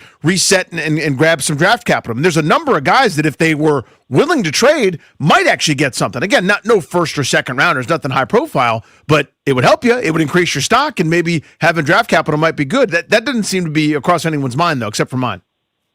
Yeah, no, I mean, look, I certainly get where you're coming from. And to me, I would identify, who are the young guys, who are the people I want to keep, presumably like all your recent draft picks, and, a handful of other guys, and say, okay, everybody else is we're at least willing to listen on. But that's you and me talking about it from a non-emotional standpoint. This is a group that just went to the NFC Championship game, and they kept the core around and think to themselves, I mean, they've had Super Bowl aspirations, at least, right, up until 10 minutes ago. A lot of people in this town had that, thinking they were going to be a better year than they've had. And I just imagine on some level, this is just my guess, that there's some level of ego involved of like, man, are we really going to just blow this thing up? We just if we don't have all these injuries, right, if Jaden's healthy, if Terry's healthy, are we really this bad? And if they want to make the argument that they're not, that's fine. I don't even necessarily think that they're insane for that. I thought like the offense the first 5 weeks of the year or so was pretty good. But once Debo's heel got hurt and he became a lesser player, and then Jaden couldn't stay in the lineup, everything started to fall apart. So if they look at it and say, well, if we don't have the injuries and we do X, Y, or Z, we can get back to the playoffs next year, I get why they wouldn't want to cut or dump guys who are they think are going to be part of the team. Deron Payne's more of the interesting one to me because I don't know that he's on this team next year unless they renegotiate his deal, and I don't know that that makes sense for either side. So that's one I would agree with you on. But the rest of it, if they like guys who they think can get this thing back on track where it was again 10 minutes ago, then I get why they're not looking to move some of these names. Ben Standig is with us. You can check out his Substack, Last Man Standing, for Commanders coverage and content. I'm going to go off the beaten path here, Ben, but this is something I've been toiling on for a couple of weeks. Cliff Kingsbury's head coaching status. Mm-hmm. This was one of my big concerns when they went with Quinn and then brought him in, was you could lose him. And he was a hot commodity last offseason. I was told he told the Saints, no thank you, and kind of pulled his name before Moore got that job. But the right job wasn't out there when the Bears wasn't available. Is he losing a stranglehold on, being a hot name, or are we not there yet? They're 13th in offense. Obviously, for a month, they've struggled to run the ball. It would feel like if he's getting 2 or 3 interviews again this offseason, he'd be way more inclined maybe to leap than a year ago, the way things have trended. But I just wonder, if the trajectory continues, do you still see him as one of the top names out there, or could this year actually force him to stay whether he wants to or not for another season? Yeah, well, I mean, correct me if I'm wrong, Grant. I think his Cardinals head coaching money runs out this year. I think it's the last this year. Is the last year he's getting paid, which is hilarious, by the way. Right. So I think that's got to be some factor. He didn't have to rush it last year. Look, I mean, based on how these things typically go, it is more of the hot candidate versus necessarily somebody who's just the better person, even if they happen to be on a team that wasn't as good this year. Based on that, I could definitely see him not being as interesting to teams around the league, because there will be new hot shots that are directing whatever team it might be, and people want to get a piece of that action. So there's always that. There's also a ton of college jobs, and while I don't see Cliff craving to go back to college, if the money's right, which it typically is, and these are really high-profile jobs, I mean, he would certainly be an attractive name, right? I mean, he plays a fun style. Look what he's done with, Mahomes in college. Look what he did with Jaden Daniels last year. So I could see that. So I think he would probably have options, but from the NFL perspective, maybe not. And yeah, to your point, it could end up being that, at the end of the day, he ends up staying here in part because the opportunities are just not there the way they were a year ago. But look, this is a guy who's I think he's a pretty smooth talker. I think he's one of those guys that probably wins an interview. All right, there's a charm to him, and he's had success. And if you're a realistic person, what's happened with Washington this year, the injuries are a massive factor. So the only question would be if you look at the tape and see defenses have adjusted to what he was doing, and he didn't make enough adjustments back. That could give me pause. But the rest of it, if you think he's interesting, the fact that they've been not good this year at this point would not throw me if I thought he was the guy for me in the first place. Ben, what part of their plan, in retrospect, because at the time I was all in. You go to the NFC title game, I'd probably run some of that same stuff back. But what part of their plan that's led us here turned out to be the most wrong? Good question. I wrote about this the other day, that if you looked at their sort of top 5 moves, the ones that were the bigger, splashier ones, or the ones that cost more assets, that would be, in no particular order, Laramie Tunsil, Deebo Samuel, Javon Kinlaw, Josh Connerly, Trey Amos, right? Well, it's all kind of worked out. I mean, Connor was the only one where we're sort of waiting, but he's good. I'm giving him a massive benefit of the doubt so far because he's a rookie, and we see the traits. He's just got to get more experience. So, the top moves that they made, I think would say that they all worked out, relatively speaking. I think they've just been absolutely screwed with the injuries at 2 spots, receiver and defensive end. Now, the receiver one to me is a bit indefensible. It was obvious for months that they needed to get better depth behind, if nothing else, Noah Brown, knowing his injury history, and then, of course, he gets hurt at minicamp, and they didn't do anything about it, while simultaneously Terry McLaurin is holding out. And so you're looking at this receiver room going, well, where's the help for Jaden Daniels? I remember they did a split squad scrimmage out there in Ashburn, and it was the worst I had seen this offense look since Jaden had gotten here. And I know it was a practice, but he had nowhere to go. He was getting hammered on the line at that point, and he just had no receivers. Nobody was getting open. And of course, we've seen that now play out. You know what's to me, I guess probably the biggest thing would be the pieces around him from a skill set position. I mean, what's crazy is last year his top receivers were Terry McLaurin, Noah Brown, De'Ami Brown, Olamide Zaccheaus, Jamison Crowder. None of those guys will be playing on the field on Sunday, and 3 of them are not even with the team. They really overturned. That room was very different than it was a year ago when he had so much success. Not to mention the top 2 running backs from last year. One got traded, one is hurt. So Jaden is really not working with the same skill pieces other than Zach Ertz, who is a fine target in the red zone, but he doesn't give you much, from the 20 to the 20 because he just doesn't have a lot of speed. So, I think that probably, as much as anything, is probably what I would say is where they miscalculated the most. But again, the injuries. I mean, Noah Brown, unfortunately, that was just going to be a thing. The Terry part we've all discussed 100 times. Who knows what happens if he signs quickly? But not having better options, even if he was around, I think is probably what really kind of doomed the offense to a degree. Ben Standig, Grant, and Danny. All right, we'll let you out on this one. Last one. The quarterback, Jaden Daniels, suffers the serious elbow dislocation and injury. What do we know? Timeline, the team's been pretty coy. Didn't sound good from some of the stuff that was out there yesterday. What are you hearing on whether or not he plays again this season? Yeah, like you said, they're playing this one pretty close. So we'll see. I had a specialist on my podcast yesterday to discuss. Okay, well, without knowing, I hate the Twitter docs, but I'm like, okay, just based on, tell us the ranges of the outcomes. You hate the Twitter docs, but you like the podcast docs. Well, this was more of I don't understand anything about. No, I know. The Twitter docs just sound very official based on 2 seconds of a replay. But it's just if it's the better outcome of the deal, where it's no ligaments were damaged, things like that. Like a month to 2 was what I was told, and then if there's more damage to that, then beyond that. If we're talking closer to 2 months, that's basically the end of the season. So I don't know why it would make sense to bring him back. And even if it is on the shorter end, you'd have to ask the question: is it worth it? It's not just this injury; he's had multiple injuries. If they think it's worth it on some level, if he's cleared, to bring him back, not so much from a confidence perspective, but just to get some kind of rhythm that just never really developed this year, maybe that would make sense. But for me, I'm always going to be cautious with these things. And I would lean towards just letting it ride out and see him in next off season. But no, in terms of what is the reality, don't know. We'll have to wait for Dan Quinn, and even then, who knows if we're going to get a great answer. Still never was told. We were still never told officially what the knee injury was, right? So I don't know what. Or that the rib was broken. That was a year ago. Right. So so we'll see. The way Quinn said it the other day about it'll be out a while.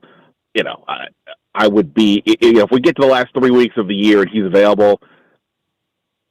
We'll see what they have to say, but I don't know right now. To me, I would lean towards not playing him, but obviously that is not my call. Well, we know the communication is about to improve. Joe Witt's moving to the sideline, so the information will be freely flowing from now on, Ben.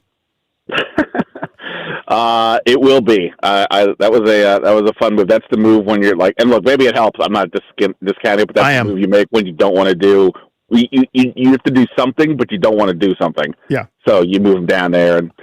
We'll see. I'm amazing at that. When it's time to clean, I'm just opening and closing drawers, making a big loud production, letting my wife know I don't know what I'm doing. It's like the first step of the diet is to go shopping. You go get your groceries. That they put them in the fridge. You're like, all right, I'm ready to eat healthy this week. Yeah, but I have to get rid of all this old leftover pizza first. Then I'll start my diet. Ben, thank you, buddy.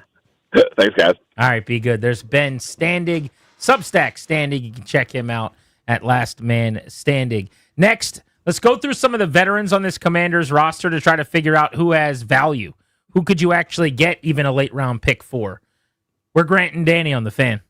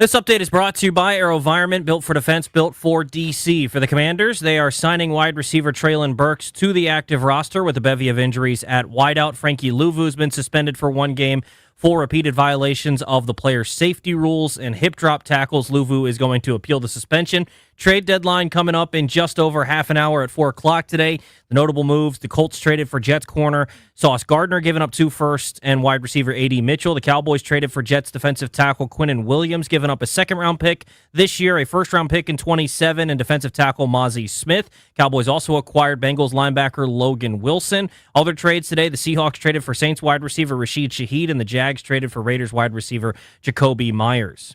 AV is built for DC, built to innovate at the speed of intelligence, built to deploy solutions that give our warfighters the edge. Built for now to defend our future. When the mission matters most, DC turns to AV. Visit avinc.com to learn more. From the Crop Metcalf 5-Star Sports Desk, I'm Toby Altizer on The Fan.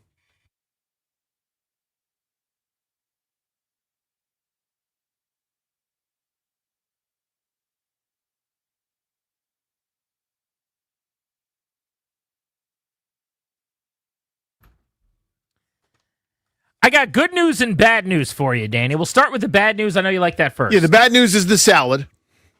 The bad news is the Commanders have lost 4 in a row. They've lost 3 straight by 21 or more points for the first time in 21 years. The good news is misery loves company. Oh. And we're going to get together with Commanders fans and listeners on Friday this week.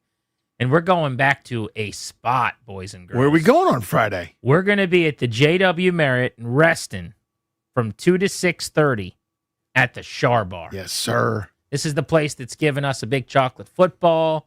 They take such good care of us. This is a power lunch spot for business people that just opened at the JW Marriott. But our listeners, and we go in there wearing our burgundy and gold, and we take the place over on Fridays when we've done this, and it's really, really cool for our Friday field trip on Grant and Danny. We've had really good turnouts. It's been great. But the food is fantastic. I mean, it's dynamite. It's dynamite. If you want an excellent lunch, if you want to have a delicious smoked old-fashioned or some type of cold beverage at a bar, if you want to hang out with Commanders fans, Friday field trip, misery loves company.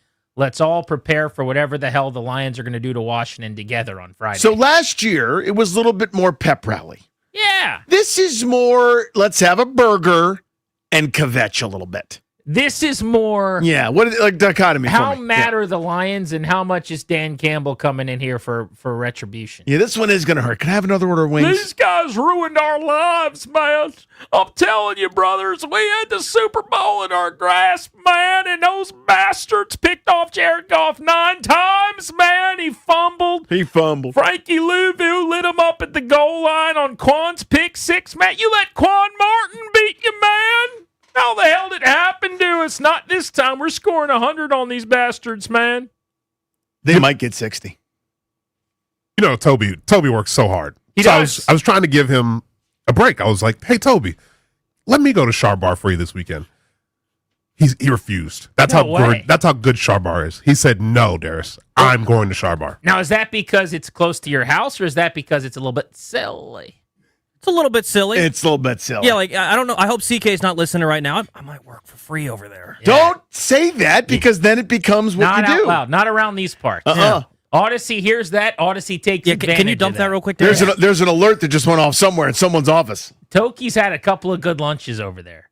You had that rockfish thing. Rockfish was so good. The perfectly seared skin with a nice crunch. Last flaky. time you had some type of would you have a sandwich or noodle? I had risotto. Risotto. Which Danny had the first time. I got it with the shrimp. I think Danny had gotten it with the shrimp. I did it It's with so shrimps. good. My Our God. engineer Metal Chris always gets a cheese board. The charcuterie board. The charcuterie board. Yeah, the charcuterie board. Yeah. Which is a ridiculous thing to order, but he always says, like, they've got a cheese room. There's a You whole gotta room get of the cheese. board. So he's busy eating cheese boards the whole Yeah, time. he crushes there. the cheese board. It's just different. It's just different over there. Char Bar, It's so comfortable and JW nice. Marriott, Reston. Toby wouldn't even take the day that Darius tried to give him because he wants to be at Char Bar to see you guys. So you better go see Toby. And you don't, who knows? Depending on the injury report between now and then, Toki might show up. I mean, he has not been having a very good season. Well, you say something negative about Jaden Lane within earshot, and all of a sudden that hat turns around and Toby's cutting a promo on your ass, and it's Toki time. Toby, I don't want to say he's out on Jalen Lane, but I think they're on a bit of a break this Well, week. I tell you what it is. It's not that he's mad; he's disappointed. Yeah. Do you know what I mean? Like you talk up somebody enough, you let people told you know. yesterday. Yeah. I'm taking a 1 week hiatus from discussing positively and telling you how great I think Jalen Lane could be. He's got 1 week probation after 2 straight weeks with just a complete debacle on special teams. You are the good cop when it comes to it because for me the probation's a little longer. I need him to be in shadow realm In for a little fairness, while. a guy messes up once and we get a text from you going, I hate that guy. I want him gone, dead forever. And we're like, no. It's once, man. You're exaggerating. I simply said I never want to see him again. Yes. That's not week 1. You way overstated rookie it. season. You way overstated what I said. Slips and falls coming out of a break on an incomplete pass on the second drive of the season. Guy sucks. I don't want to see him again. Yep. I've got a little bit more wiggle room, I'd say. Yeah, for me, once we got to the point of the second straight week where the kickoff was whoopsie daisy, timeout. Go to the corner. Right. No lights on. You look at that wall and you study every aspect of that wall for a couple of weeks. Well, even Hokie Altizer came in here yesterday before the show. I was talking to him. And even you're putting Jalen Lane in timeout. Yeah, it's tough. I mean, I think there's a lot of talent there, but job security is your ball security. Or ball security is job security. You got to hang on to that thing, man. Say the ball is life. Actually, don't. Don't. If you say ball is life, you're going to end up coordinating a defense that can't get off the field. You can't answer phones from right there. You have to move to a different location to enhance the communication. Because the ball is life. No, Joe. Joe Witt is not welcome Joe. right now. Actually, Joe Witt's always welcome. The way that we live is not for everybody. Well, the way you call plays is not for me. The way your defense operates. No comment has ever been truer, by the way. Play that again. Play that cut again. It's just different than we expected. When you hear it now. We thought it meant we just didn't get it. He was telling us what was going to happen. He let us know. The way that we live is not for everybody. He said Okay. what he was going to do. You guys still elected him. He's It's just not. doing all the stuff after. We just it's on us because we misinterpreted. The way that we live is not for everybody. You ain't lying, bro. It's not. All right. Because we're going to run and put our bodies on people in a violent manner. Ish. Because the ball is life. Yeah. That part's true. Then why is everyone dead, Joe? As it crosses the goal line over and over and over again. The open man of the secondary is life. Right. Before the last part, like when he says the way we live is not for everyone, it's so true. Yeah. Like anyone who likes the team is specifically who he's talking about. And you broaden it out to people that enjoy defense. It's not for them. You don't even have to be a Commanders fan. Just anyone who enjoys good defense. You know that guy that's like you talk to? It's like, I'm a little weird. I like pitchers' duels. Or like, I actually enjoy a good defensive ball game. It's not for him either. Give me The a way that we 7-3 live is game. not for everybody. No, it's not. Joe. But he doubles down. The next part's relevant too. Okay? It's not. Right. He's like, you guys aren't understanding. It's really not for you. I'm trying to let you guys know in advance. We should have just listened. I just want to pre-warn y'all. I think it's going to get a lot better with him being on the sideline. You know, I'm going to admit something. I'm skeptical. Interesting. You know what I mean? Like the vantage point to me isn't really going to do enough. I thought they were going to give up 450 yards and 47 points to the Lions. Now I'm going to lower that. I'm going to say they give up 425 and 40 points to the Lions. They're going to communicate slightly better with him being down on the sideline. I think they'll give that up too on the way to 50. Okay. And 500. My only concern about a 50 burger is that I don't think Detroit calls off dogs in this game. They're gonna cut the brake wire like those 80s action movies. The couple of times this year where it could have happened, the other team has said they've kicked at Joe Witt's defense a couple times with their feet, and they're like, all right, they're dead. You know what I mean? They turned us over and looked at us. They took our pulse, and they're like, yeah, we're good here. We can walk away. They didn't shoot again, you know? The Lions are going to flip us over, and they're going to take our pulse, and they're going to start to walk away, and Dan Campbell's going to walk in with a bat over his shoulder. And he's going to go, You guys walking away, man? You remember what they did to you in the playoffs, brother? They took a Super Bowl off your mantle, man. And he's going to hand him the bat, and he's going to say, I want to watch you do it, brother. But Coach, the horse is already dead. Jameer, Ben stopped giving you the ball, man. Yeah, coming off his worst game, by the way. Jameer Gibbs had a terrible week last week. Oh, he's going to feast. All I could think about watching the Lions and the Vikings, as the Lions played so poopy. Every third down was terrible. I mean, they were just offensively, if you actually look at it, they bludgeoned the Bears in a way that's pretty outrageous. If you take that out of the equation, they're an average offense statistically now in the NFL this year. I think they're still like 13th or above average in yards per play, but that Bears game is doing some heavy lifting. They scored like 9,000 points on 18,000 yards. But anyway, they played this weekend in a way where if they played the game here, maybe Washington beats them. And all I could think about was not like, oh, Minnesota, this is good. Good for. I thought, oh my God, they're going to come in here so mad. Oh my God. This is the worst thing. I wish they'd won by happen. 40 and we're like, we're not that excited. Like, A, they're hungry. They need it. They need to stay pace in the division, in the NFC.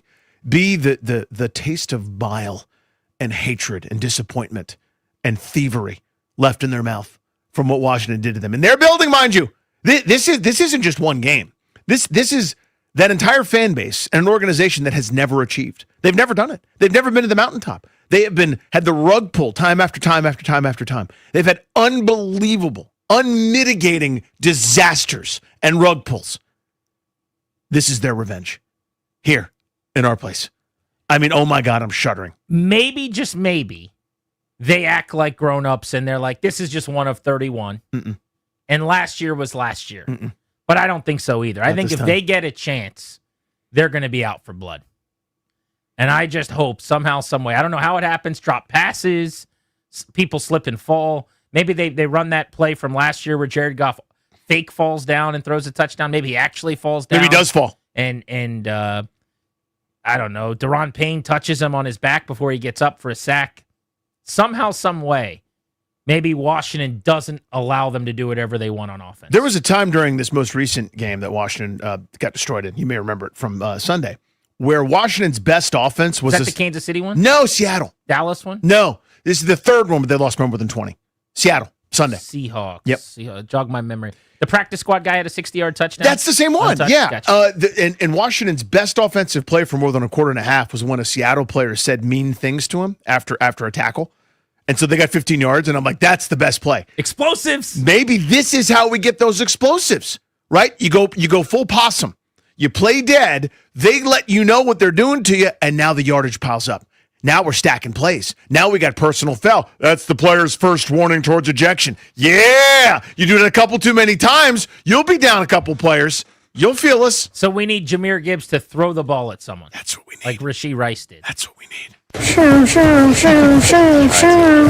What's up, dude? He actually got a big primetime win last on the night. road. What if maybe this is a waste of time this week, but I actually would spend a couple minutes at practice. If I'm Joe Witt, this would be my plan on defense. Now listen, guys, we've tried everything else. I don't know why Joe Witt is like a country white guy. Let's go with it. He's a West Texas high school football coach getting ready for state. Here's our new plan, okay? We can't get stops, and we know it. They're going to get whatever they want whenever they want it. They want 20, they'll get 30. They want 30, they'll get 40. When they're giving the ball back to the ref, you jump in between them and the official, and you let the ball hit you. What we're going to do is trick the referee into thinking they're taunting. And that way, whenever they throw the ball back, you position yourself so the ball hits you and we get a 15-yard penalty. And if we get 2 or 3 of those, that negates 45 of their yards. That's how we're going to get stops this weekend. Man, gather around. We're going. Put your hands in, man. We're going full Italian soccer player on this sumbitch. You hear me? You get in the way of that ball and you fall down. You act like you have been shot. You writhe on the ground. They'll come out with the magic spray. You'll magically get back up. 15 yards has been assessed. Y'all with me? Say yes if y'all are with me. Let's do it. Let's do it. That's the way to do it.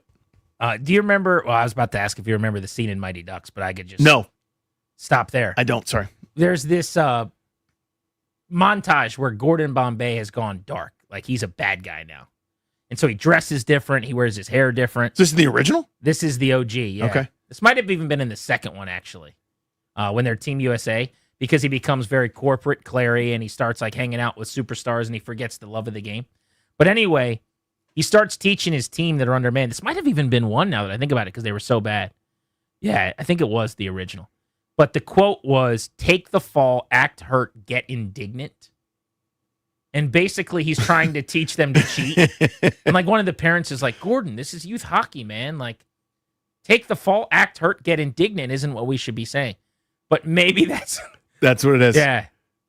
You want them to take the fall this week. Well, I remember in Little League, there was before you got to majors, like there are time limits on games and stuff. So one of the rules was you couldn't score more than 6 runs in an inning, right? So like no matter what, unless a player to put you over 6 hit a home run, but no one like in single A could hit a home run. Right. Well, I remember we were down 7, and I told the kid that was batting in front of me, like, the only mathematical way we could do it is if I got to bat and then I hit a homer, which wasn't going to happen because I was like 8 years old. But I told him, like, stick your arm out and get hit as an 8-year-old.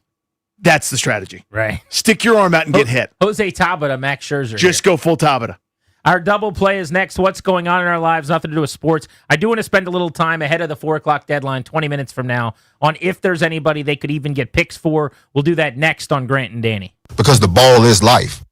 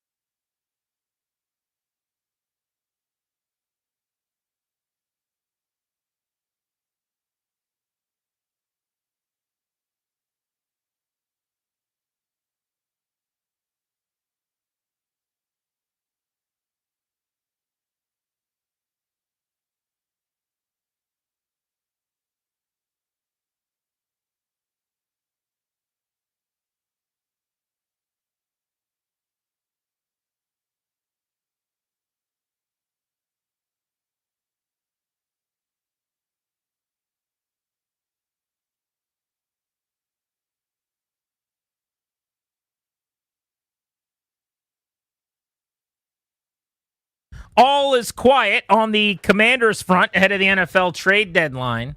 The Ravens have just acquired Draymond Jones from the Titans. Tennessee's going to receive a conditional 2026 fifth-round pick back for the linebacker. Tennessee, with one win, is in full-on sell mode. There have been some blockbuster caliber deals today as well. The Jets, full-on selling.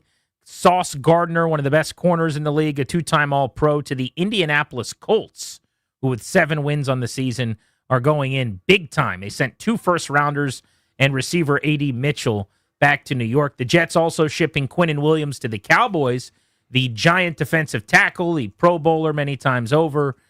How about this from Dallas? A 2 this year, a 1 next year, and a player going back to the Jets in that deal. Other notables, Rashid Shaheed, the wide receiver from New Orleans, traded to the Seahawks to provide speed for them. Saints get a 4th and a 5th round pick back, and the Jaguars have picked up Jacoby Myers, the wideout from the Raiders today. Las Vegas netting 4th and 6th round selections in that swap. So rapid fire here, just going down the list. Daron Payne is probably in the plans for next year for Washington, so I would say he's a guy that you would have to trade me maybe a 3rd to give up. I don't even think I would trade him for a 4th, and I don't think you're getting a 3rd for Payne, so I'd say it wouldn't really make sense.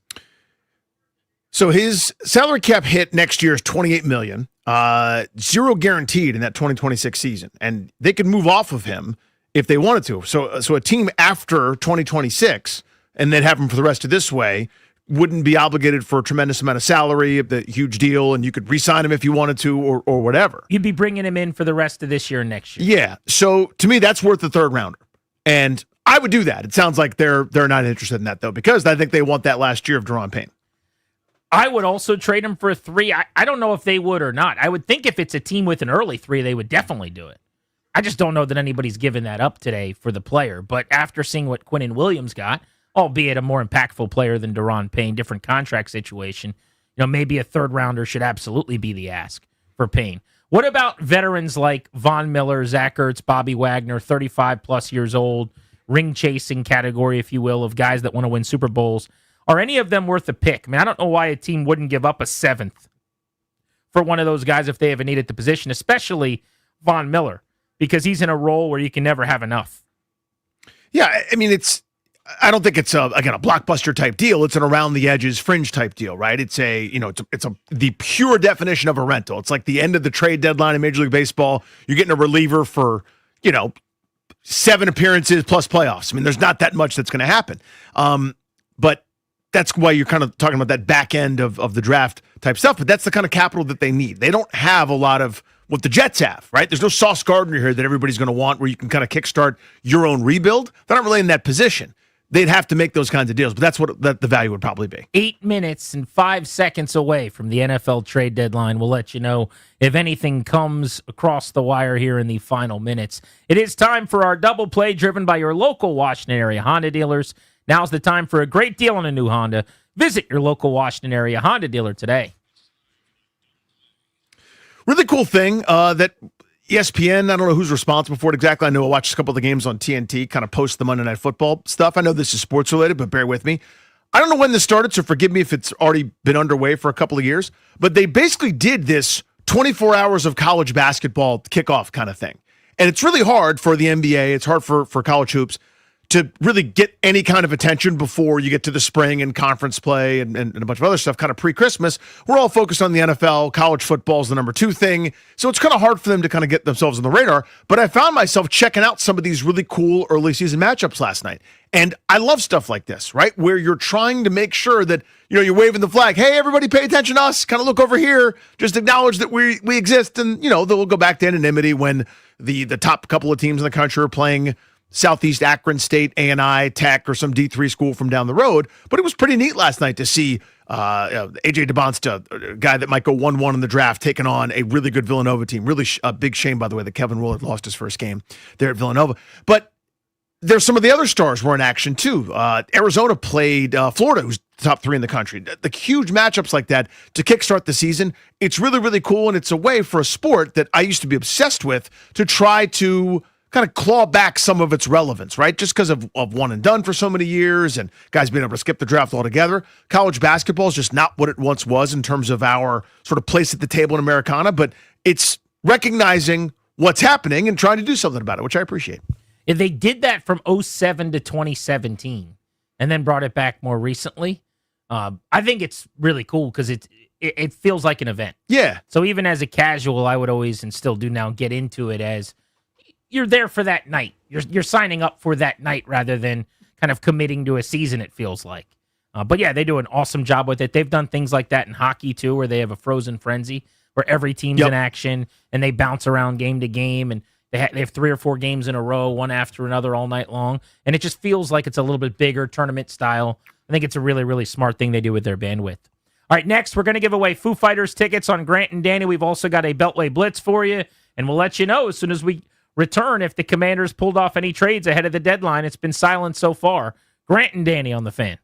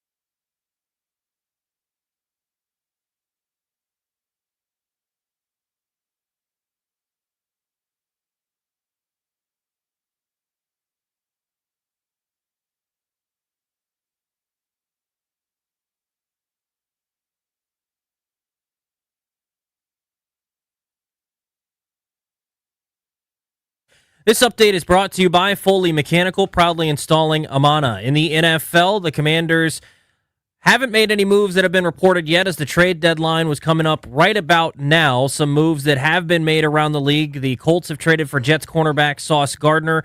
The Jets getting 2 firsts and wide receiver A.D. Mitchell. The Cowboys traded for Jets defensive tackle Quinnen Williams, giving up a 2 this year, a 1 in 27, and defensive tackle Mozzie Smith. The Cowboys also acquired Bengals linebacker Logan Wilson. The Seahawks traded for Saints wide receiver Rashid Shaheed. The Jags traded for Raiders wide receiver Jacoby Myers, and the Chargers acquired Saints offensive lineman Trevor Penning. The Commanders are signing wide receiver Treylon Burks to the active roster, and Frankie Louvu is appealing his 1-game suspension for being a repeat offender of hip drop tackles. When the heat's on and you need a game-winning drive, call Foley Mechanical, your trusted team for heating, cooling, and radiator repair in D.C., Maryland, and Virginia. Locally owned, never franchised, Foley Mechanical, proudly installing Amana systems. From the Crop Metcalf 5-Star Sports Desk, I'm Toby Altizer on The Fan.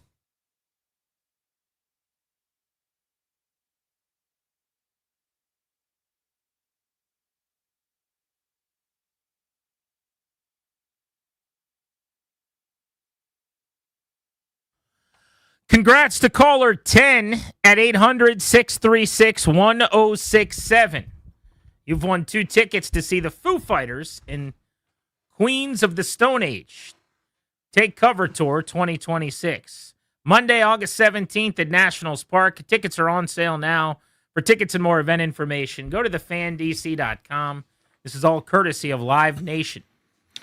This radio program right here, we're Grant and Danny. We're exclusively sponsored by the law firm of Condori and Murad. Estate planning, elder law, real estate transactions, probate administration. Their attorneys are always there to protect you and your family's assets. Schedule a free consultation with their team today by visiting kmlawyers.com.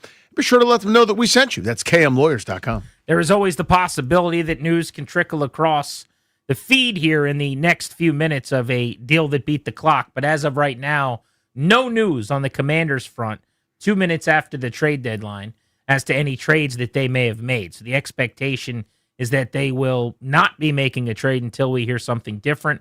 I will tell you that during that break and leading up to this segment, the Saints moved offensive lineman Trevor Penning to the Chargers. They found out this morning that they'll be without Joe Alt for the rest of the year at tackle. So they've lost their 2 bookend starting tackles, and they're bringing one in Trevor Penning to help them get to the finish line in the AFC West. We'll see if anything else comes across here that may have gotten into the league in the final moments before the deadline. But let's get you your Beltway Blitz, teams in town you care the most about, right here on Grant and Danny.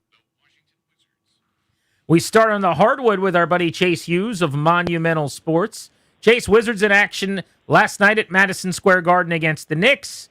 They lost the game. What did we learn?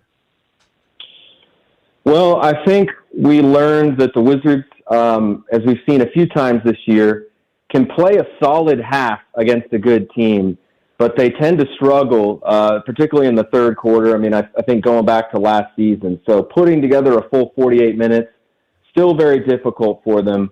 And their defense continues to struggle. I mean, New York, they're working through some new things with a new head coach, with Mike Brown, but they do have a lot of offensive talent, as we've seen over the past few years with Karl Anthony Towns and Jalen Brunson. And once they got going, the Wizards couldn't provide much resistance.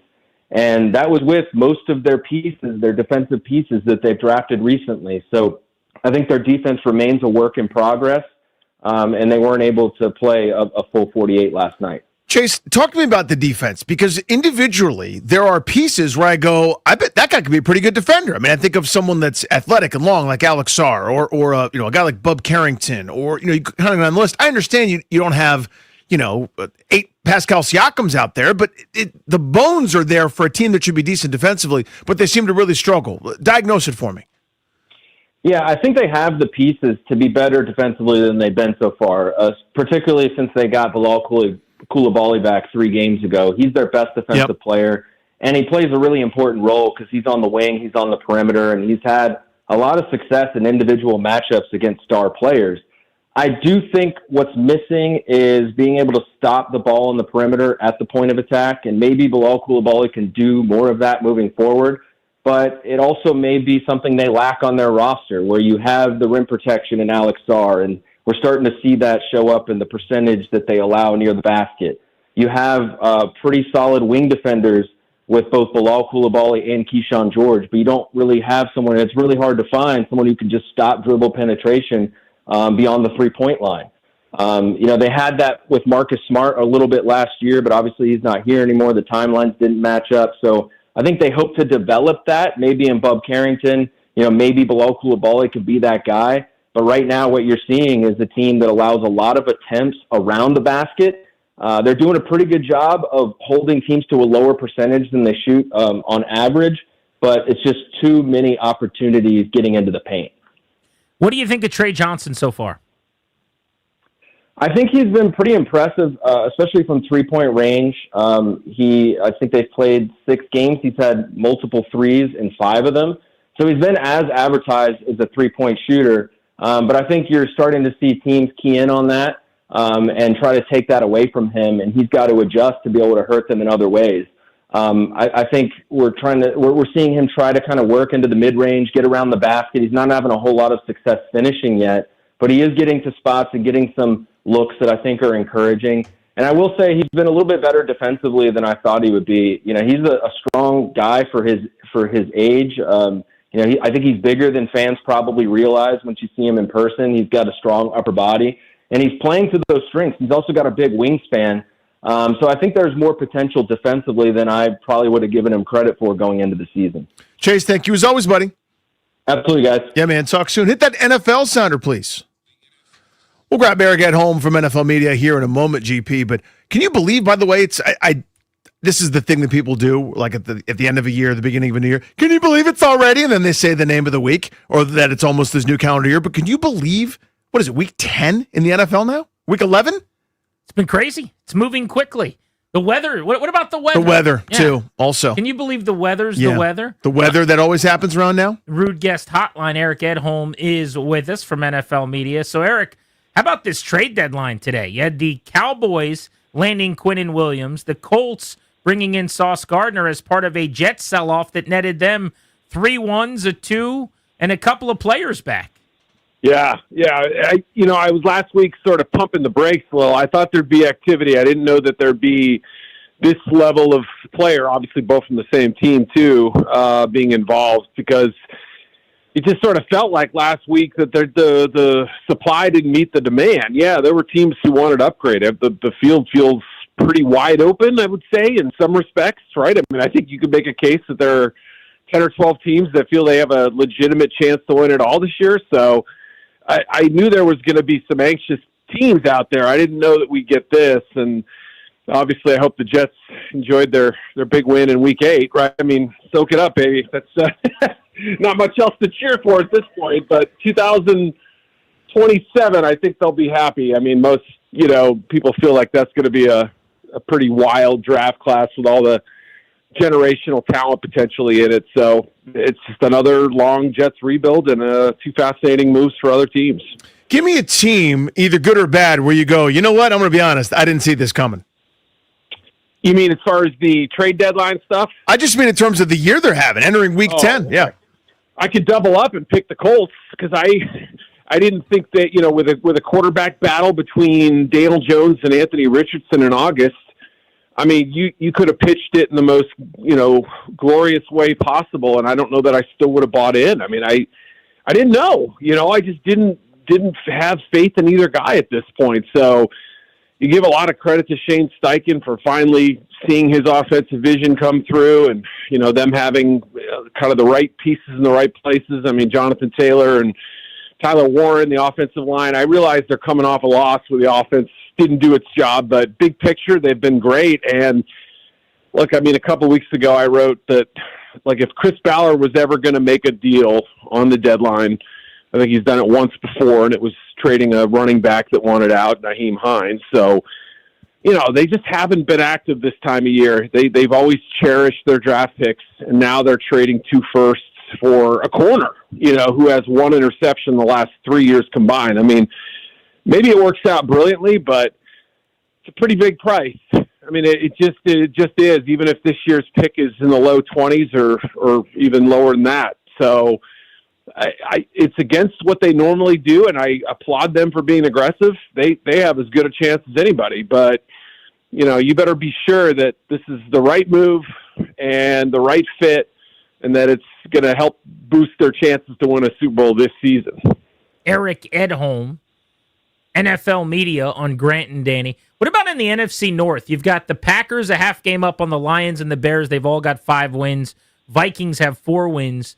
Who's going to win that division?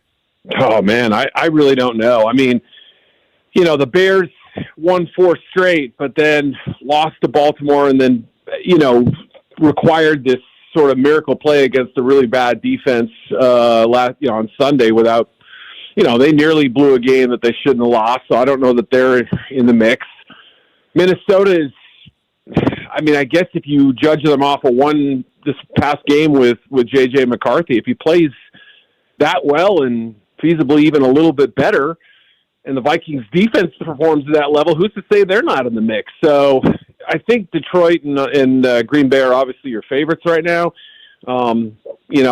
But Green Bay scares the heck out of me, especially with no Tucker Kraft all of a sudden. He really was the kind of the linchpin that brought this whole thing together, I felt like. I mean, just in terms of consistency and big play ability and all that, Jordan Love seemed to really trust him. Losing him is nothing you just shrug at. So, Detroit, I don't know that the offense has been right the last couple games. I mean, defensively, we know obviously they have some limitations, but, they haven't been able to run the ball consistently. And when you stop that, you put them in those sort of forced to throw positions. And I'm not trying to downplay all of them. Obviously somebody's going to end up winning that division and probably in a pretty good position for themselves, but it's pretty muddled suddenly. Did we just look past the Steelers? Because they're getting what they wanted from Aaron Rodgers, which is like, okay, it's fine. It's Mike Tomlin. Their defense is coming off one of their best performances with 1 billion turnovers against the Colts we were just talking about. I've sort of just discounted them and like, yeah, whatever. Someone's going to bypass them. They got a 2-game lead. Is there a chance that we've kind of overlooked them and they win this division? Yeah, I think we were maybe prisoners of the moment, although you never know, right? I mean, maybe Sunday's defensive performance was the outlier because the 2 games prior had really good. I just every time I feel like I make a stamp a judgment on this team, I get burned by it. So if they can solve those defensive issues, they don't have to be as lights out as they were Sunday every single time out. But I guess the irony is that, even probably going back to Ben Roethlisberger's final couple of years, if they had anything close to what they have with Rodgers now, it'd be one of the best teams in football. I mean, they had below replacement level quarterback play a couple of years here. So Rodgers has been pretty good. Not great, but not terrible at all. He's given them a chance to win. He's operated the offense. There's some limitations to what they can do in the run game some days. So, it really comes down to whether that big name, high price defense can gel the way it did Sunday or close to that level. And if they do, I mean, it was a huge win just because, Baltimore won Thursday and they would have been a 1-game lead after that had they lost. So, they don't face each other till week 14. That's obviously got a little runway before we get to that point, and who knows what shape the division will be in by then. But yeah, the Steelers aren't. They announced Sunday that they're sticking around for a little bit. Eric, I find the Chiefs really interesting because it looked like they'd gotten right, and I felt like going into this week they were the best team in football. They're not number one on a power rankings based on resume, but in terms of a 32-team battle royal, they win it that week, right? And yet you lose to the Bills, and so still this moment they're not in the playoffs at 5-4. They'll go into week 11 with that being the case, and then they come out of the bye with the Broncos and the Colts.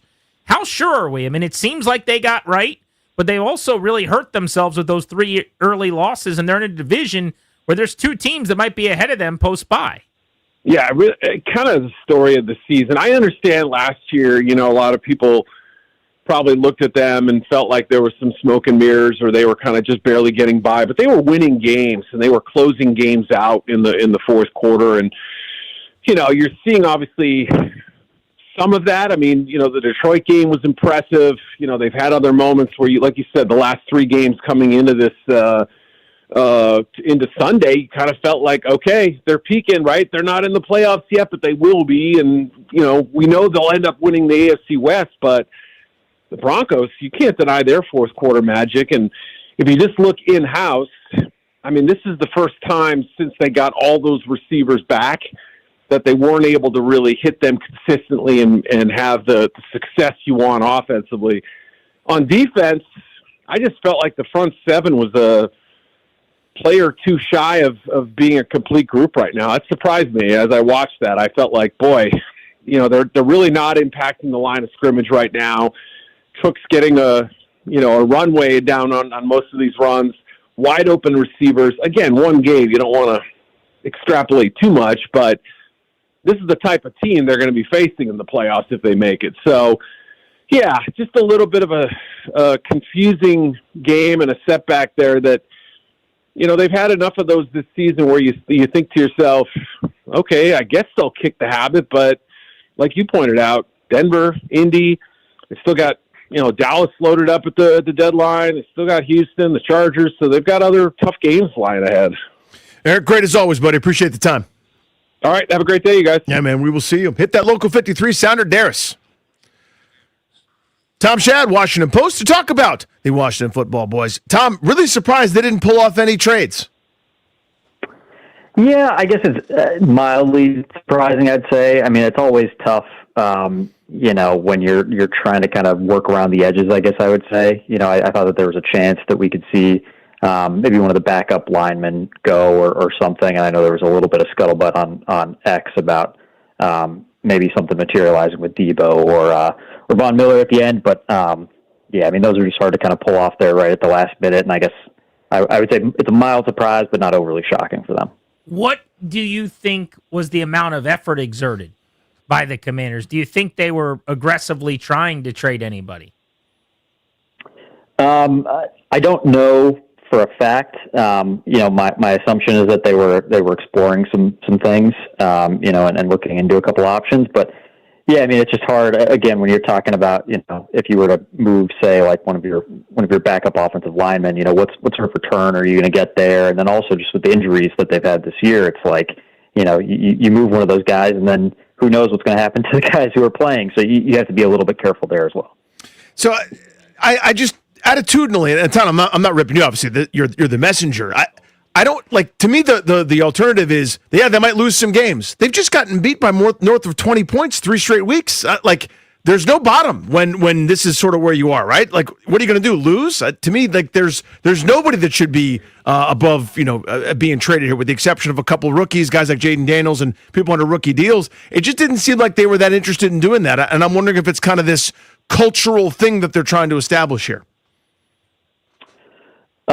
Yeah, I think it's fair. I think, it's certainly fair to ask the question. At the end of the day, I think, again, part of the issue is we don't know what sort of interest there was in a lot of these guys, right? And so it's like, and we don't know what the return would be. So it's one thing to kind of be open to making moves and kind of be offering people up. It's another thing to have interest in those guys and then get like a return that you think is worth it. So I totally understand kind of the question that you're asking and kind of that approach, right, with where they are in the season at 3-6. But it's just hard with what we know and don't know at this point. Tom Shad, who was on the scene, as he always is, covering the Commanders for Sunday Night Football this past week. He'll be there as the Lions come to town this weekend. Tom, I know you weren't covering the beat in the playoffs when Washington whooped up on Detroit and Jaden Daniels had a virtuoso playoff performance. Danny and I were talking about this earlier, though. They just feel like one of those teams under Dan Campbell that's going to hold a grudge, don't they? Yeah. I mean, there's a certain line, right, that I think there's a line of, I don't know if professionalism is the right word, but I wouldn't expect them to. I know there's been some talk about, would they run up the score or that sort of thing. I think there's a degree of professionalism where they wouldn't do that, but obviously they're going to come in highly motivated with what happened at the end of last year. And, there's, I think, kind of a possibility or an opportunity, I guess, for the Commanders to kind of say, man, we've really, gotten beat up by the injuries this year. And we've just had a string of bad luck, and the Lions are definitely not going to care about that. So, yeah, especially with how last year ended for them, they're definitely going to come out motivated and certainly not let up or care in any way about what the Commanders have going on this year. Tom, thank you, sir. Always appreciate it. Thanks, guys. Tom Shad of the Washington Post on our Beltway Blitz here on Grant and Danny. Officially, no trades for the Commanders at the deadline. We'll react to that next on The Fan.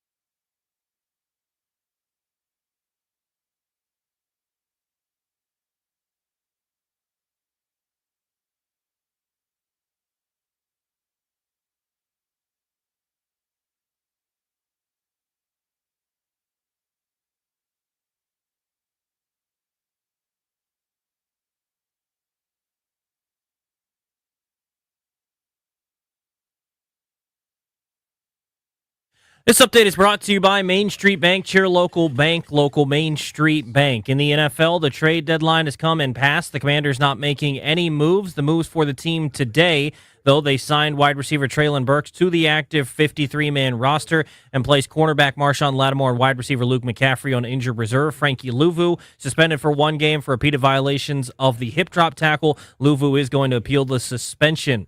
Big moves today at the trade deadline, though. The Colts traded for Jets cornerback Sauce Gardner. The Cowboys traded for Jets defensive tackle Quinnen Williams and Bengals linebacker Logan Wilson. The Seahawks traded for Saints wide receiver Rashid Shaheed. The Jags got Raiders wide receiver Jacoby Myers. The Chargers traded for Saints offensive lineman Trevor Penning as they lost Joe Alt for the season. Main Street Bank is a business-focused community bank proudly serving the DMV since 2004. Visit mstreetbank.com to learn how to put our team in your office. Main Street Bank, member FDIC, equal housing opportunity lender. From the Crop Metcalf 5-Star Sports Desk, I'm Toby Altizer on The Fan.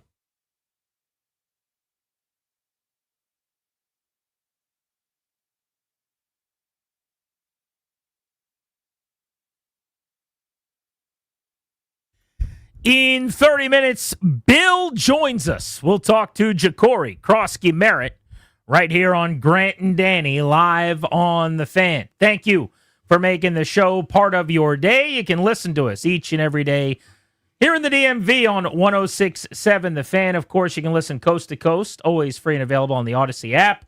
And you can watch us in high definition on the 106.7 The Fan YouTube channel, where the chat is hopping today. Looks like people are having all kind of Commanders debates in our 106.7 The Fan YouTube chat. Bits are flying, accusations are flying, irritation is flying. I'm not even sure who's responding to whom at this point, but it doesn't matter. On the rundown, I put that we needed to react to trade deadline news at 4:30 today. There is no news to react to. I think that in and of itself is a worthwhile discussion. Yeah. But the point of this segment was supposed to have been, let's talk about the couple of small moves that they made, but there were no small moves. So the question is why? And that's the question I want to pose for you guys on the phones right now. At 800-636-1067, 800-636-1067. Why did they do nothing? How hard do you think Adam Peters worked the phones to make a trade? How badly do you think he wanted to sell? I don't mean be a full-on seller like this is the Major League Baseball trade deadline. He's not going to go all New York Jets on you and deal Quinnen Williams and Sauce Gardner like the Jets did today to get not 1 or 2, but 3 first-round picks and a second-round pick and a couple of young players back, one on both sides of the ball. But do you think he was working the phones, making calls, trying to sell, or not? And do you think the reason they didn't make any trade was that they weren't that interested in doing so, or that they just didn't have the ammunition? Because I think it was B. My guess is if Peters had his druthers and had the opportunity to make moves, he would have done it. If Peters could have made trades today and gotten some picks and some value back, he probably would have pulled it off. I just can't believe that no deals were available. I guess that's where I'm starting from. So in general, I would assume that a smart, competent person and a smart, competent front office, which I happen to still think this one is, would have been doing what you just said. The fact that nothing came to fruition, you couldn't get a sixth for Andrew Wilder, you couldn't get a pick swap for a lineman that's not going to play for you this year, tells me they weren't really that interested. And maybe I'm too cynical, maybe I'm too skeptical, but the combination of you don't have a lot of desirable assets, I think that's unequivocal. I think that's obvious, right? I think we start there. Again, that's not as if you've got a field of players that everyone wants to give you multiple first-rounders for. If we just need to agree to some early terms of the conversation, the first one is that they couldn't have really been the Jets because they don't have a Sauce Gardner on their defense. They don't have a Quinnen Williams on their D-line, although Payne is close to that. And, if we're being honest, they're not anywhere near as bad as the Jets. It looks pretty bad right now with all their injuries, but unlike New York, they've got a franchise quarterback that they feel good about, who's a second contract guy here, and the Jets are still looking for their QB and in the mode where until they find one, guys like Gardner and Quinnen Williams are basically wasting their time and being paid a lot of money to be on a loser team. Right, and so my view is, I'm assuming Jaden Daniels is out for the year. They may not assume that, but that's my assumption. And I use that as an opportunity to really kickstart this thing. And they didn't see it that way. That's how I'm viewing it. Again, we'll never know unless, again, what I would love is a report of some kind or a leak of some kind that says, nothing was really available for Washington in terms of good value. They're not just here to give players away. Some sort of reassurance that, trust us, we were trying our damnedest to get some value for some of these guys that aren't part of the long-term plans here. Which, by the way, there are dozens, because that's the route they went. They went veteran Victor over everything else to try to win right now, which I got. Now you pivot, and they didn't pivot. So that's the fact that nothing was done at all makes me think it wasn't that much of a priority for them. Look, if you wanted to trade Daron Payne for a 5 or a 6, I'm sure you could have done that. Yeah. They don't want to do that. And in the case of guys like him and Laramie Tunsil, who, if you do nothing, will be on the roster next year, you shouldn't do that. They're not as bad as their record. They're going to have a much easier, probably last place-ish type schedule next year. And all the things that worked against them going into this season will work for them again next year. So I am pro keeping Payne. I am absolutely pro keeping Tunsil, because had you have flipped him after giving up what they did this offseason, that deal, like Lattimore, ends up being a disaster. Would be a rotten egg, yeah. There's no reason to move one that's worked and been good into the loss pile by yourself today just by making a trade. So that makes sense. But yeah, I'm a little surprised that like Von Miller's not in Buffalo with the Bills, or in Cincinnati with the Bengals, or with the Chargers or something. That would be the type of move that would have made some sense. I do think they tried, and I just don't think they had the right types of players and could get anything for the players that were actually worth moving. That's my guess. Let's go to Saman in Richmond. Why don't you think they made a trade at the deadline that passed a half hour ago? So we're so accustomed to seeing notifications pop up, transactions coming across ticker symbols to get us closure on feeling that some kind of deal was made. But I have all faith in AP based on what we've seen in the past and some, during draft day, what the action they took last year. I'm sure he picked up the phone, tried to make some phone calls, see what was available. And I don't see we have anything much to offer. So, it's kind of like what you said, then we probably stay par for the course with all of the big splashes we made last year. And, he doesn't have as much of a short leash being a new GM, so we're probably going to ride it out. Thank you, buddy. Yeah, I mean, here's my working theory, that they are so all in on this, we're gonna value culture above all else, that we can't even sacrifice that during this lost season. Because if you start selling players off for future picks for guys that won't be here, that some of the young guys that you're trying to raise in this good environment might suffer because of that. And I really do believe that's kind of their true north, is this thing that they're trying to build and show everybody this is who we are all the time. And I think sometimes that rhetoric gets in the way of cutthroat GMing, which would be much easier for me coming in as a consultant type guy on the outside. It's possible, but you hear that stuff from Dan Quinn, and that's all DQ stuff more than Peter's stuff in terms of what we see it. Now, maybe they are on the same page on a lot of things. But again, I think this is where you've got a separation of church and state a little bit, where that's the Dan Quinn way. Spin the hat backwards. Let's give you the slogans. Let's go get them, win one for the skipper, and we're all moving in the same direction, culture. I think Adam Peters is going to make the tough decisions when he has to. That last caller makes an interesting point, too. I would say he is an aggressive executive based on what we've seen. The Lattimore deal last year hasn't worked. Super aggressive. It's aggressive, Tunsil. The Laramie Tunsil deal this offseason was a huge splash. That's a big swing. I mean, they have absolutely done some moving and shaking here from the front office perspective that we wouldn't have anticipated. And they don't stand pat a whole lot in the draft. They've moved picks. They've moved around the board. They're making calls and dealing with Howie Roseman and the Eagles to navigate the second round a couple years ago. It's not like he hasn't liked working the phones. Let's go to Mike in Gaithersburg. What's up, Mike? Hey, first of all, I just want to say I'm a Colts fan, and I'm absolutely thrilled with the move that we made today. That must be nice. Yeah, you gave up a lot, by the way. Winning a bunch of games and getting a marquee corner must be fun. 2 1s and A.D. Mitchell, but you get one of the better corners in the league if you can get him back to his form in his first 2 seasons. Yeah, I mean, I'd say that this kind of compares a little bit to the Champ Bailey-Clinton Portis trade. You're getting an all-pro corner, and, I mean, we gave up a guy who fumbled out the back of the end zone and caused us to lose 1 game. It's funny that that's Now- his entire legacy. That's the kind of career he's had, basically, as an early pick. But yeah, everyone today is like, they traded the guy that fumbled out of the end zone. Not that he's the first player to do it, but that's way less significant than the 2 first-round picks are a big deal. Oh, absolutely. But as far as the Commanders, I mean, I think it's just really an issue with there's not a lot of young talent on the team because, you know, the Commanders have gotten rid of everybody who Rivera had drafted for the most part. So, I mean, you still have to build and field a team, and nobody's going to take a bite on a Bobby Wagner who has to cover wheel routes by himself, or Frankie Louvu, who is suspended right now. I just don't think that there's a huge upside to moving any of these people. So I think that's why nobody would really bite, and the Commanders couldn't find a partner. I wonder if this is another area where they were decimated by injury. I don't know that like Lattimore would have had value, but you just think about all the guys that are hurt, whether it's Eckler or Dietrich Wise, Lattimore, Terry McLaurin. Would there have been a different set of options for them if they had a healthy deck of cards here? That's very possible. If Debo hasn't been missing practices for a few weeks with a heel, would you be able possibly to have moved one of those players? I don't know.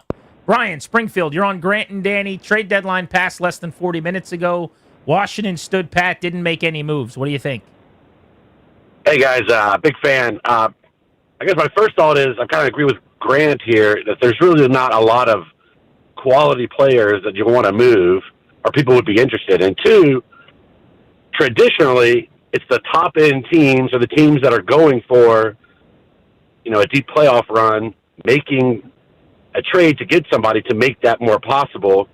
And then the teams that are really bad record are looking to move to get draft picks to rebuild in the future. If you're in the middle or your record is 4-4, you're not overly motivated to move or overly motivated to get rid of someone. So you're kind of just stuck in the middle. That's my thought. Well, and we saw that a million times over with the dumb Wizards and the Atlanta Hawks for so many years, like just fighting for that 7 seed and just sort of, you know, the hamster wheel to nowhere. I guess the point that I've been trying to make that maybe folks don't agree, when you've just lost by a combined 60-some points over 3 weeks that nobody has done in half a decade, that your organization hasn't done in 20-some years, you're not part of the middle of the pack anymore. You're down at the bottom. You're the dregs. Whether you want to be or not, you are. And your quarterback, the whole reason for all of these exercises, aka like if he was going to play again in a couple of weeks, I'd go, yeah, I need to keep everyone around him to make sure that he's got people to throw to and his development is paramount. There's no developing. There's only rehabbing. So to me, it's fire sale time, and it didn't seem to be that way for them. He's Danny. I'm Grant. You're locked into the Fan. The question for you on the phones today at 800-636-1067, are you surprised the Commanders didn't make a trade? And if you were Adam Peters, what would you have tried to have gotten done that he wasn't able to as of 39 minutes ago when the deadline came and went? You're listening to the Fan.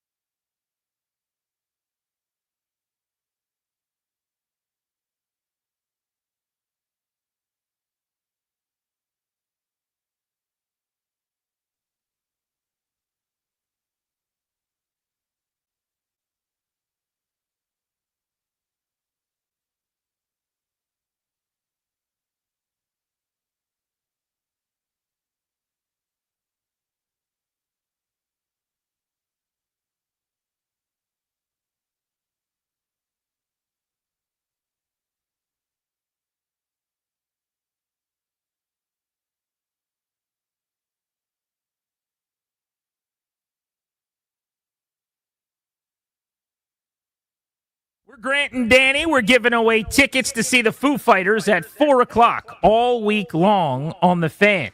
Every day, 2 to 6:30. Nobody talks more Commanders than we do. Thank you for making the show part of your afternoon. You can watch us if you'd like on the high-definition YouTube stream. And, of course, we're available and free every day on the Odyssey app, coast to coast. 4 p.m. NFL trade deadline. There was a bounty of moves, some blockbuster deals. Washington didn't get in on the party, but the Jets had themselves a sell-off. Sauce Gardner, you're an Indianapolis Colt. Quinnen Williams, you're a Dallas Cowboy. The Jets getting 3 ones, a 2, and 2 players back as a whole. Rashid Shaheed goes from the Saints to the Seahawks, the speedy wideout, going to team up with Jackson Smith and Jigba to help out Sam Darnold and that Seattle offense that we just saw take belt to booty here in D.C., Danny.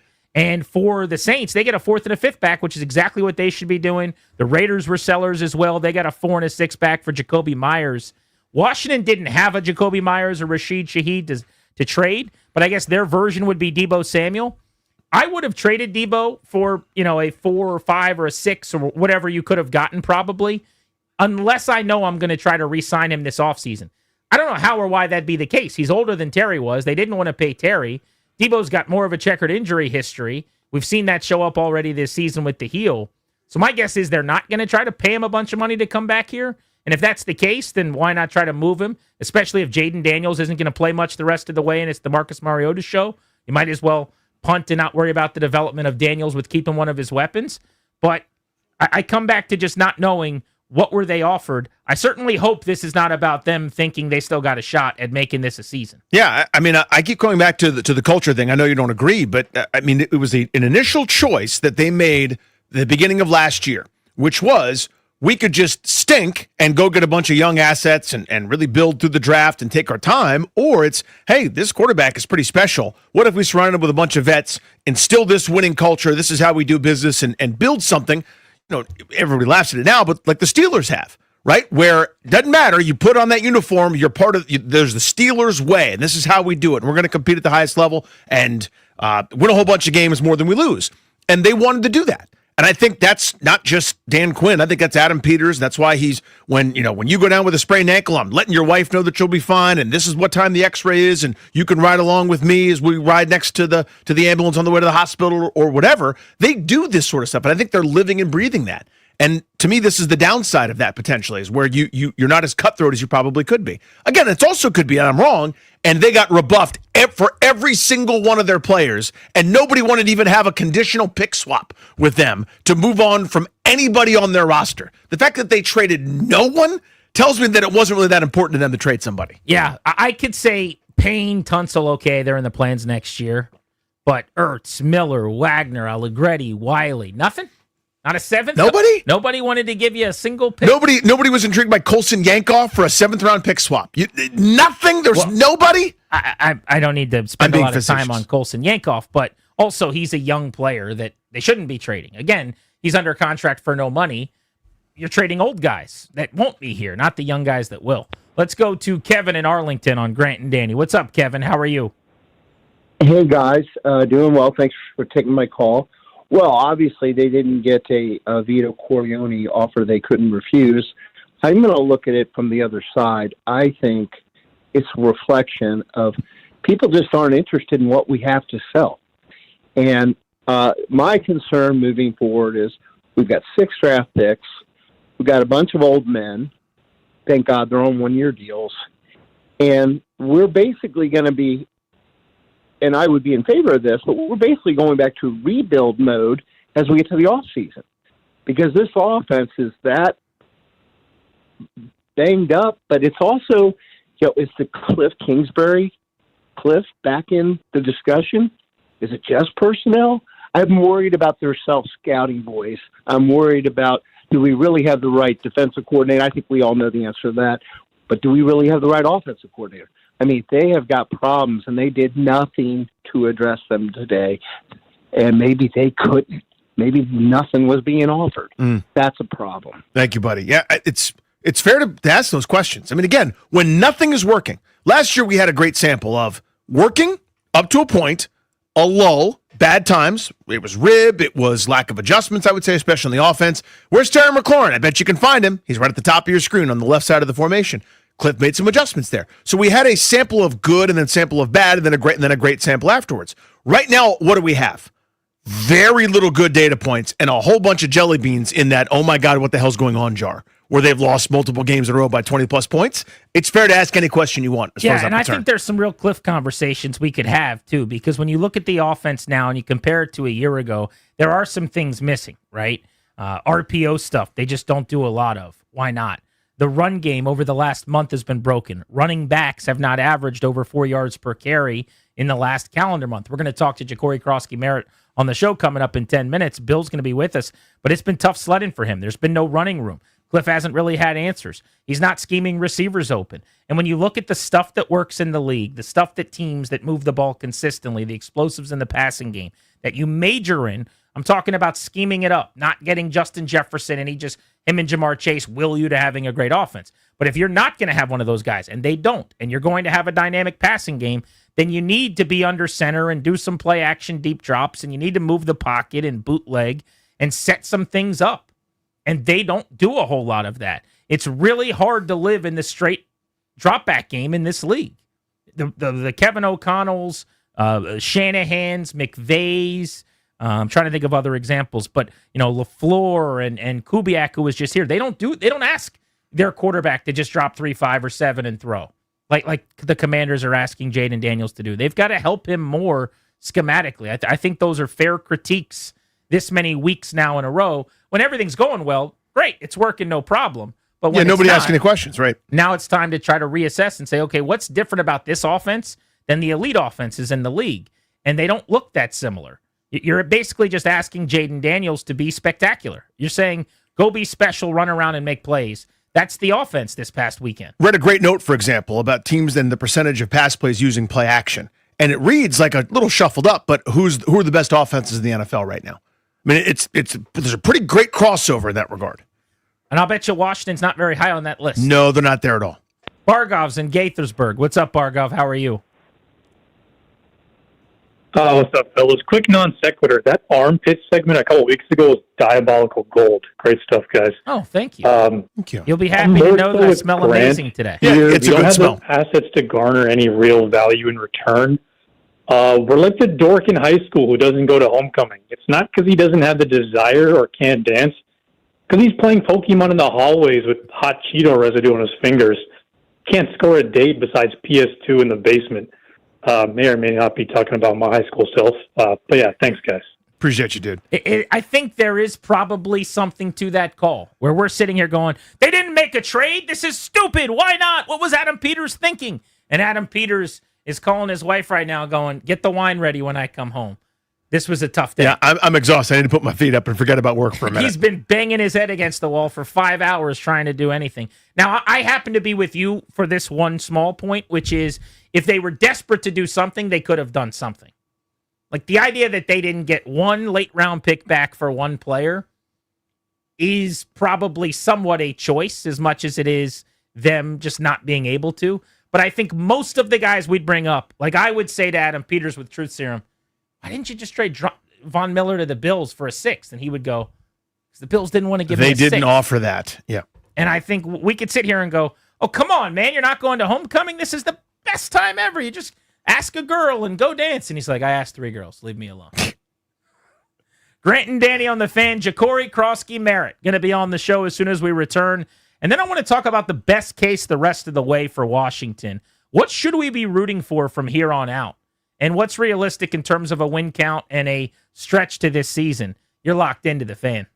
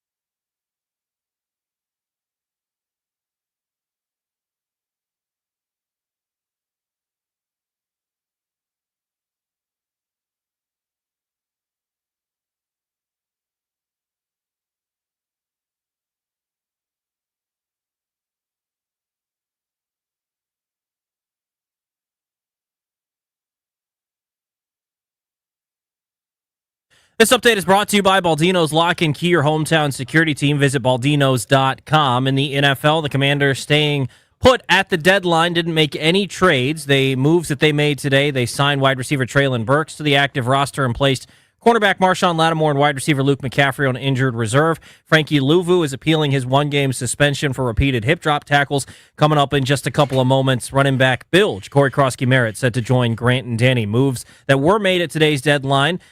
Cornerback Sauce Gardner going from the Jets to the Colts for 2 ones, and wide receiver A.D. Mitchell. The Cowboys made multiple trades, acquiring Jets defensive tackle Quinnen Williams and also Bengals linebacker Logan Wilson. A couple of wide receivers were traded as well. Rashid Shaheed going to the Seahawks and Jacoby Myers going to the Jaguars.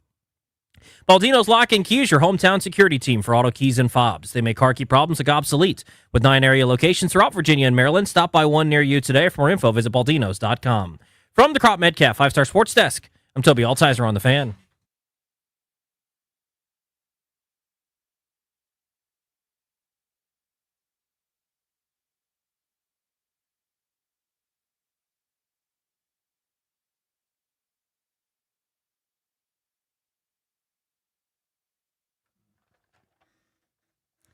The show is exclusively sponsored by the law firm Condori and Murad. Estate planning, elder law, real estate transactions, probate administration. Their attorneys are always there to protect you and your family's assets. Schedule a free consultation with their team today at kmlawyers.com. Be sure to tell them we sent you. That's kmlawyers.com. Every week at 5 p.m. on Tuesdays, we've got Ja'Cory Krosky-Merritt on the show.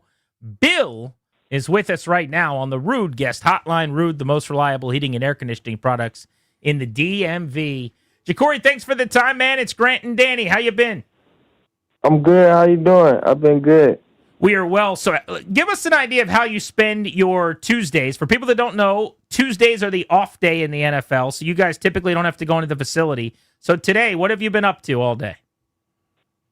So today, we're off, but I still got up early, went and got me a lift in, and just to move my body. And today did some community service, and I've pretty much been chilling ever since. So I had a productive day at the beginning, and then I just calmed it down towards the end. Yeah, that's well deserved, my friend. What were you doing in the community, man? Tell people what you were up to. We was helping feed people at the homeless shelter. So just passing out food, washing clothes, and just hanging out. Is that something you do every week? Because I didn't know about that. Obviously, you're not doing it. What's that? It was the event that the rookies had. Okay, so all the rookies went over there. That's great, man. That's awesome. Mm-hmm. You mentioned getting a lift. Do you go to the facility for that, or do you lift at your house, or do you go to the gym? What do you do? Just go to the facility. And are a lot of guys in there lifting on an off day still, or is it just you and a few others? Yeah, it's a lot of guys come in just to move their bodies. How different is it? Oh, sorry, Ja'Cory, I didn't mean to cut you off. But how different is it when you're I don't want to say you're used to it, but you're playing at 1 o'clock in the afternoon, and then the schedule's a little bit different. You play that primetime game or a nighttime game. How different is that to kind of get yourself ready, get your body ready, and then the recovery? How different is it? It's definitely different. You just have to, we have 1 p.m. games. You get up, and it's basically you eat breakfast, and it's time to go play football. But night games, you have to, stretch things out. You have to wait a little bit longer. You have more time at the hotel, so you just have to, be a lot more calmer and focus until it's time to play, which is at nighttime. So it's a big difference. Ja'Cory Krosky-Merritt is with us on Grant and Danny. We're joined by Bill every Tuesday at 5 p.m. Bill, really tough injury for Jayden Daniels. This past weekend, he's trying to score. He gets tackled, elbow dislocation. We're still awaiting word on how long he'll be out.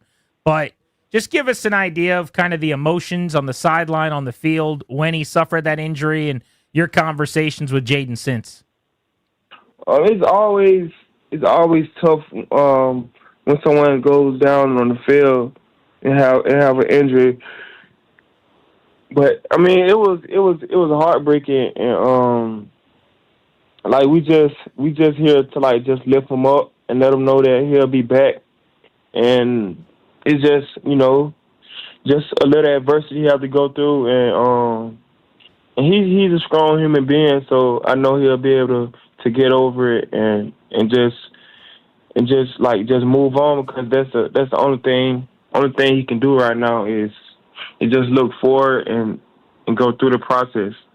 What's it like on the field and on the sideline when any teammate, kind of goes down with that kind of injury, and then once they're off, it's like, okay, now we got to go to the next play. How hard is that to kind of mentally lock back in?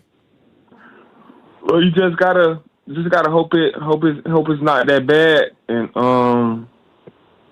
just pray that he'll be able to pray that somebody, whoever the injury is having to, like, can be back out there. But like, yeah, it's kind of weird just having to move on and knowing that someone's like hurt really bad, and like just try to act like nothing happened, like especially like just going to the next play. But I mean that's how it is. Like, I mean we can't like just end the whole game. You just got to keep going. It's definitely weird though. Yeah, you could tell the oxygen and it just sucked out of the whole stadium. I mean, fans, the whole demeanor changes, especially with somebody like Jaden. Not to make light of all the other injuries, but it's just so much different when it's a guy who everybody's rocking the jersey. Bill, how about it's 4 straight losses now, and the last three of them have been by 20 or more. So this is not an easy thing for a team to go through. I mean, this has been a really rough stretch. How is the demeanor? Can you tell around the guys in the locker room like that things are going badly, and what kind of confidence do you have that you guys are close to getting out of this? We definitely know things are going how we wanted to. I mean, that's very obviously, but I mean, this is the time that we gotta stick together the most, and I feel like that's what's going on. Because if we don't, it's just gonna be worse than what it is. We just got to stop the bleeding and just go forward, because it can be way worse. Like we can just stop caring now, and it'd be 100 times worse than what it is right now. So I feel like guys in the locker rooms definitely know, like we can't give up now just because things aren't going our way. We still got a lot of fight, and we got 8 more guaranteed games. So it's just going to show how much heart we have, and I know we have a lot of it. Bill, it's your first go around here as a rookie. The trade deadline came and went. What's that like? Just sort of leading up to it, where I'm sure you guys you got Twitter or whatever, and there are rumors that are always kind of flying around. What was your first trade deadline like? No moves are made. The group that you've gotten to know in your room or in the locker room rather is the same group. But what was your first trade deadline like? I honestly don't. I try to stay off Twitter right now, and I honestly don't know nothing about the trade deadline. I really don't know how it works. I'm still learning the business. Yeah. So. Well, I'm glad you weren't paying any attention. Because no one got traded. You guys are good. I hope they didn't trade Cousin, Bill. Nah, Cousin, he's right here. Okay, good. So he didn't get traded. How mad was he? You said he was mad about the Chiefs game. He must have been really mad about the Seahawks game. Hey, I haven't changed. No, but Cousin, after the Seahawks game, what was his reaction when you got home? Just act like he didn't see me. Ignored you like a cat. Oh no! Yeah. I mean, Cousin's he's gonna be like the crazy guy on the news that like doesn't shave his beard until y'all win. Cousin's not gonna cuddle with you on the couch until you get a touchdown again, Bill. Yeah, I'm definitely starving for the end zone. Let's do it this weekend. Starving for the end zone. I'm starving for everything. All right, Detroit. How about a 2-touchdown game from Ja'Cory Cross? A 2-touchdown game with a win. Just brighten my whole it'll be amazing. And cousin will be giving you licks Yeah, and hanging out. he'll be back with me. That's so great. Dude, you're the best, buddy. Always appreciate the time, man. We'll talk to you next week, okay? All right, appreciate you. Thank you, Bill. See Be you, bud. good. There's Ja'Cory Krosky Merritt with us on Grant and Danny here on The Fan. Cousin sitting beside him there, side-eyeing him as he's doing the interview. See, he act like he didn't see me. I was like, can you imagine you come home and your dog's going, nope, not you. Turn it away. What is the best case scenario for the Commanders the rest of the way? That's what I want to get into on Grant and Danny. And what should we even be rooting for? It's been a long time since we've been in this spot where right now they have the 10th pick in the draft. This is a team that does have a bunch of needs and that is short on draft pick compensation. So while I'd love to sit there at number 9, which is officially where they are as of last night with the Cardinals getting a win, and maybe take one of the great edge rushers or the great skill position players in this draft, because you don't have a second-round pick, because you don't have a fourth-round pick, because you only have one pick in the third round, you haven't added any, maybe you're a perfect candidate to trade down and to add a bunch of picks. And Danny, if that's the case, you know what would be best is to have the 7th pick or the 5th pick. Now, I'm not sitting here saying anybody should be advocating for them not winning as many games as possible as a fan. That's not what fans do. But especially if Jaden Daniels is not healthy and not playing, and if Marcus Mariota is out there, and with so many of the really important players on the team already injured, it makes it a little bit easier to care less about the results and more about the process. Yeah, it's pretty easy for me. I'm really good at this. I've got a lot of practice. I root individually for the development of Trey Amos. I root individually for more playing time. Let's outsnap Sheldon Day this week, Johnny Newton. I root for Ja'Cory Krosky Merritt, who just joined us. Young players who are going to be here, I care about. I do not care about the production of guys that will or will that will not be here when this group hopefully is good. I want them to lose the rest of their games. That's the best scenario. So you're already there. Oh, yeah, right now. See, I'm not there yet. I'll get there when they're eliminated and when this thing officially goes sideways. Or, secondary, we find out that Jaden Daniels is out for the year. Because if Daniels is out for the year, the chance that you're going to have some renaissance led by Marcus Mariota is very, very slim. And while you're no longer really a championship caliber team because Daniels can't put you on his back at Tampa or at Detroit or whatever at that point, and I do think Marcus does some things really well. He's better than Jaden at read option because he's one of the best in the league at read option. His quick game abilities, I think, accentuate that part of their offense pretty well. But there's just things that he can't do that Daniels can do. There's a reason one went 2nd overall recently in Daniels, and the other, a former number 2 overall pick and Heisman Trophy winner, has bounced around as a backup the last several years. So if Jaden isn't coming back, then it's over anyway. But otherwise, I'm still a couple weeks away from tank mode, so to speak. But I guess secondarily what I'm wondering is, what people want. You're saying lose all the games, whatever, that's fine. I'm wondering what is the best case scenario for the rest of their season as far as wins look like. What is the best case scenario for them? Not, it's better for them if they lose. How good could they be the rest of the way, especially if Daniels isn't playing? Well, so I wanted to play that out with you for a second. And I'm going to answer your first question also. When is Daniels coming back, if he's coming back at all? It's not like in 2 weeks, right? I would imagine if he comes back, and I don't think he's going to, but I don't know anything yet, I would think that he would be back for 3 or so games. Right. And so what it implies is, okay, if there's meaningful football to be played when Daniels is back, it means they'd have to bank a whole bunch of wins starting right now this minute. Mariota's about to pull off the Todd Collins 4-game run. Yeah, and play markedly better than they have in more than a month and get to the point where they've still only, they've won a bunch of games and only have, 6 or 7 or 6 number of losses. Because you have no more ground that you can give away in a crowded NFC. They won't be completely mathematically eliminated in a couple of weeks, but they might as well be all but eliminated. You drop 2 more games, you're not going to the postseason. I don't care who's quarterbacking.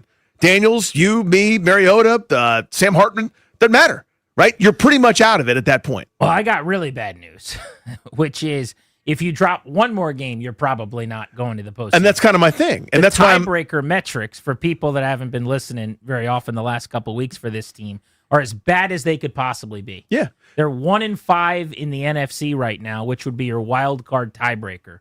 So if you lose another game in the conference, that's Detroit, Minnesota, and then your divisional games with the Giants, 2 Eagles, and the Cowboys. You can't win a tiebreaker based on recency of the last few years at 10-7. That resume wouldn't get you in via tiebreaker. Yeah, and the NFC's crowded like it was last year. Seattle 5-5 in the NFC with a 10-7 record didn't make the postseason, and I suspect something like that's going to happen again. So that's kind of my view on it. Now to your question that you asked about what's their ceiling, and just to finish that off real quick, I would say to kind of give you my timeline on when I'm now in the mode of process. I'm always process over results, but like results just don't matter at all, and it's actually better if you're not winning. Probably after the bye. For all those people that spent their money to go see them in Madrid, let's get them a win against Miami. Ideally, you rip off one against the Lions, one against the Dolphins. I don't think they beat Detroit, and you're 5-6, and now you can go have a season. But I think if you lose to Detroit, after that Miami game out of the bye for the final 6 weeks is when I'm going. Each win here that costs you draft position gets you less back when you trade back, which I think is how they might recoup. Because I think that could end up being a real blessing in disguise. If you stub your toe this year, have a very high pick, you can trade for even multiple times to trade down. And instead of making the least picks in the league like last year or having the lowest pick total through 4 rounds right now this year in the NFL draft, you could change that number considerably. and that would be the formula to me. I mean, again, they were given the gift a couple years ago in the Chase Young year where they could have taken a quarterback or traded back, which they should have done, or taken a quarterback. They did neither, and that player doesn't play here anymore. You could stub your toe into that again. I don't think you're getting the second pick. I think there are too many bodies to climb over in that regard. But again, that's kind of that's where the eye line should be. Not let's rally and have something and see if we can do something incredible and get back to the postseason or get back to relevance. The eye line should be the opposite direction as you've lost by 60-some points over the last few weeks. But what their ceiling is, it's so hard for me to say it's anything other than a win or two, not because of any factor other than they've played so unbelievably poorly and been so uncompetitive with so little counterpunch, with so little. It's not an effort thing. If this was just an Albert Haynesworth lay down in the field and Andre Carter's jumping over you, you'd go, all right, they could fix that by benching somebody and putting in someone with guts. This isn't a guts thing. This is trying right now. Yeah, this is I have no punches. Both of my hands don't work. Yours do. I'm getting bludgeoned. I can't swing back at you. Right? I'm paralyzed from the shoulders down on both arms. That's what it looks like. I don't know where the turnaround comes from. I really don't. Yeah, I come back to the fact that they're not losing. They're getting blown out. Yeah. And multiple guys hurt each week. They're not losing. They're getting eviscerated while losing more and more important players to injuries. They lost by 22 to Dallas, 21 to Kansas City, and 24 to Seattle. The last time that happened in this league was 2020 with the Jaguars. You're talking about 3 straight losses by that big a margin.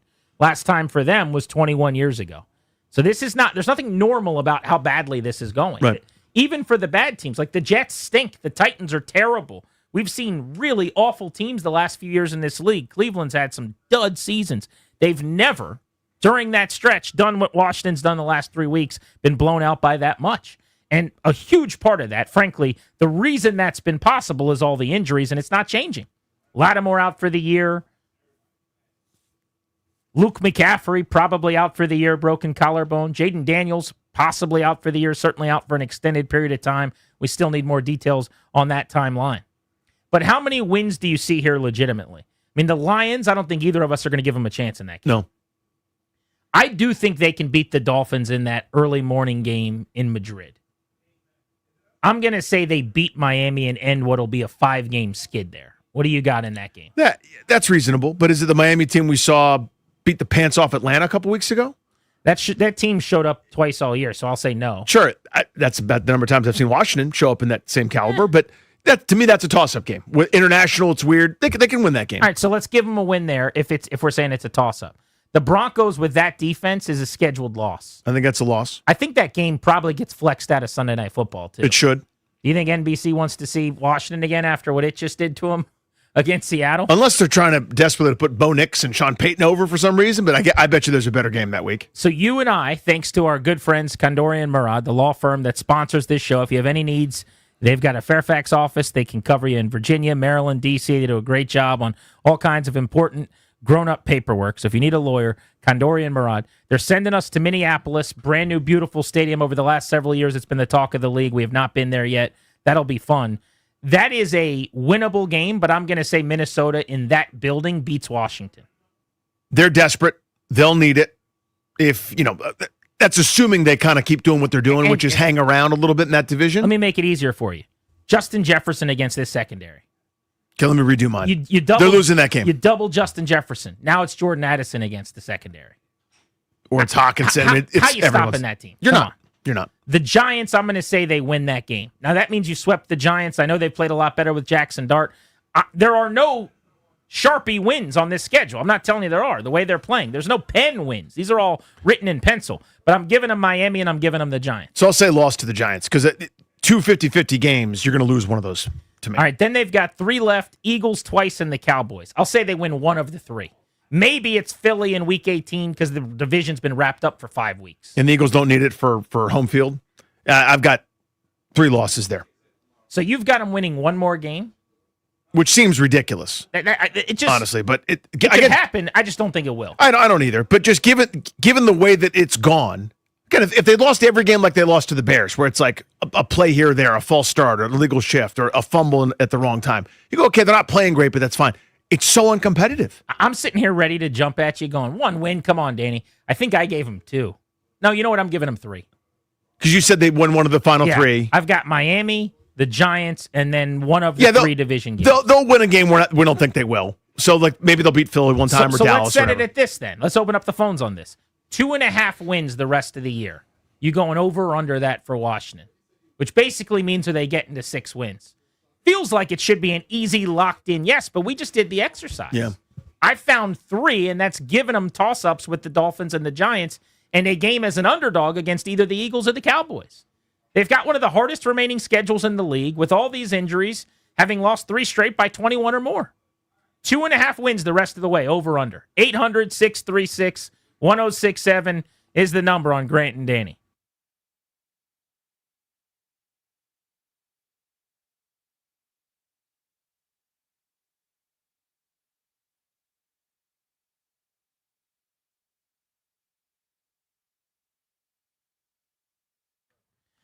Hey guys, it's GP for the FanDuel Sportsbook. You know I love FanDuel. FanDuel's an official sportsbook of 1067 The Fan, and they're putting you in control right from NBA tip-off because every day to start the season, you get to choose your reward. So take your shot with a profit boost. Play it cool with a no-sweat bet, or you can get a little back with a bet-back token. You choose your reward. So make your pick, get in the game, and play it your way. If you're like me and the Wizards are playing, you're hitting overs pretty heavily. FanDuel.com/GP. Promo code is GP. That's FanDuel.com/GP to make your choice at FanDuel.com. Must be 21, present in Virginia, opt-in required. Rewards are non-withdrawable. Restrictions apply, including bonus and token expiration, leg requirements, and max wager amount. See terms at sportsbook.fanduel.com. Gambling problem?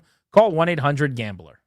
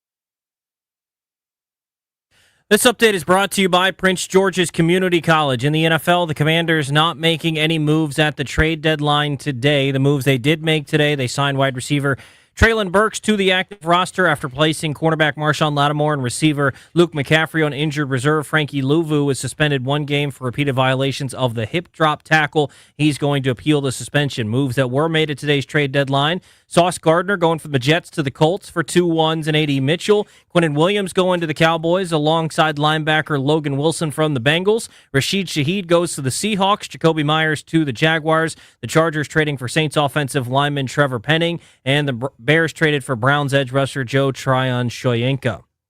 Not your path? Fast track your career instead. Continuing Education offers in-demand, fast-paced job training. Train for tomorrow's jobs today at pgcc.edu. Register now. From the Crop Metcalf 5-Star Sports Desk, I'm Toby Altizer on The Fan.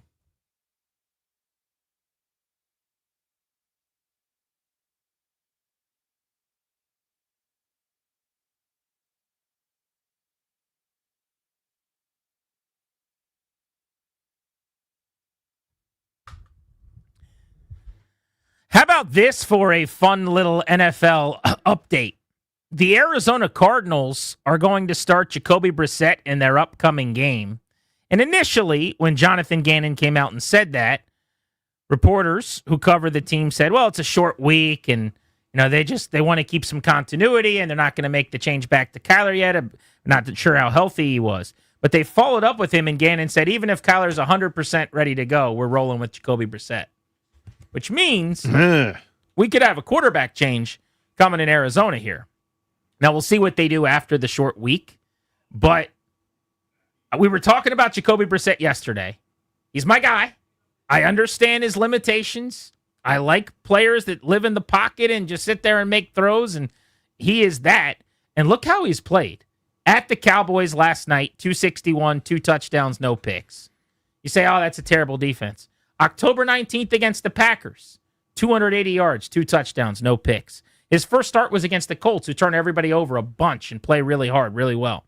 320 yards, 2 touchdowns, 1 pick. So on the year now, he's completing 65% of his passes with 6 touchdowns and 1 interception.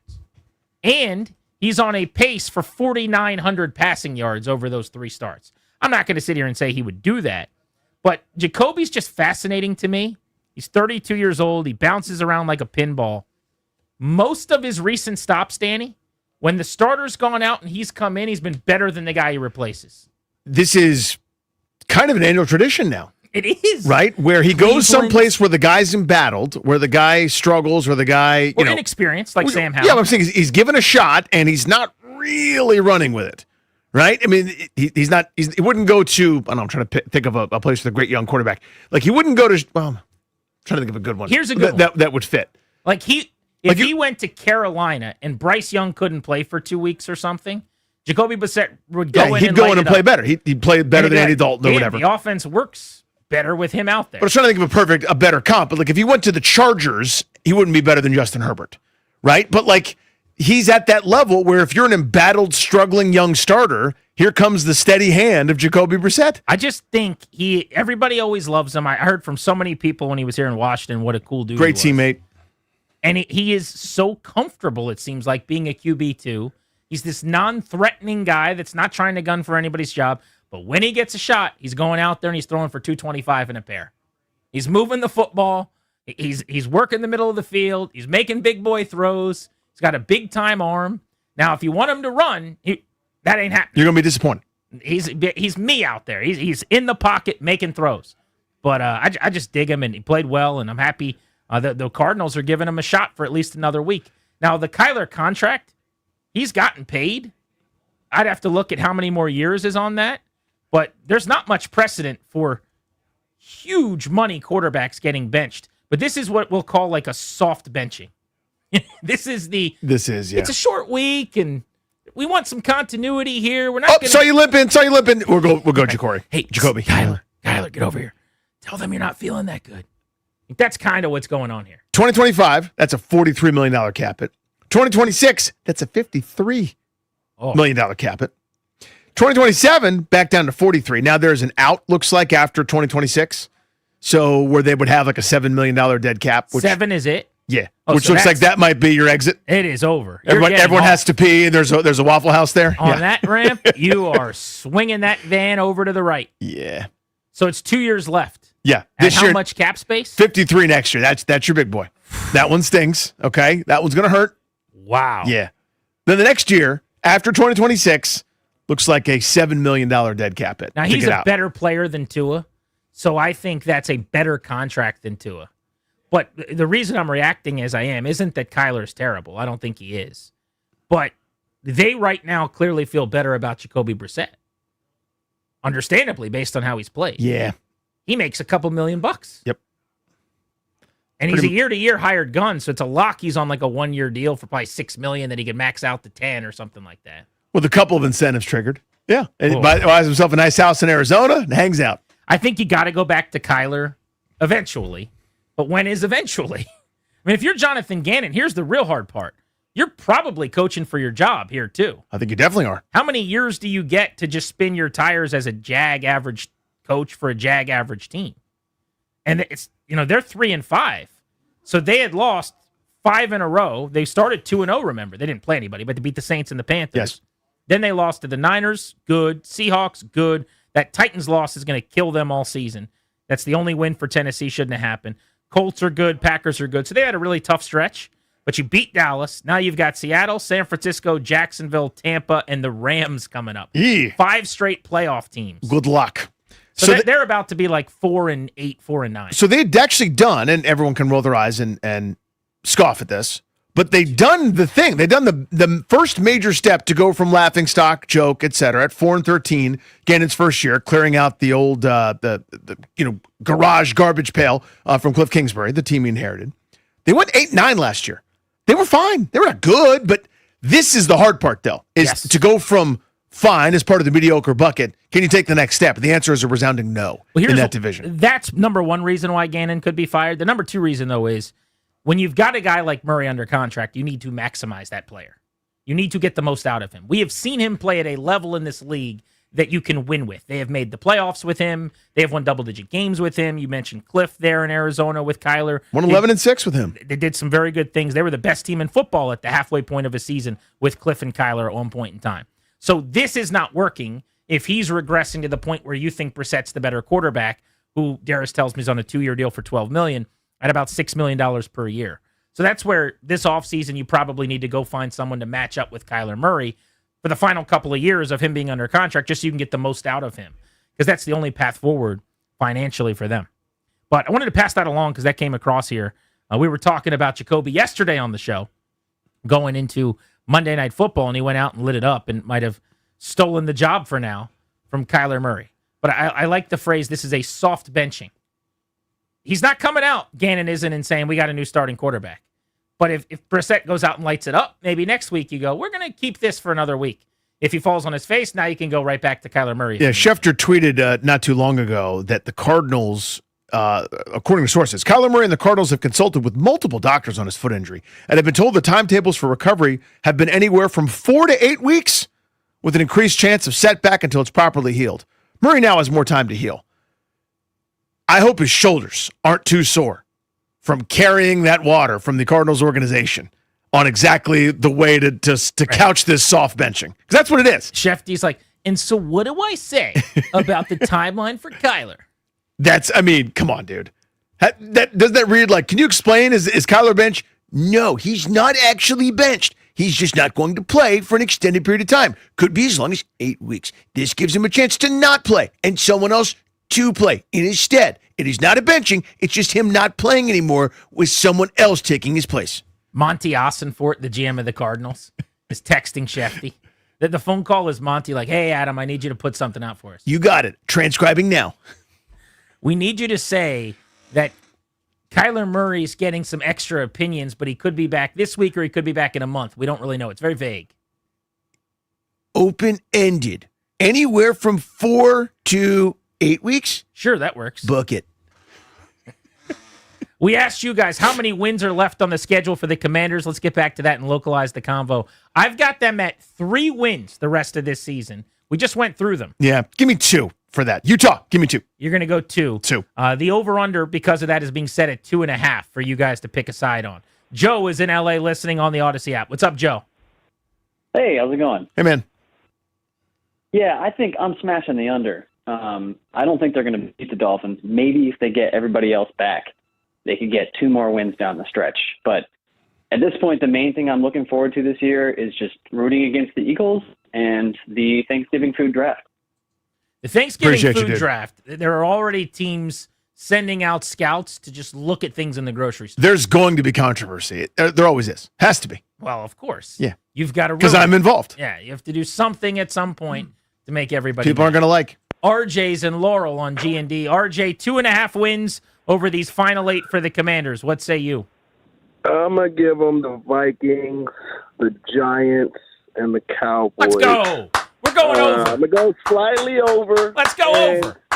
And I'm going to say also, man, I think we need to bring in like a witch doctor or something. Ever since that fumble against the Bears, that's when the S show performances really began. So, like, it's been amazing. But I'm going to go with 3 wins and just hope Dan Quinn can just get the defense to play with energy the way they did against the Chiefs in the first half. I don't know what happened after that, but they looked like they were playing with some energy, so we'll see. That's what should be happening, by the way. Not the energy part, which is obvious and I think is happening to some extent.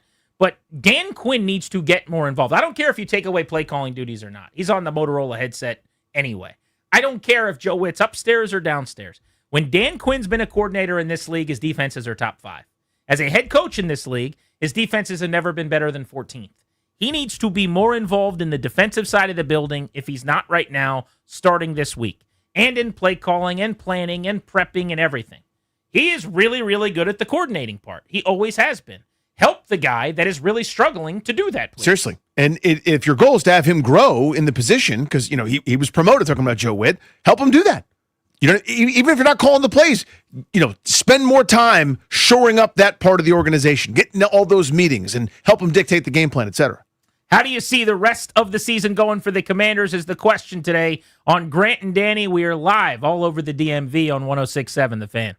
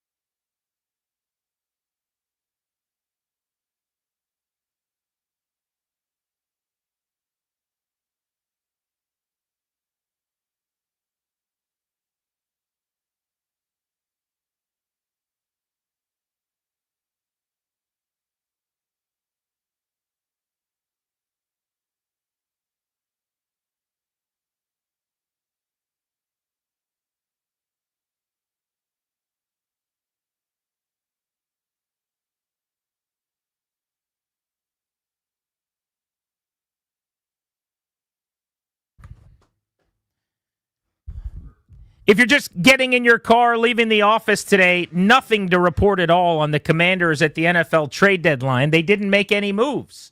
There were moves today in the National Football League. The deadline came and went an hour and 48 minutes ago, right at 4 o'clock. Here's a quick lay of the land of some of the blockbuster deals that went down. The Indianapolis Colts may have been the big winners in terms of talent added. Corner Sauce Gardner, a two-time All-Pro, who is 25 years old, former fourth pick in 2022, having his worst coverage season via PFF, but still a Pro Bowl caliber player with a chance to be an elite corner, goes to Indianapolis. They gave up 2 ones and a wide receiver, Adonai Mitchell, back to the New York Jets in that trade. That is a blockbuster deal. Shout out to the old video store that I miss so dearly, going on Friday nights and perusing the aisles until I could find the perfect DVD. But yeah, Colts are going for it, man, and rightfully so. They have the best record in football, and after last week's kind of messy, weird loss, that's where they felt they were weakest. They upgraded with a star. They were not the only team to benefit from the Jets' fire sale. The Cowboys brought back Quinnen Williams in a swap. The big defensive tackle has been to 4 Pro Bowls. Could be on his way to another one this season. The Jets get a second-round pick this year and a first-round pick next year. Also, a defensive lineman as part of a rotation in the deal in return. So they got 2 ones and a 2 while giving up their 2 best defensive players, Sauce Gardner and Quinnen Williams today. The Cowboys also brought in linebacker Logan Wilson for a 7th-round pick from the Cincinnati Bengals. Logan Wilson's 29, a 6th-year veteran. The Bengals, his entire career, 3rd-round pick out of Wyoming, 65th overall. 4 100-tackle seasons in a row. He had a 135-tackle season, the only time he's ever played in all 17 games. They need help at linebacker. He provides it. That defense, worst in the league, maybe. Got a great defensive tackle and a really good linebacker today. I don't know if Jerry knows that they're not making the playoffs, that they lost last night, that they're on the outside looking in the hunt graphic. But if he feels like these are moves for the future, they got better defensively. And for the Jets, 1st-round pick in 2026, theirs. 1st-round pick in 2026, the Colts. 2nd-round pick, their own 2nd-round pick, Dallas. 2027, their own 1st-rounder, Dallas's 1st-rounder, and the Colts' 1st-rounder. That's how you reboot. They need to, man. And yeah, again. really bad, and they don't have a quarterback. Seahawks are bringing in wide receiver Rashid Shaheed. We just saw Seattle. Jackson Smith-Njigba's leading the NFL in receiving. He's been great coming off of a 100-yard half against Washington. Torrey Horton, their rookie from Colorado State's very talented as well. But outside of Smith-Njigba, they don't have a whole lot of receiver. He's leading the NFL in target share, percentage of yards by one player in a passing game. Shaheed's going to change that. 4th and 5th round picks back to New Orleans. Rashid Shaheed is 27, been in the league for 4 years. He's on his way to shattering personal highs in targets, catches, and yards. 44 catches for $499 this season. They're using him differently. He's been like a one-trick pony deep player in his career. He's one of the fastest players in the league. Yep. 11.3 yards per catch this year, distantly worst in the 4 years because he's kind of running a lot more routes, honestly, doing some underneath stuff as well. I love this deal for Seattle. The other team that added a receiver that's going to help them a ton, the Jaguars, an AFC wildcard hopeful. Jacksonville's bringing Jacoby Myers aboard from the Raiders. Vegas netting a 4th and a 6th back from Jacksonville in the deal. Liam Cohen did great things with that Tampa Bay offense. He's been lacking receiver talent. Travis Hunter is hurt. Brian Thomas Jr., for whatever reason, is in a rut this season. They can't really get him going. Enter Jacoby Myers in Jacksonville. Yeah, one of those slept-on, possession receivers. Nothing sexy there. I think he's always been a little bit better than his surrounding cast, right? He's been in a couple bad offenses with bad quarterbacks and bad situations, etc. To me, that Seattle move, though, that's the move. That's exactly right. With all due respect to what Shaheed's developed, you're going deep for me. You're going deep for me a lot. You're taking pressure off number 11. Sam Darnold can sling it down that way. You might get a go ball a week or two, but you're going to run a lot, man. Get your cardio in. If this week's any indication, they can hold up in protection, too. They'll be just fine. Buy some time for him to get down the field. So there was the big moves that took place today, the NFL trade deadline. The Commanders stood pat, and so now we're looking at the rest of their schedule, trying to see, with this injury-plagued roster and keeping the veterans on board and intact, how many wins do you see for them? We're setting the over-under at 2.5. Sean's in Winchester on the Fan. What's up, Sean? What's going on, guys? Grant, tell Danny he might have to find his earmuffs because I really took a problem to what he was saying about tanking. I'm in myself for the whole Seahawks disaster. There should be no tanking after last year and the highs they got us on. we should. I'm banking on that they win out. That's what I'm hoping for. God bless I don't see that happening, but as a as a Redskins fan, or excuse me, a Commanders fan, for all these years, the only season game I went to was the Schottenheimer LeVar Arrington when they were 0-8, if I'm not mistaken. 0-5. 0-5, yeah. Carolina Panthers overtime win. That was also the Rod Gardner 200-yard game that you were at. They were 0-5. It was week 6 in October. They were down in the game. LeVar picks off a pass, returns it for a touchdown. They take a lead. They win the game on a Rod Gardner deep ball in overtime. The first of 5 straight wins. They finished the season 8-3 in their last 11. And Marty Schottenheimer is immediately fired. Was promptly fired, a decision that would go in a sea of terrible decisions by old Dan Snyder. Yeah, if you don't like losing games to enhance draft stock, then you can't cheer for Jaden Daniels when he comes back.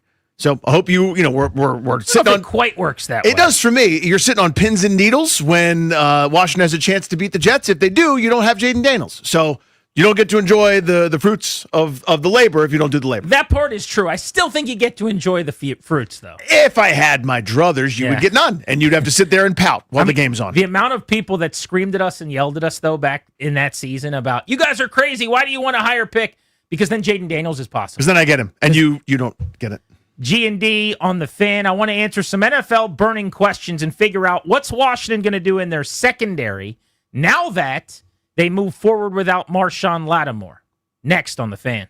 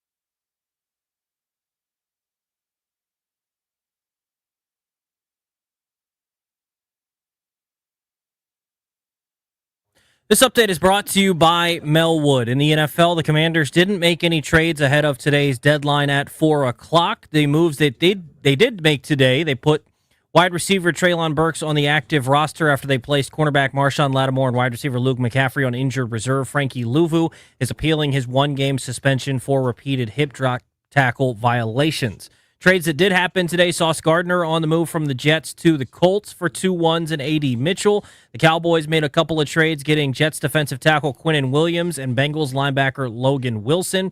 The Seahawks traded for Saints wide receiver Rashid Shaheed, and the Jaguars traded for Raiders wide receiver Jacoby Myers.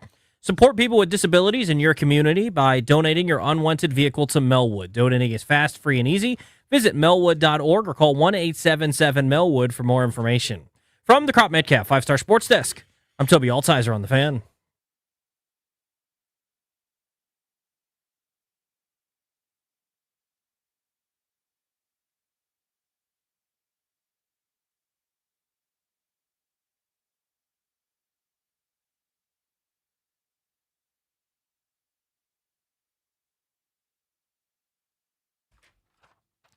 Stretch run of Grant and Danny. We'll take you up to 6:30 tonight on The Fan.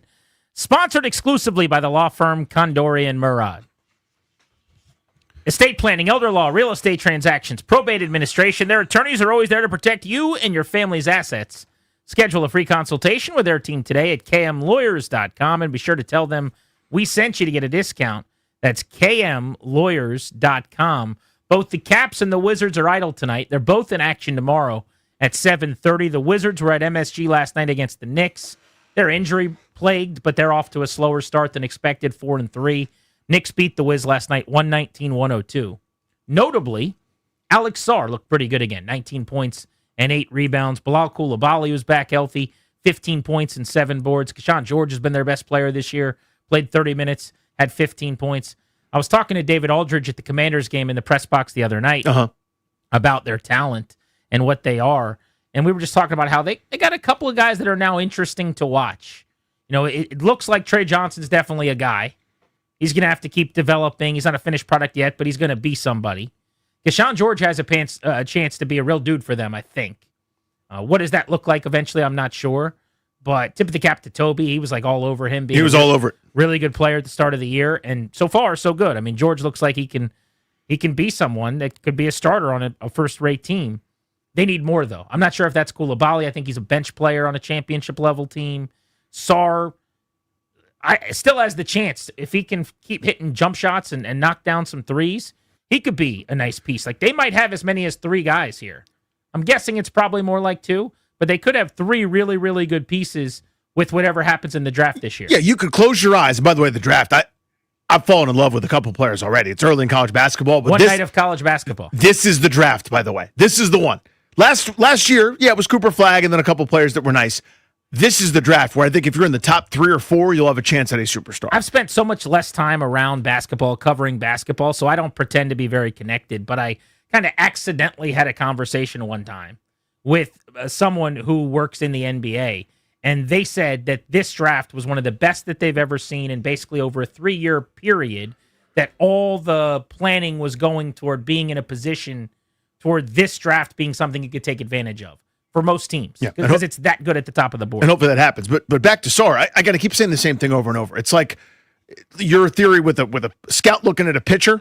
The guy that throws 95 as a high school student. You close your book and you go tell the team you got to draft him. It's the same thing for me with quarterbacks. I see something really, really good and I go, let's all hold off. Let's just pursue it.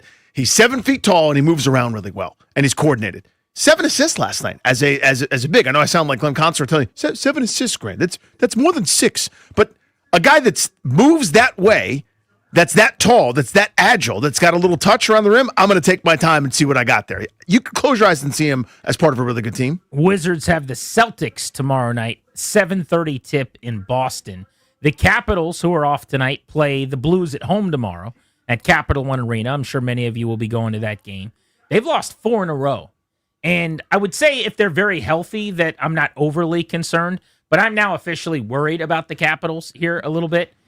Pierre-Luc Dubois is hurt, and yesterday Spencer Carberry said that it's a serious enough injury that he's going to miss extensive time. You know how hockey injuries go, and I still don't know how they get away with this. I think it's absurd. In this era of sports betting and people playing fantasy sports, every other sport has gotten with the times. I'm not exaggerating. In the NFL, we will get emails and texts from PR about Commanders players that show up sick on game day that are getting added to the injury report. Think about that. Like if a guy on a Saturday, the day before a game, has a cold and is getting treatment for it, the league mandates that players say, hey, you got to announce that Daron Payne is designated with the illness. And rightfully so. And rightfully so, right? In hockey, they're going, Pierre-Luc Dubois is going to miss a bunch of time. He's working with something pretty serious, lower body or upper body, whatever half of the body they want to give us. And you can't ask any more questions. But he's got what is a lower body. Don't know if it's a knee, an ankle, what's going on. But he's going to be out for a while. And he might be their best two-way player. Him, Tom Wilson, there's a couple of guys on the short list, but he was their shutdown defender on their line. He's huge. He skates well. That's a big, big loss. So they have dropped 4 in a row to the Senators, to the Stars, to the Islanders, to the Sabres, and they've scored 1 goal in 3 of those 4 games and 3 goals in the other. They're averaging under 2 goals per game during that stretch. They got to get right against the Blues. Then they got a big one against the Penguins in Pittsburgh on Thursday. I'd almost rather them not have penalties committed against them so they don't have to go on the power play.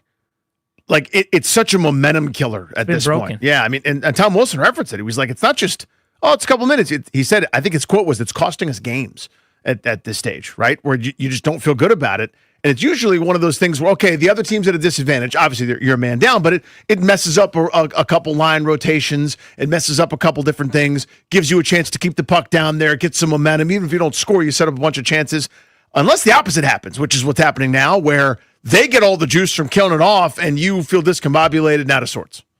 On the Commanders front, no trades today, so the secondary that you've got on paper is going to be the secondary moving forward. And while Marshall Lattimore was a punching bag and struggled and some things weren't going well, he brought something to the defense. There was an attitude with him, a physicality, an ability to play some press coverage at the line of scrimmage and not have to, play as deep off as some of the corners do for them. Are they going to replace him? Yeah, I think you can replace his production. It's a lot of penalties. It's a lot of catches and yards given up. But how do they do that is the question.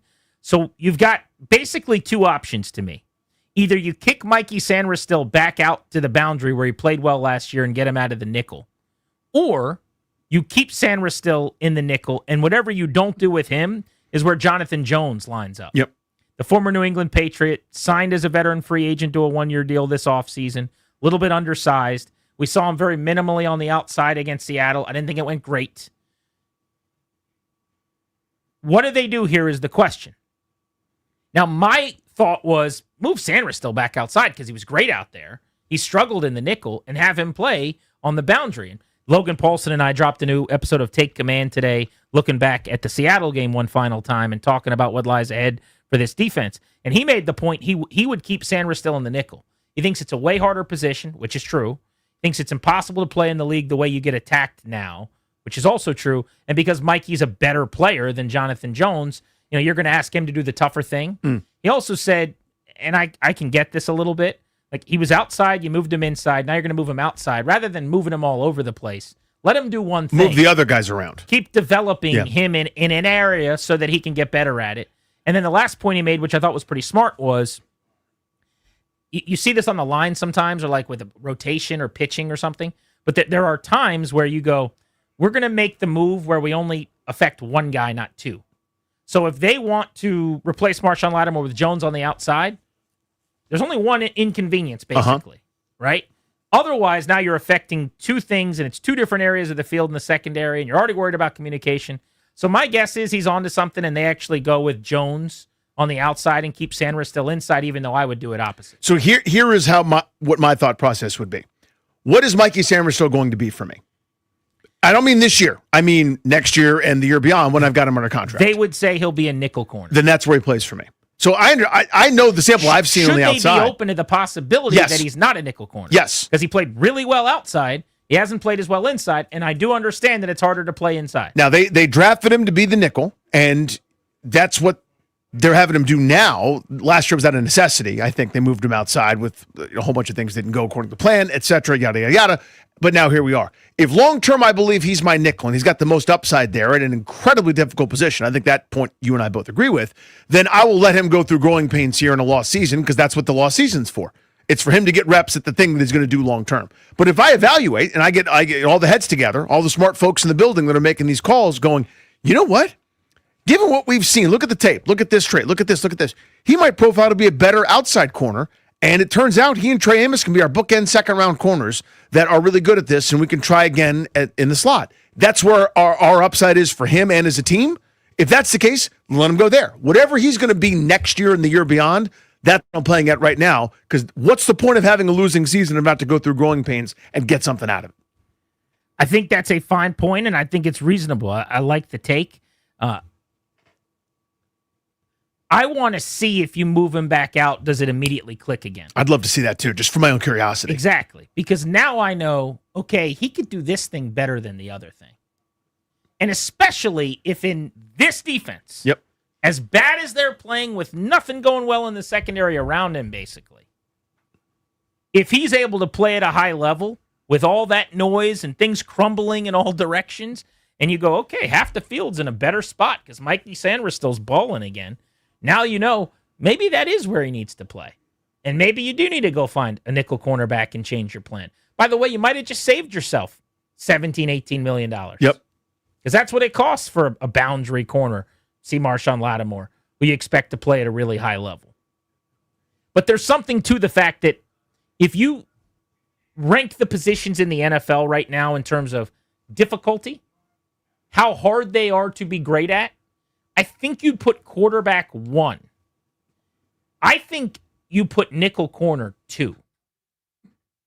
Like, what is harder to do in this league than being in the middle of the field defending a dude like Amon-Ra St. Brown? So many teams now use their great receivers in the slot, too. That was not the case 10, 12 years ago. Yeah. When you and I were growing up, you weren't in the slot if you were a wide it began when you'd go, well, I'd rather my number one superstar go up against their third best corner. Because the third best corner was the guy that trotted on the field. Right. Oh, look, there's an extra wideout on there. It's no longer linebacker time. Let's go to the nickel. Now it's a standard position. These dudes are running 9 routes. Yeah. They got the whole tree, and you don't have a sideline as your friend, and a lot of times you're not getting help. Like, think about the play where Mikey gave up the touchdown against Seattle, where they were doubling Smith and Jigba, and he's one-on-one with Torrey Horton. And he gets kind of bent, and then he runs a corner, whatever that was. Yeah. And he's just trailing him, and it's like, oh, that's gross. That's man coverage in the middle of the field with a dude that just routed you up. Can run anywhere, too. With no help. And guys are smart enough to you motion this way or that way, and now next thing you know, there's a 6'3", 260-pound tight end that runs a 4.4 staring down your face, who's going to knock you into oblivion. You want Jonathan Jones there doing that? Now, he is, I would imagine, just based on being his body type, maybe a little more physical, or could be physical, perhaps, I would think. But I don't know. I got to see more of him. Because I liked him in New England, but I didn't think it went great the other night when he got thrust into the mix. I think they kind of got just thrown into the fire. They kind of got him to do this, though, where it's like sometimes in to back up Sandristil, sometimes out. Like he's there, the design was he was their 3.5 corner, right? Not quite the 4, not quite the 3, like doing a little bit of everything. Yes. You got to pick one for him and Mikey, though. Right? I don't want to mix. I agree with you. Like, pick something and tell them, here's your job. Especially now that Lattimore's gone down. But yeah, I mean, my priority is not Jones. It's Sandristil. But I see your point. Whatever's best for him. Whatever's best for him is best for business for us. I think what's best for him right now is playing outside. Long term? Give it a look. Let's just see. And if he's good at it again, then why does he have to move back to the He doesn't have to. And that's that. But then that's that. I don't know. You think of the baseball scout, right? Who tells the data nerd to go away, and it's like, I scouted him. He's the third baseman, damn it. And the data says otherwise. Right. Like he won't admit that it's time to move to left field or designated hitter or whatever. So maybe you're stubborn. You go, no. We saw the traits. He's a slot corner. And I'm not even saying he's not a nickel because, like, as an indictment on this season, because it's a tiny sample and it's basically a rookie year all over again. I'm endorsing him on the outside if he plays well there again. If you can do that, just do it. Let him be your corner. Because it's not like that's not valuable either. No, and then you've got 2 guys that you drafted in the second round in back-to-back years on rookie contracts that could be your sustainable starters, and you can go hunt a nickel corner in free agency or something if you wanted to do that. All right, let's wrap up the show going around the NFL with some burning questions on Grant and Danny. We'll bring in Toby Altizer to help steer us through some burning NFL questions. Question number 1. After the Packers lost to the Panthers on Sunday, are the Green Bay Packers one of the better teams in the NFC, or are they not? I think they're not. They should be better than this. Like, I don't understand why, even when they're winning games, it doesn't look good. How did you tie the Dallas Cowboys, for example? We keep giving them credit and benefit of the doubt for achievements that they haven't yet done. We just assume that they're going to do them. They haven't to this point. They haven't put together as good a resume as some of the other teams. So I don't think they're among the elite. They're good. I wouldn't want to see them, but I'm not putting them in that upper crust just yet. I don't understand this team. I can't figure out what this team's deal is. You lose to the Browns as 13-point favorites. You lose to the Panthers as 13-point favorites. You tie the Cowboys. I think they were close to 10-point favorites. I think they are one of the best teams in the NFC, though. Their good is as good as almost anybody else is good. Elites in the NFC, who is it? Philly? Yes. Seattle? Yes. I'm telling you guys. Rams? That's as complete a football team as there is. Rams? Yes. San Francisco's not healthy enough. I'm not putting them there. Detroit's best is better than anybody's. It is, but call it recency effect. The Bucs game offensively, I wasn't really impressed by, and then this past week, I wasn't overly impressed by. Agree with you. Now, I bet you I'll be real impressed with their offense on Sunday. Bet you they look real good outdoors. It'll be impressive, won't it? I'm going to say yes. Green Bay is one of the top 4 teams in the NFC right now, even after that clunker against Carolina. After the Bills beat the Chiefs on Sunday 28-21, who's the top team and the team to beat in the AFC right now? This is the dumbest thing I'm going to say all day. It's the Chiefs who aren't in the playoffs right now. Team to beat, right? Team to beat is Kansas City. Yeah. No one can ever beat the boss at the end of the level. You still got to beat them. They're going to be in the playoffs. We all know they're going to get to the playoffs. And here's the other thing about the AFC and the team to beat. The top teams right now in the standings, 7-2, Indianapolis, New England, and Denver. The Colts are very, very good. But does Daniel Jones scare you as like a we're going to the Super Bowl kind of operation? I don't think so. You just saw the turnover bug show up. Right. I don't think it's going to happen many times. He's not doing 5 a week. But that could be a Darnold situation where the clock strikes midnight in a loud way in the playoffs, right? New England, excellent season. Drake May's playing his butt off. Mike Vrabel could win Coach of the Year. The Patriots have played one team, the Buffalo Bills. So they are 7-2, but it's a paper tiger. It's a lot of like Washington halfway through last year. They're not the team to beat in the AFC. I don't think anyone would think that. And then the Denver Broncos are 7-2. Awesome defense, suspect offense, slow starts every week for Bo Nix, it seems like, and then they win 18-15 because their defense does enough to keep them in the game. Like a team that scores 2 runs in the 9th and wins every night 2-1. It's the Chiefs, man. Buffalo could be an answer, but I think Kansas City in the playoffs would be favored over Buffalo tomorrow, even after losing to them. I don't disagree with anything that you just said. However, for the sake of doing a radio program and filling some time here, it is the Bills. We don't fill time on the radio. Well, you know what I mean. If I'm just like, yep, I echo. The Bills, man. The Bills. Their best, I think, is the best in the AFC. You've seen it for a couple straight weeks where they are buzzsaw. They were playing with their food for the first 6 weeks, sleepwalking through September, the beginning of October to get to their bye week. Their goals, and they know it, are far beyond having a nice regular season win at home against the Patriots, who that was their Super Bowl. Their eye line is against the Chiefs in the postseason, and they're absolutely 100% good enough to do it. Josh Allen is a juggernaut. The defense is spry. They're not good, but they're not terrible. I think they'll make a play or two here and there, and I think that offense will continue to get better as guys get more and more comfortable in roles. What happened in that Falcons game? I think this is what I believe. This is the same thing what happened to the Patriots for all those years where they're just like, they're playing with their food. Right, they're not that into it, honestly. And I'm not condoning that, but I think that's the Chiefs the same way beginning of the year. Even in their wins against the Jets, against the Dolphins and the Saints, they weren't particularly dominant. It's a good answer. But you could just see that they had another gear. Now you've seen it the last 2 weeks. We already talked about the Packers, who are 5-2-1. The Lions are 5-3. The Bears 5-3, and the Vikings 4-4. How many teams out of the NFC North make it into the playoffs? I got 2. I think 2 will make it because I think 3 NFC West teams are going to go, right? Then you start to do the math. 3 out of the NFC West, 1 out of the NFC South, 1 out of the NFC East. Ipso facto, 2 left from the NFC North. I think Green Bay does it, and I think Detroit does it. I just don't trust Chicago to play consistently enough to stockpile enough wins to get to 10 and be a playoff team in the NFC, which I think is what it's going to take. So to me, the math only works if San Francisco falls off because the injuries catch up to them or whatever. It never seems to this year. They got the easiest schedule alive. I don't think Seattle's going anywhere. The only way the Rams go away is if Matt Stafford ends up going away, and he's been nails here of late. So to me, I think 2 teams end up going from the NFC North. Yeah, so we're going to agree here. The difference is either that you have Chicago or San Francisco in, because I think they're the third best team in their 2 divisions, probably. Right? In San Francisco's case, the Rams, assuming Stafford stays healthy, and Seattle are better. And in the NFC North, Detroit and Green Bay are probably better than the Bears. Chicago's only a half game back in their division, oh, by the way, right now, at 5-3. But San Francisco, 7 games against teams that picked in the top 10 last year, should be getting Purdy back. Now, they're going to lose to the Rams, very possibly this week. You play the Cardinals, you got to beat them. Listen to their schedule after this Rams game. Cardinals, Panthers, Browns bye week. You should win at least 2. You should win all 3. Yeah. Those are 3 easy games. Then you have a bye week and come out with the Titans.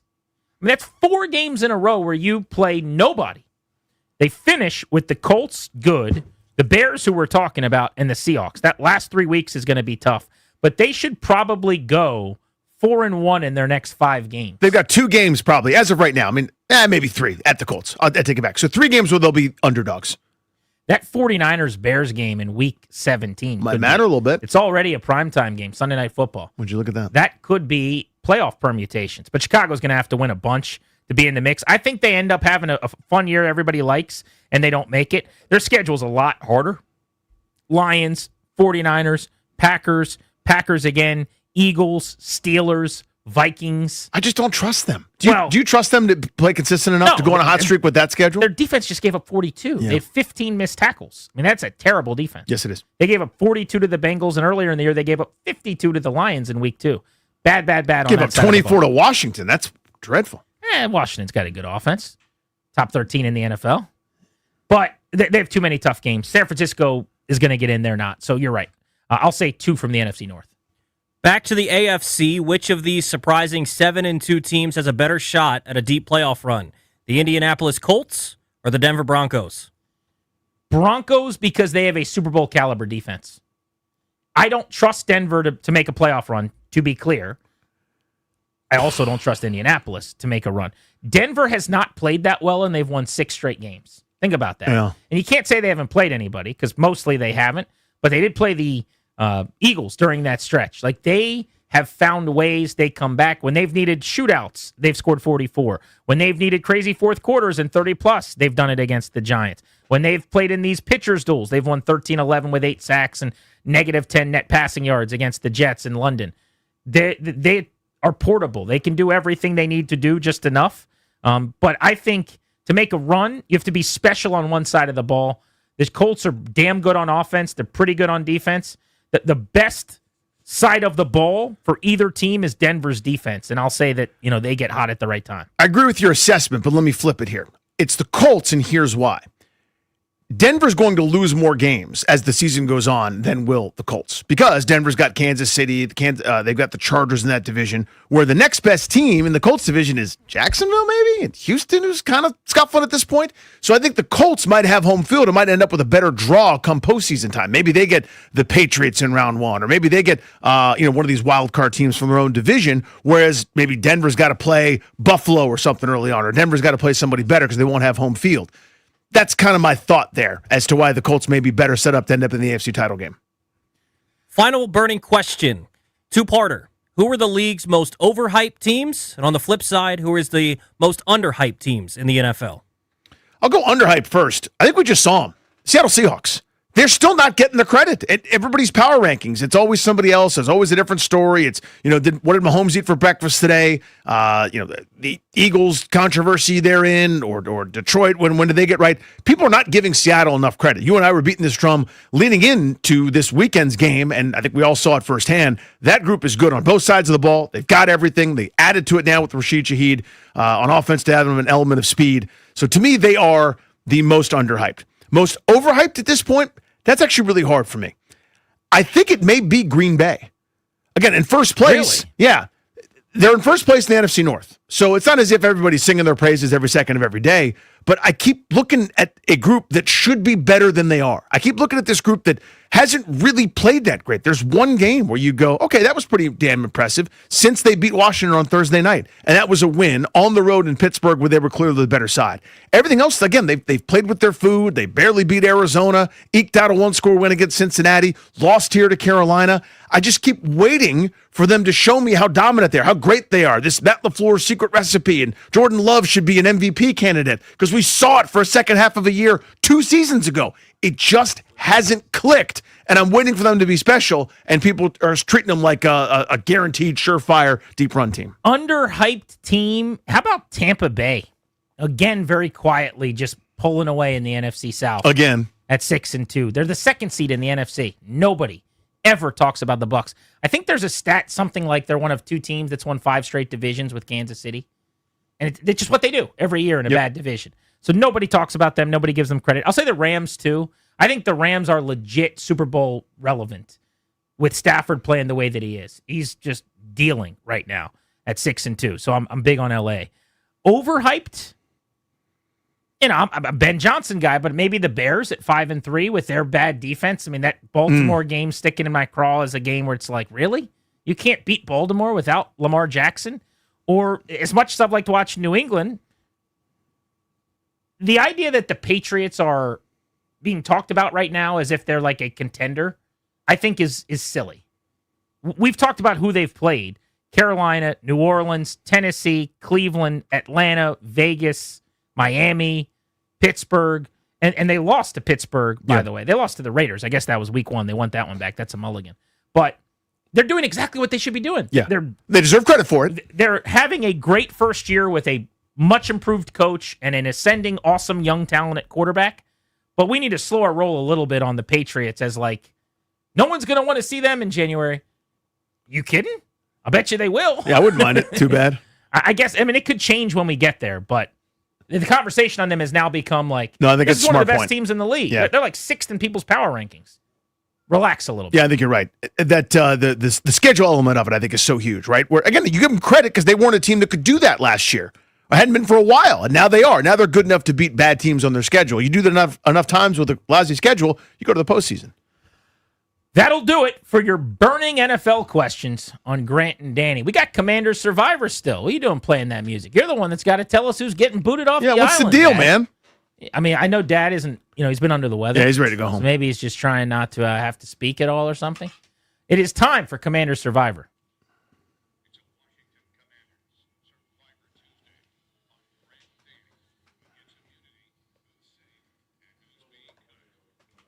I went and voted today, and I got a sticker for voting on this election day. And I booted someone off the island, and I gave someone immunity. Remember, if you voted today, and there are tens of thousands of you listening who did, your vote was counted. And Darius made sure of that, even though he tried not to tell you who you kicked off the island. Dad, what do we got?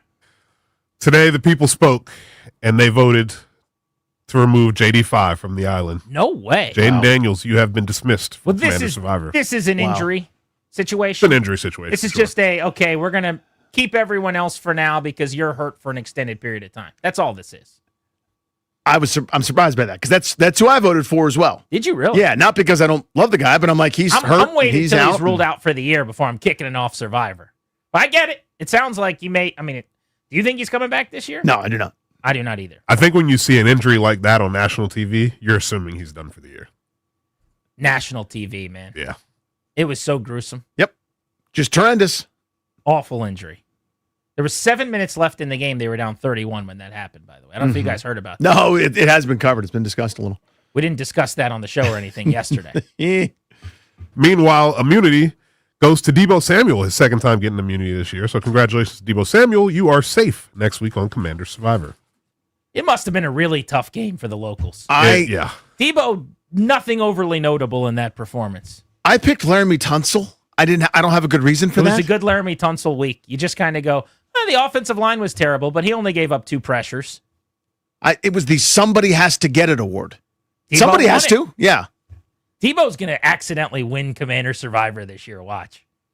I mean, he's on his way. Miss 1 week with a heel, be compromised for 4 with the same thing. Overtime's coming your way next with Linnell. Keep it right here on The Fan. Big thanks to Darius, Ryan, Toby behind the scenes, Grant and Danny saying so long to our audience all over the DMV on 106.7. Also, I think the Team 980 was listening in on the program today. That's right. So we appreciate all of our friends, including Daryl Dameron, who finally got to Hi, hear Mr. us. Dameron. We're Grant and Danny, by the way. Darius' dad, who's never heard the show. So when you get home tonight, ask him what he thought. He was probably shocked. He's like, what is this? We'll take some notes and an air check from your pops. He's like, oh, so they do have a show. I thought this was just a podcast. It's very pleasant, those two guys. That was cool, though.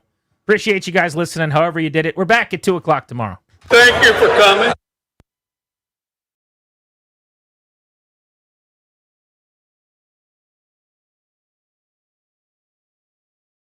It's brought to you by Prince George's Community College. The trade deadline came and went, and the Commanders didn't make any moves today. The moves that they did make were signing wide receiver Treylon Burks to the active roster and placing cornerback Marshawn Lattimore and wide receiver Luke McCaffrey on injured reserve. Frankie Louvu is appealing his 1-game suspension for repeated violations of player safety rules, the hip drop tackle. Trades that were made around the league today. The Colts traded for Jets cornerback Sauce Gardner. The Cowboys made a couple of trades, getting Jets defensive tackle Quinnen Williams and Bengals linebacker Logan Wilson. The Seahawks traded for Saints wide receiver Rashid Shaheed, and the Jags traded for Raiders wide receiver Jacoby Myers. You're busy. We get it. We offer online, evening, and weekend classes. PGCC works around your life, not the other way around. Register now at pgcc.edu.